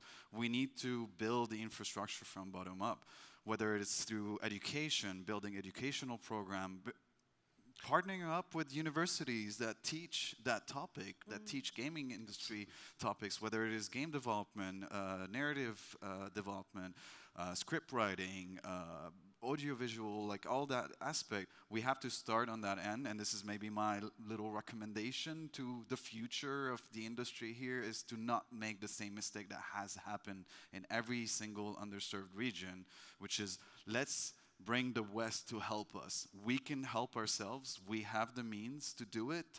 We just need to trust in ourselves, trust in our stories and our history. We've done it. We've done it thousands and thousands of years ago. We were the Fertile Crescent, after all. A call to action. There's nothing I like more than to polish off a panel with a nice call to action. Gentlemen, it's been a great pleasure to have you join us here on the stage. Thank you so much for your valuable time and your valuable input. It was, I mean, just genuinely fascinating. And I'm sure everyone in the audience would like to join me here to applaud our fabulous guests. Thank you very much indeed for joining me here on stage. First of all, Dr. Abdulatif bin Mohammed Al Abdulatif. Jamie, absolutely wonderful to have you here. Rami as well. And of course, Nazi. Yes. Can you tell it's reaching the end of my day? Thank you so much, gentlemen. It's been wonderful to have you with us. Thank you very much indeed. Thank you. Really, really great. I will lead you off stage because I'm going to be picking up Lucy, who's going to be joining me. And then so I'll march forwards, and then I'm going to turn around and march right back. Because goodness me, Lucy, what did you think about that? Localization and that call to action at the end. Yes, and such an important conversation to have as well, and a great way to kind of round up the day as well. And great panelists, great knowledge, and that call to action was really brilliant as well. I'm just going to step out the way while they get ready for our next panel. Yeah, it was really impassioned. It was really impassioned, and I think it's really important that we see that growth from the ground up. And of course, you do have organizations such as the Giga Project Neon, who are already working with organizations like DigiPen, the hugely respected University of DigiPen, to encourage more local talent. Yeah, absolutely. It's something that's been a long time coming, and it's great to see that there's a real driving force behind it. So watch this space and we'll see what happens. Now, I understand that you have another panel waiting in the wings. Yes, we are closing down the show with, we're basically going to be telling the story of the ESL Face It Group story. Now, this is the merging of two companies that have formed a beautiful partnership to come together to create a world-class esports company. I've got two great panelists. They're in the back gaming, which is just giving me a lot of pleasure because they were just really in the moment. I just wanted to have a chat. They wanted to game. So we're going to have a chat on stage. It's going to be great, and I'll see you at the end. I'll see you on the other side. Unfortunately, close the show. Have all right, fun. all right. Okay, on that note, I would love to bring up my panelists up onto the Next World Forum stage. If you could give them a round of applause. I know it's been a long day. Let's make them feel welcome. Yes. How are we doing, guys? Doing well, like everyone. The end of the 2 days. Oh, yeah. Okay, so on my right, I've got Craig Levine, co-CEO at ESL Faceit. And on my far right is Nicolo Maisto, co-CEO as well at ESL Faceit. Now, like I just said to Georgia, this is a discussion about the wonderful partnership, the wonderful merging of two companies. So just a bit of background for you guys, just to provide a bit of context. Esports organization ESL Gaming and the competitive gaming platform Faceit, they merged to form ESL Faceit Group. Now, after the pair were bought by the Saudi-backed Savvy Games Group. So this discussion is essentially going to dive deep into the beautiful partnership about how two major global gaming organizations have come together to form one of the world-leading esports companies. I think that's fair to say that. You're smiling, so that's good. I think a great place to start would be with introduction on both ESL Gaming and Faceit, as separate companies. Tell me about those as separate entities.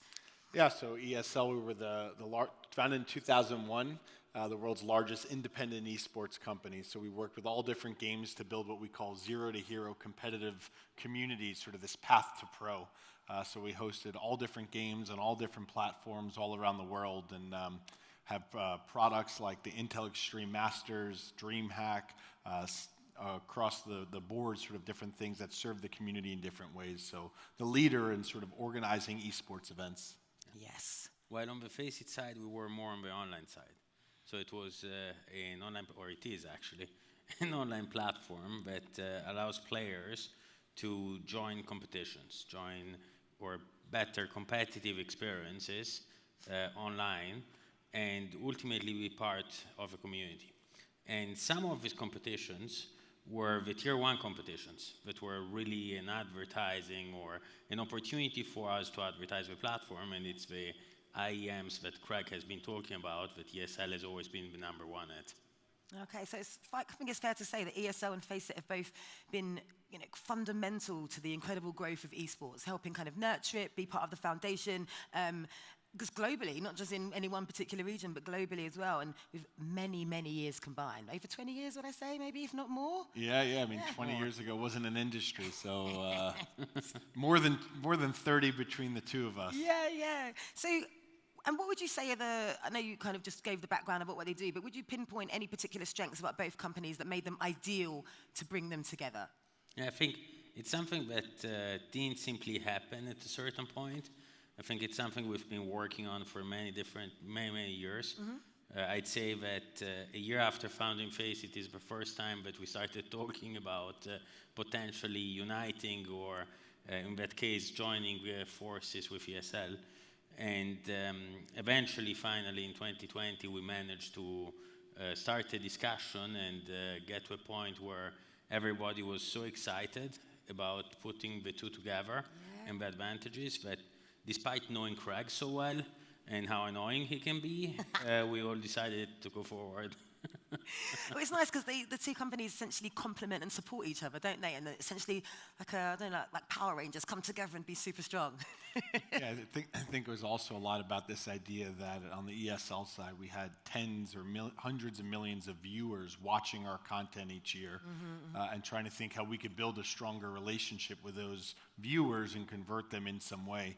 And on the Faceit side, having sort of this play proposition and community where players would come together and then be a part of, and this idea of being able to take the viewership and convert them into players and take then the traffic of the players to drive them back to live events or to live broadcasts. So that sort of synergy, if you will, I think was a big underlying thesis heading into the partnership. Yeah. So I want to just take it back and rewind a little bit. You just spoke about 2020 when the merger was about to take place.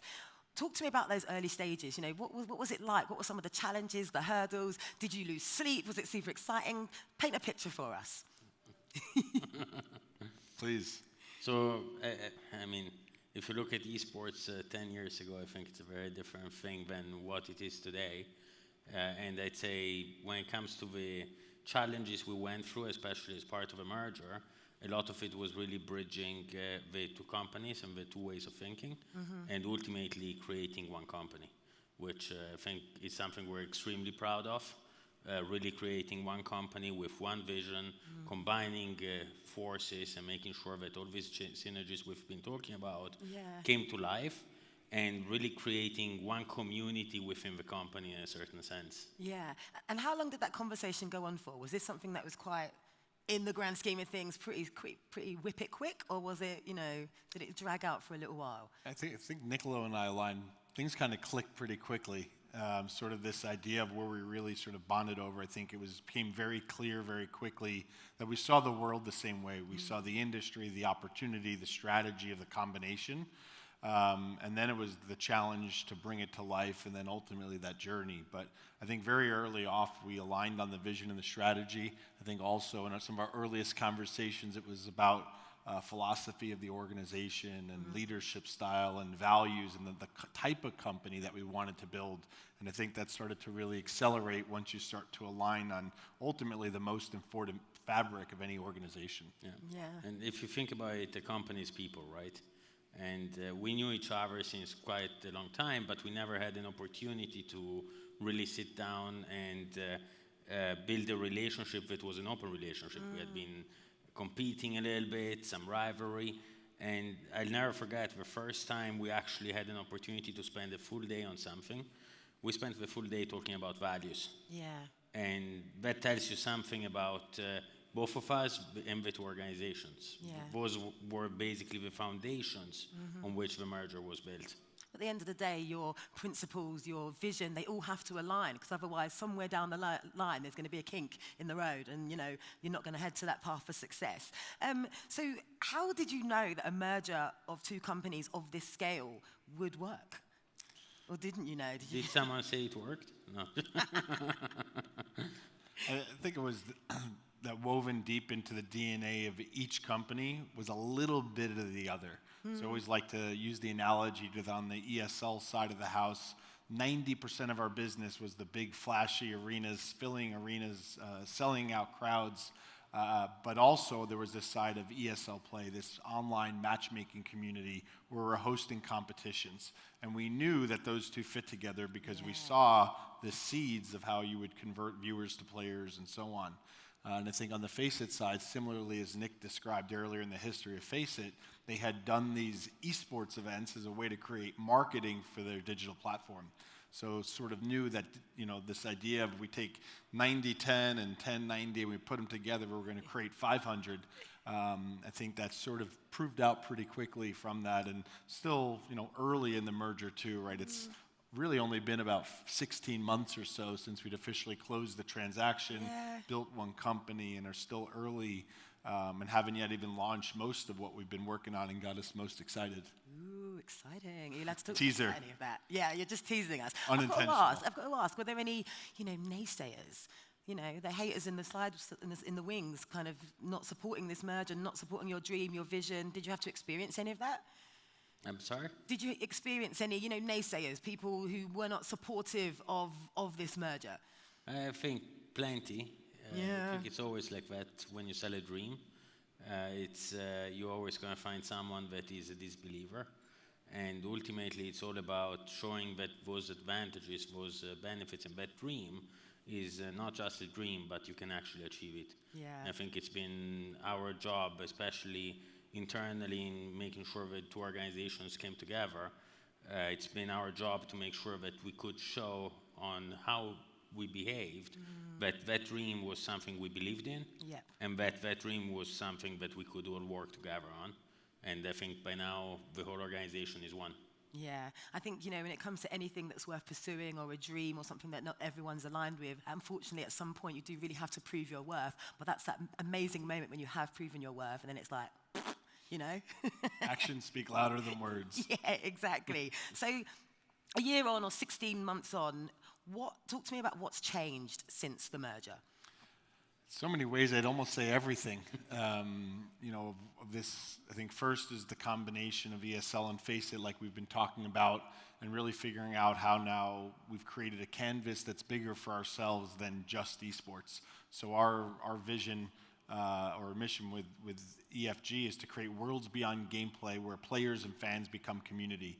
esports to us is the strongest manifestation of community, but together and with DreamHack as part of the family as well, we have the opportunity to create experiences and brands that speak to players that might not be a Counter-Strike player or a Dota 2 player. So I think that's become a fun opportunity for us now to take new steps and chart new territory. But it's still just the beginning, I would say.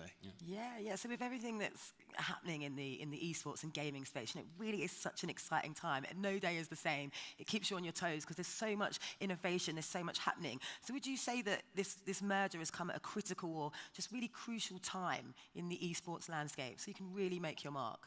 Yeah, I'd say it's if you look at what's happening now, especially, and the headwinds that not just esports, but I'd say the economy in general, and especially gaming, are facing, I think the timing was perfect.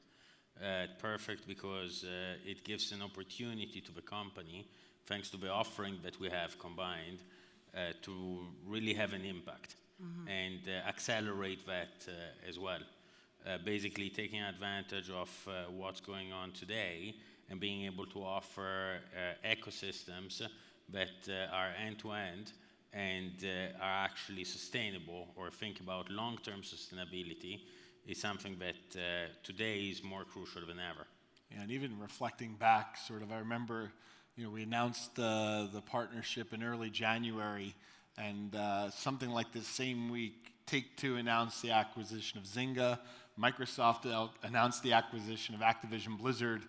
So there's clearly the industry consolidation that's coming together, even bigger than ESL and FACEIT, even bigger than esports, but across the entire video game industry. And I think being able to stand taller together in sort of this forest of giants, I think has helped position us not only together to some of the headwinds, but also as strong, credible partners now, across the industry. And obviously, with the merger, became really the launch in some ways of Savvy Games Group. Yeah. Right? What isn't sort of the big debut in many ways around that. So really also being able to have sort of the long-term perspective to the industry, being able to do what's right for the business despite short-term challenges and bumps, I think has been a real competitive advantage for us over the last year. Yeah, it's interesting, he talks about the consolidation. I do read a lot of companies, big companies kind of scooping up little companies, or not vice versa, but joining forces. And this, I think this is just a testament to the power of the gaming industry and where it's going, the potential that it has, and companies are seeing it. And I think that's the beauty, isn't it, of, like the merger, for example, you get in early because you have the vision to be part of something and maybe get in there before things go really big, and then you were there at the start. It's that spidey sense of 20 years experience, where you just kind of know when to make a move, and then you kind of get that feel when the move feels right, and then you've got to step through that window of opportunity. Yeah, 100%. So how has the merger helped the esports space, or aided your mission in supporting the ecosystem and creating worlds that go beyond gameplay? Yeah, I think what we've been able to do now is to serve our core user, our players, our fans, in a way that we haven't been able to before. Thinking holistically about their experiences, that yes, they play games, but they're also engaging in what we call beyond play activities. So our target audience spends about 40 hours per month playing the games they love, and almost another 40 hours per month engaging in those activities. That's watching content, that's following a conversation on Reddit or Twitter, or coming to a live event. And that's a big place for us to be able to think how we could create a value proposition that engages those users, that's additive to their experience, and that ultimately will obviously unlock the business on top of that. So keeping the gamer-centric, as you've heard throughout the theme probably of the conference, I think has been important. And now again, together, being able to create a more unified experience, not just for players, but for game publishers and developers. Yes. So whether that's creating new innovative ecosystems across other big titles, or whether that's helping new developers leverage our tools and experience that we've created, like matchmaking or anti-cheat or anti-toxicity, helps power the next generation of multiplayer games from the earliest stages. So hopefully really positioned to enable the industry much more broadly than either of us individually. Yeah, so it's about providing solutions that support all elements of the gaming world, publishers, game developers, and build this, I guess, sustainable, competitive, these gaming communities, and ecosystems, like you just said, almost like a one-stop shop, basically.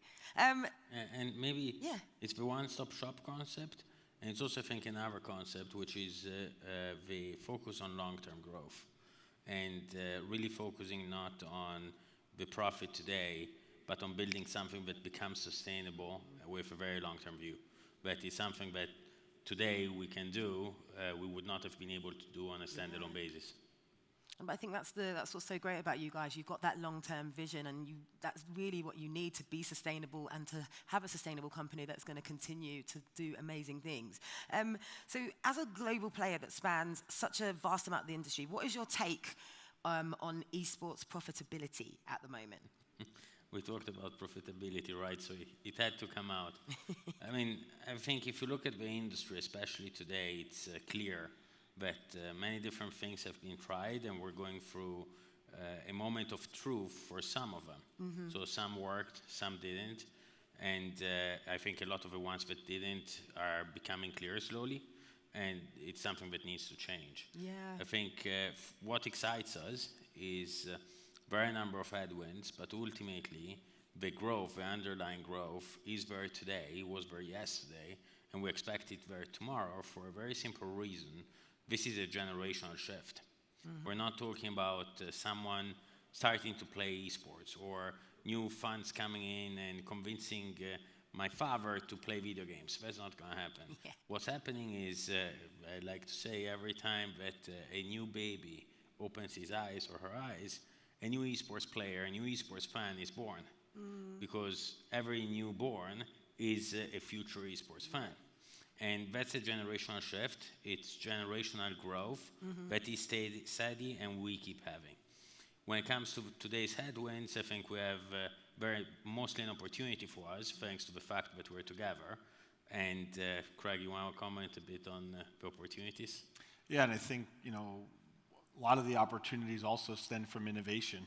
And when you talk about profitability, it's, creating the right business model. And we have this saying that revenue lags relevance.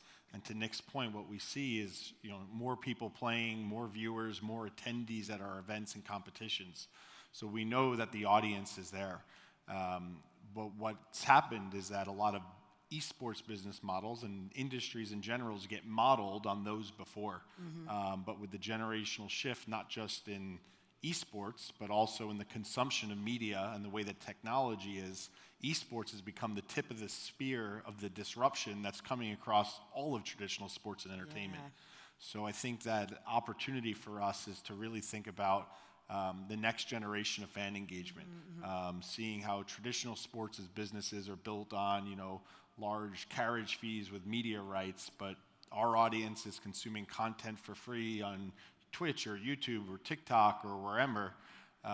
It's now on us to say, how can we monetize this audience in new and innovative ways that there isn't the blueprint and playbook for? And I think that's both the temporary challenge that the esports business is at, but the opportunity, how we're going to create more momentum, more disruption across all of sports and entertainment.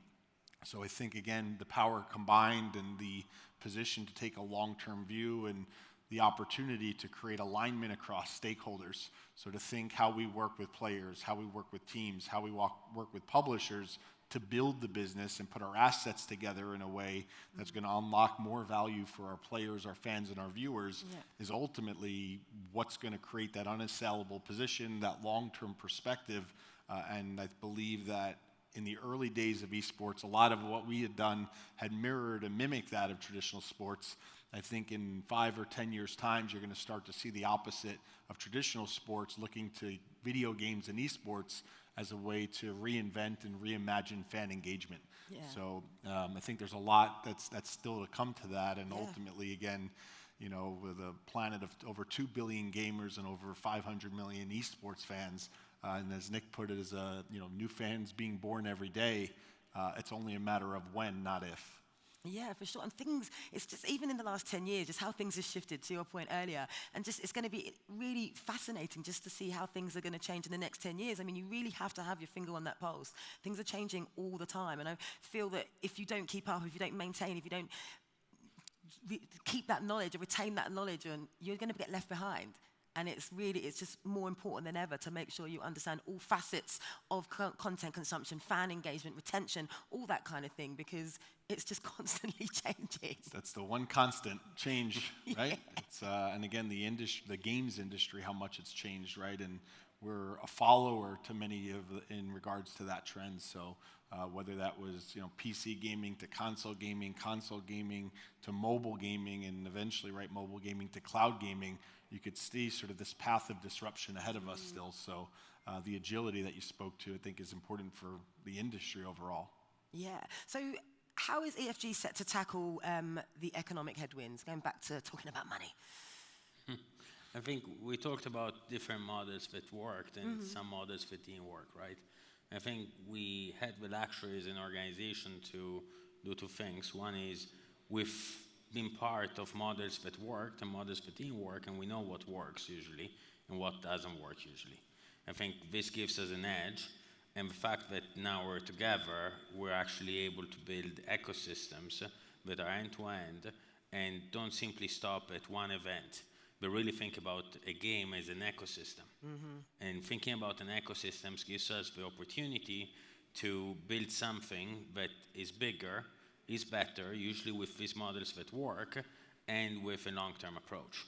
So for us, it's all about thinking about an end-to-end. So it's not simply, hey, we need to do an event, we need this amount of money. It's like we can create value in many different ways, in many different areas, and it's not always necessary to have the same financial investment to do it. And in the long run, most importantly, eventually it's going to pay off. So this long-term approach, together with the end-to-end ecosystem building mindset, is a little bit our way of making an opportunity out of these headwinds. Yeah, I think it's also the partnerships, building long-term partnership with teams, building long-term partnership with publishers, building long-term partners with brand partners.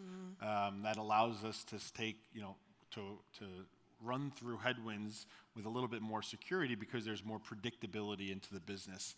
So for ourselves, having a 20-year relationship with Intel, multi-year contracts with companies like Qualcomm allows us that even though there's economic headwinds in the moment that maybe delay perhaps new investments that are coming, we've been able to preserve a lot of the underlying value that we've been creating there. So it's really the maturation of the organization, the growth of the industry, and also using that in a positive way, in a responsible way as a leader to help the industry around us similarly sort of shepherd through this. So it's ultimately about partnerships and how we've been able to work with different stakeholders to create the right business model together, but take it as an opportunity also to revisit perhaps what hasn't worked or to disrupt what's out there at certain moments as well. But kind of as is the underlying essence of, esports, it's about teamwork. It's a team effort, as is the merger, it's a team effort. When you have other outside factors that get involved, it only serve to make you stronger as a company, helps make your vision stronger as well. So is that part of your outlook then for the future? Partnerships,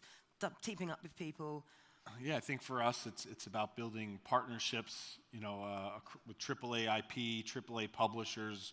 We know that those are the games that drive the audience, that enable our business on the esports side and what we call the digital platform of what FACEIT is today.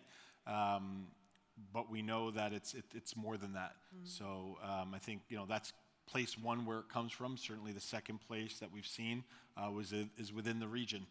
The growth that's been happening here, the awakening of the audience coming online here is a tremendous opportunity for us to serve an audience and build connectivity on all parts of the world into a global ecosystem.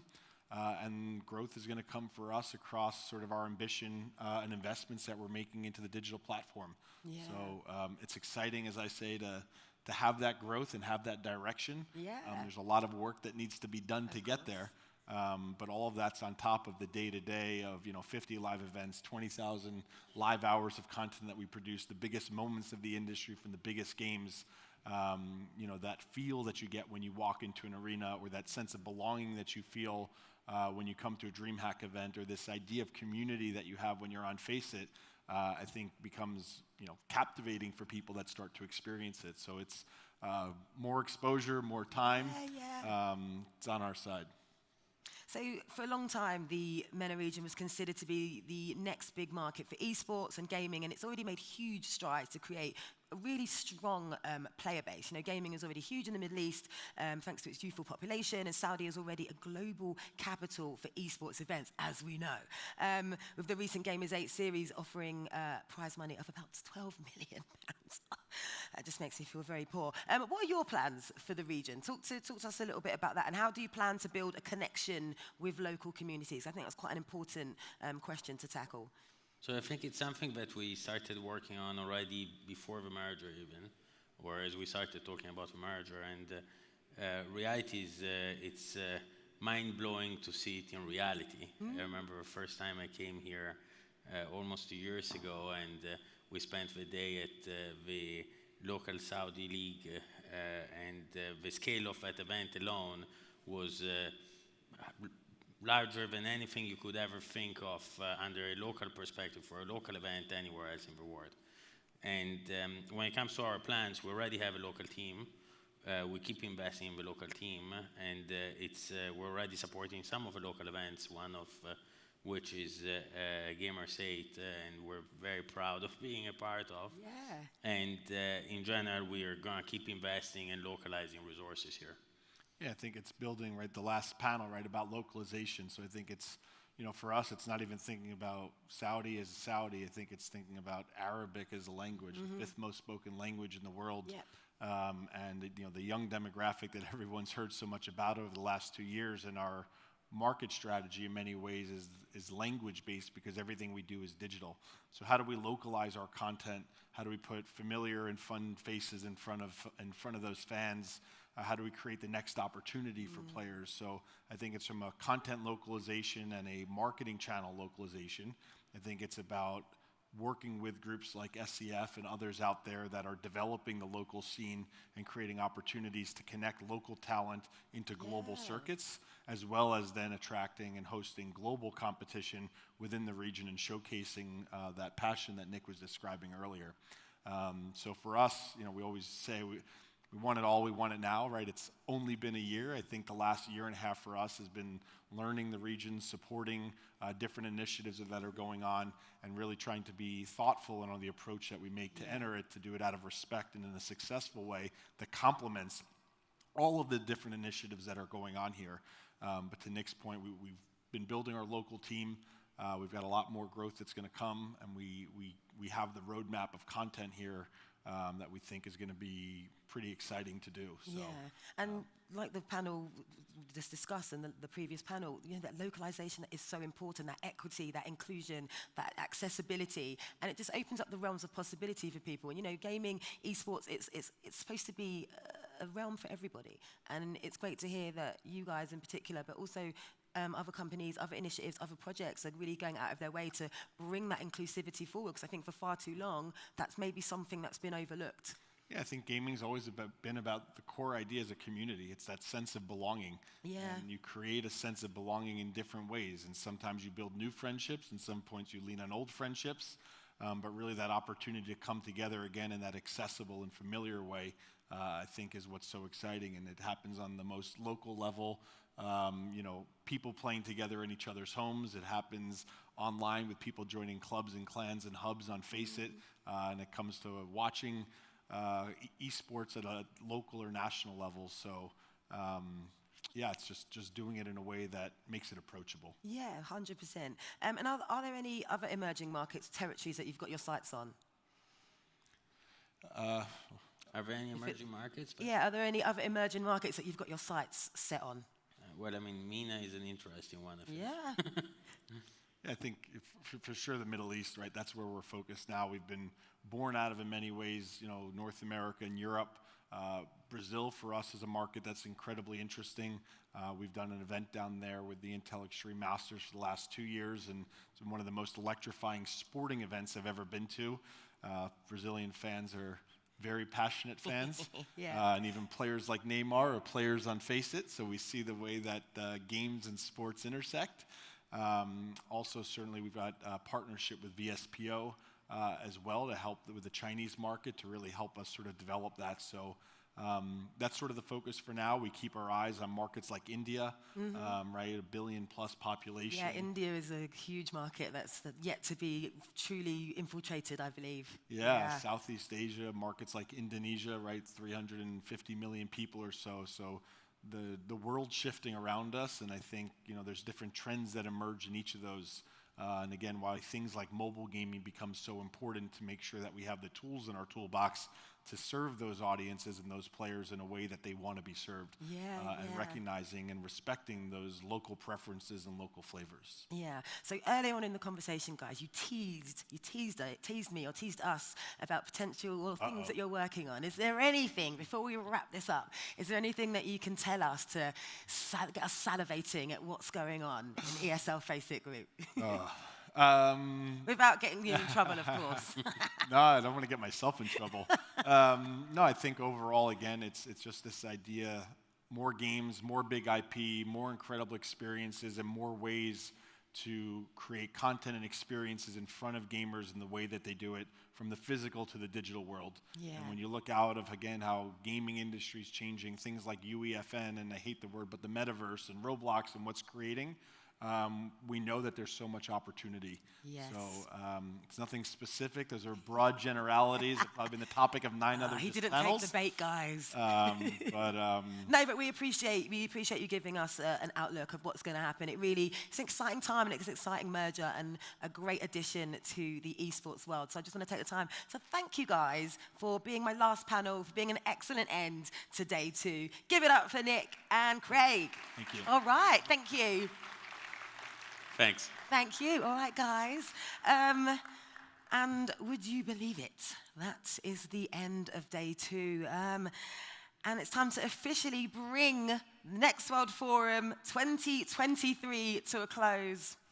I'm a little bit sad about that. I can't believe we're already at that stage of the day. How did those 48 hours pass so incredibly quickly? It has been smashing. Sign of a good time, though, right? When you're having a good time and there's lots of great content and lots of great people, time goes really quick. When you're having a bad time, you're like, oh, no.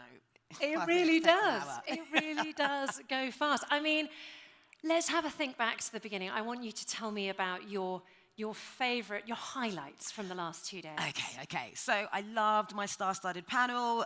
We're discussing how Hollywood, sports icons, entrepreneurs are really embracing gaming, but also using their influence to really make an impact on the industry. I loved the conversation today with His Royal Highness and Min Lang Tang, CEO of Razer, when they brought out the Razer and just showing how gaming is infiltrating all different aspects of different industries. And it gave us a real sense as well, I think, of how Saudi Arabia is really keen to continue harnessing the power of gaming and the fantastic work that Razer is doing in this industry as well. And I loved your chat with the all-female panel about female leadership. I thought that was so empowering, not just because I'm a woman, but it was just really brilliant to have that platform on this stage. I think it was incredibly important. The stuff with Kidia about, players' well-being and just how much work and time goes into looking after the well-being of these individuals. It was really great. And I've got to say as well, hasn't Georgia done an absolutely epic job today? Honestly, back-to-back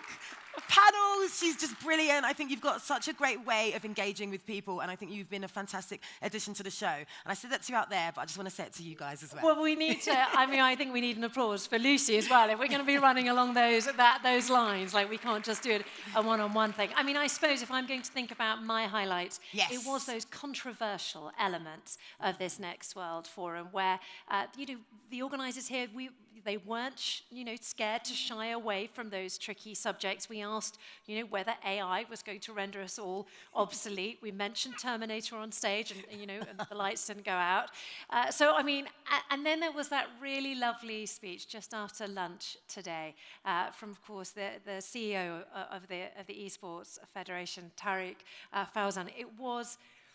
it was clear in that speech the teamwork that goes into organising all these esports events, and the joy and experience that everyone working on that team is having to bring this nascent industry to the kingdom in style. And so yeah, I mean, it's just been an absolutely smashing couple of days. Absolutely. And you know, at the beginning of the, let's say 2 days, only yesterday, we promised you a who's who in the world of gaming, and I think it's fair to say we didn't disappoint. We've brought you brilliant panel discussions, insightful, thought-provoking discussions, excellent individuals coming up here to share their expertise, and we are so grateful that you've taken the time to come from all different corners of the planet to be here to share your expertise in a region that is really making amazing waves in the world of esports. It really is quite mind-blowing just how forward the kingdom is when it comes to gaming and esports compared to other places. Yeah, it's very exciting. There's clearly a lot to be learned for other nations, because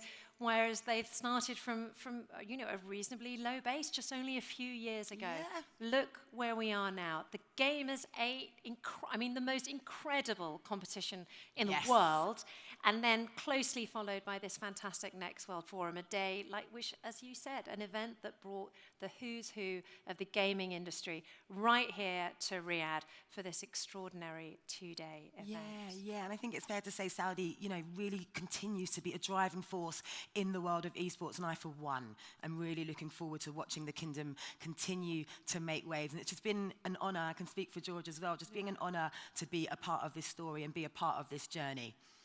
I think it might be now time for us to say goodbye. I think so. And I think it might be time for you to watch a little video of the highlights of this second edition of the Next World Forum 2023. And a very heartfelt thanks to both of us for attending, for experiencing, and for being part of it with us. That we've built a community here. Absolutely. And it feels special. Thank you very much indeed. Thank you very much.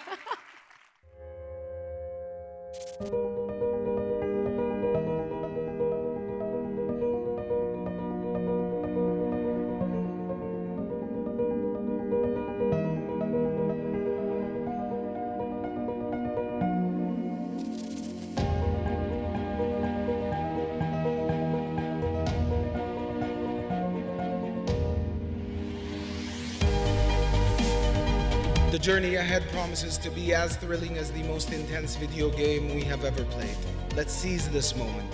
Come together, not just to play, but to dream, to innovate, and to collaborate. You are our key stakeholder, and if we can do right by you, we will get the best product out of it. Games and movies are shared experiences. They invite the audience into an imaginary world. Technology has been the one currency that has advanced society for over 200 years. Video games are the greatest form of entertainment on this planet. Without esports, the future isn't going to happen. We're building a platform for leaders in this industry to come together in a collaborative fashion so that we can bring the future forward. The 2023 Gamers 8 Club Award champions, Twisted Mind! Can't believe that they just won $1.5 million. The key to everything that I'm learning at this event and at past events is really all the best things are done by gamers. How do we grow? How do we keep growing for the future? Do things the right way, do things sustainably, but make sure every step is a step forward, not a step backwards. Everyone has a voice. We see the government over here really focused in terms of investing in the gamers, in esports, and we just think the sky's the limit. We are on the right way, on the right direction, with the right team, with the right strategy, right initiatives.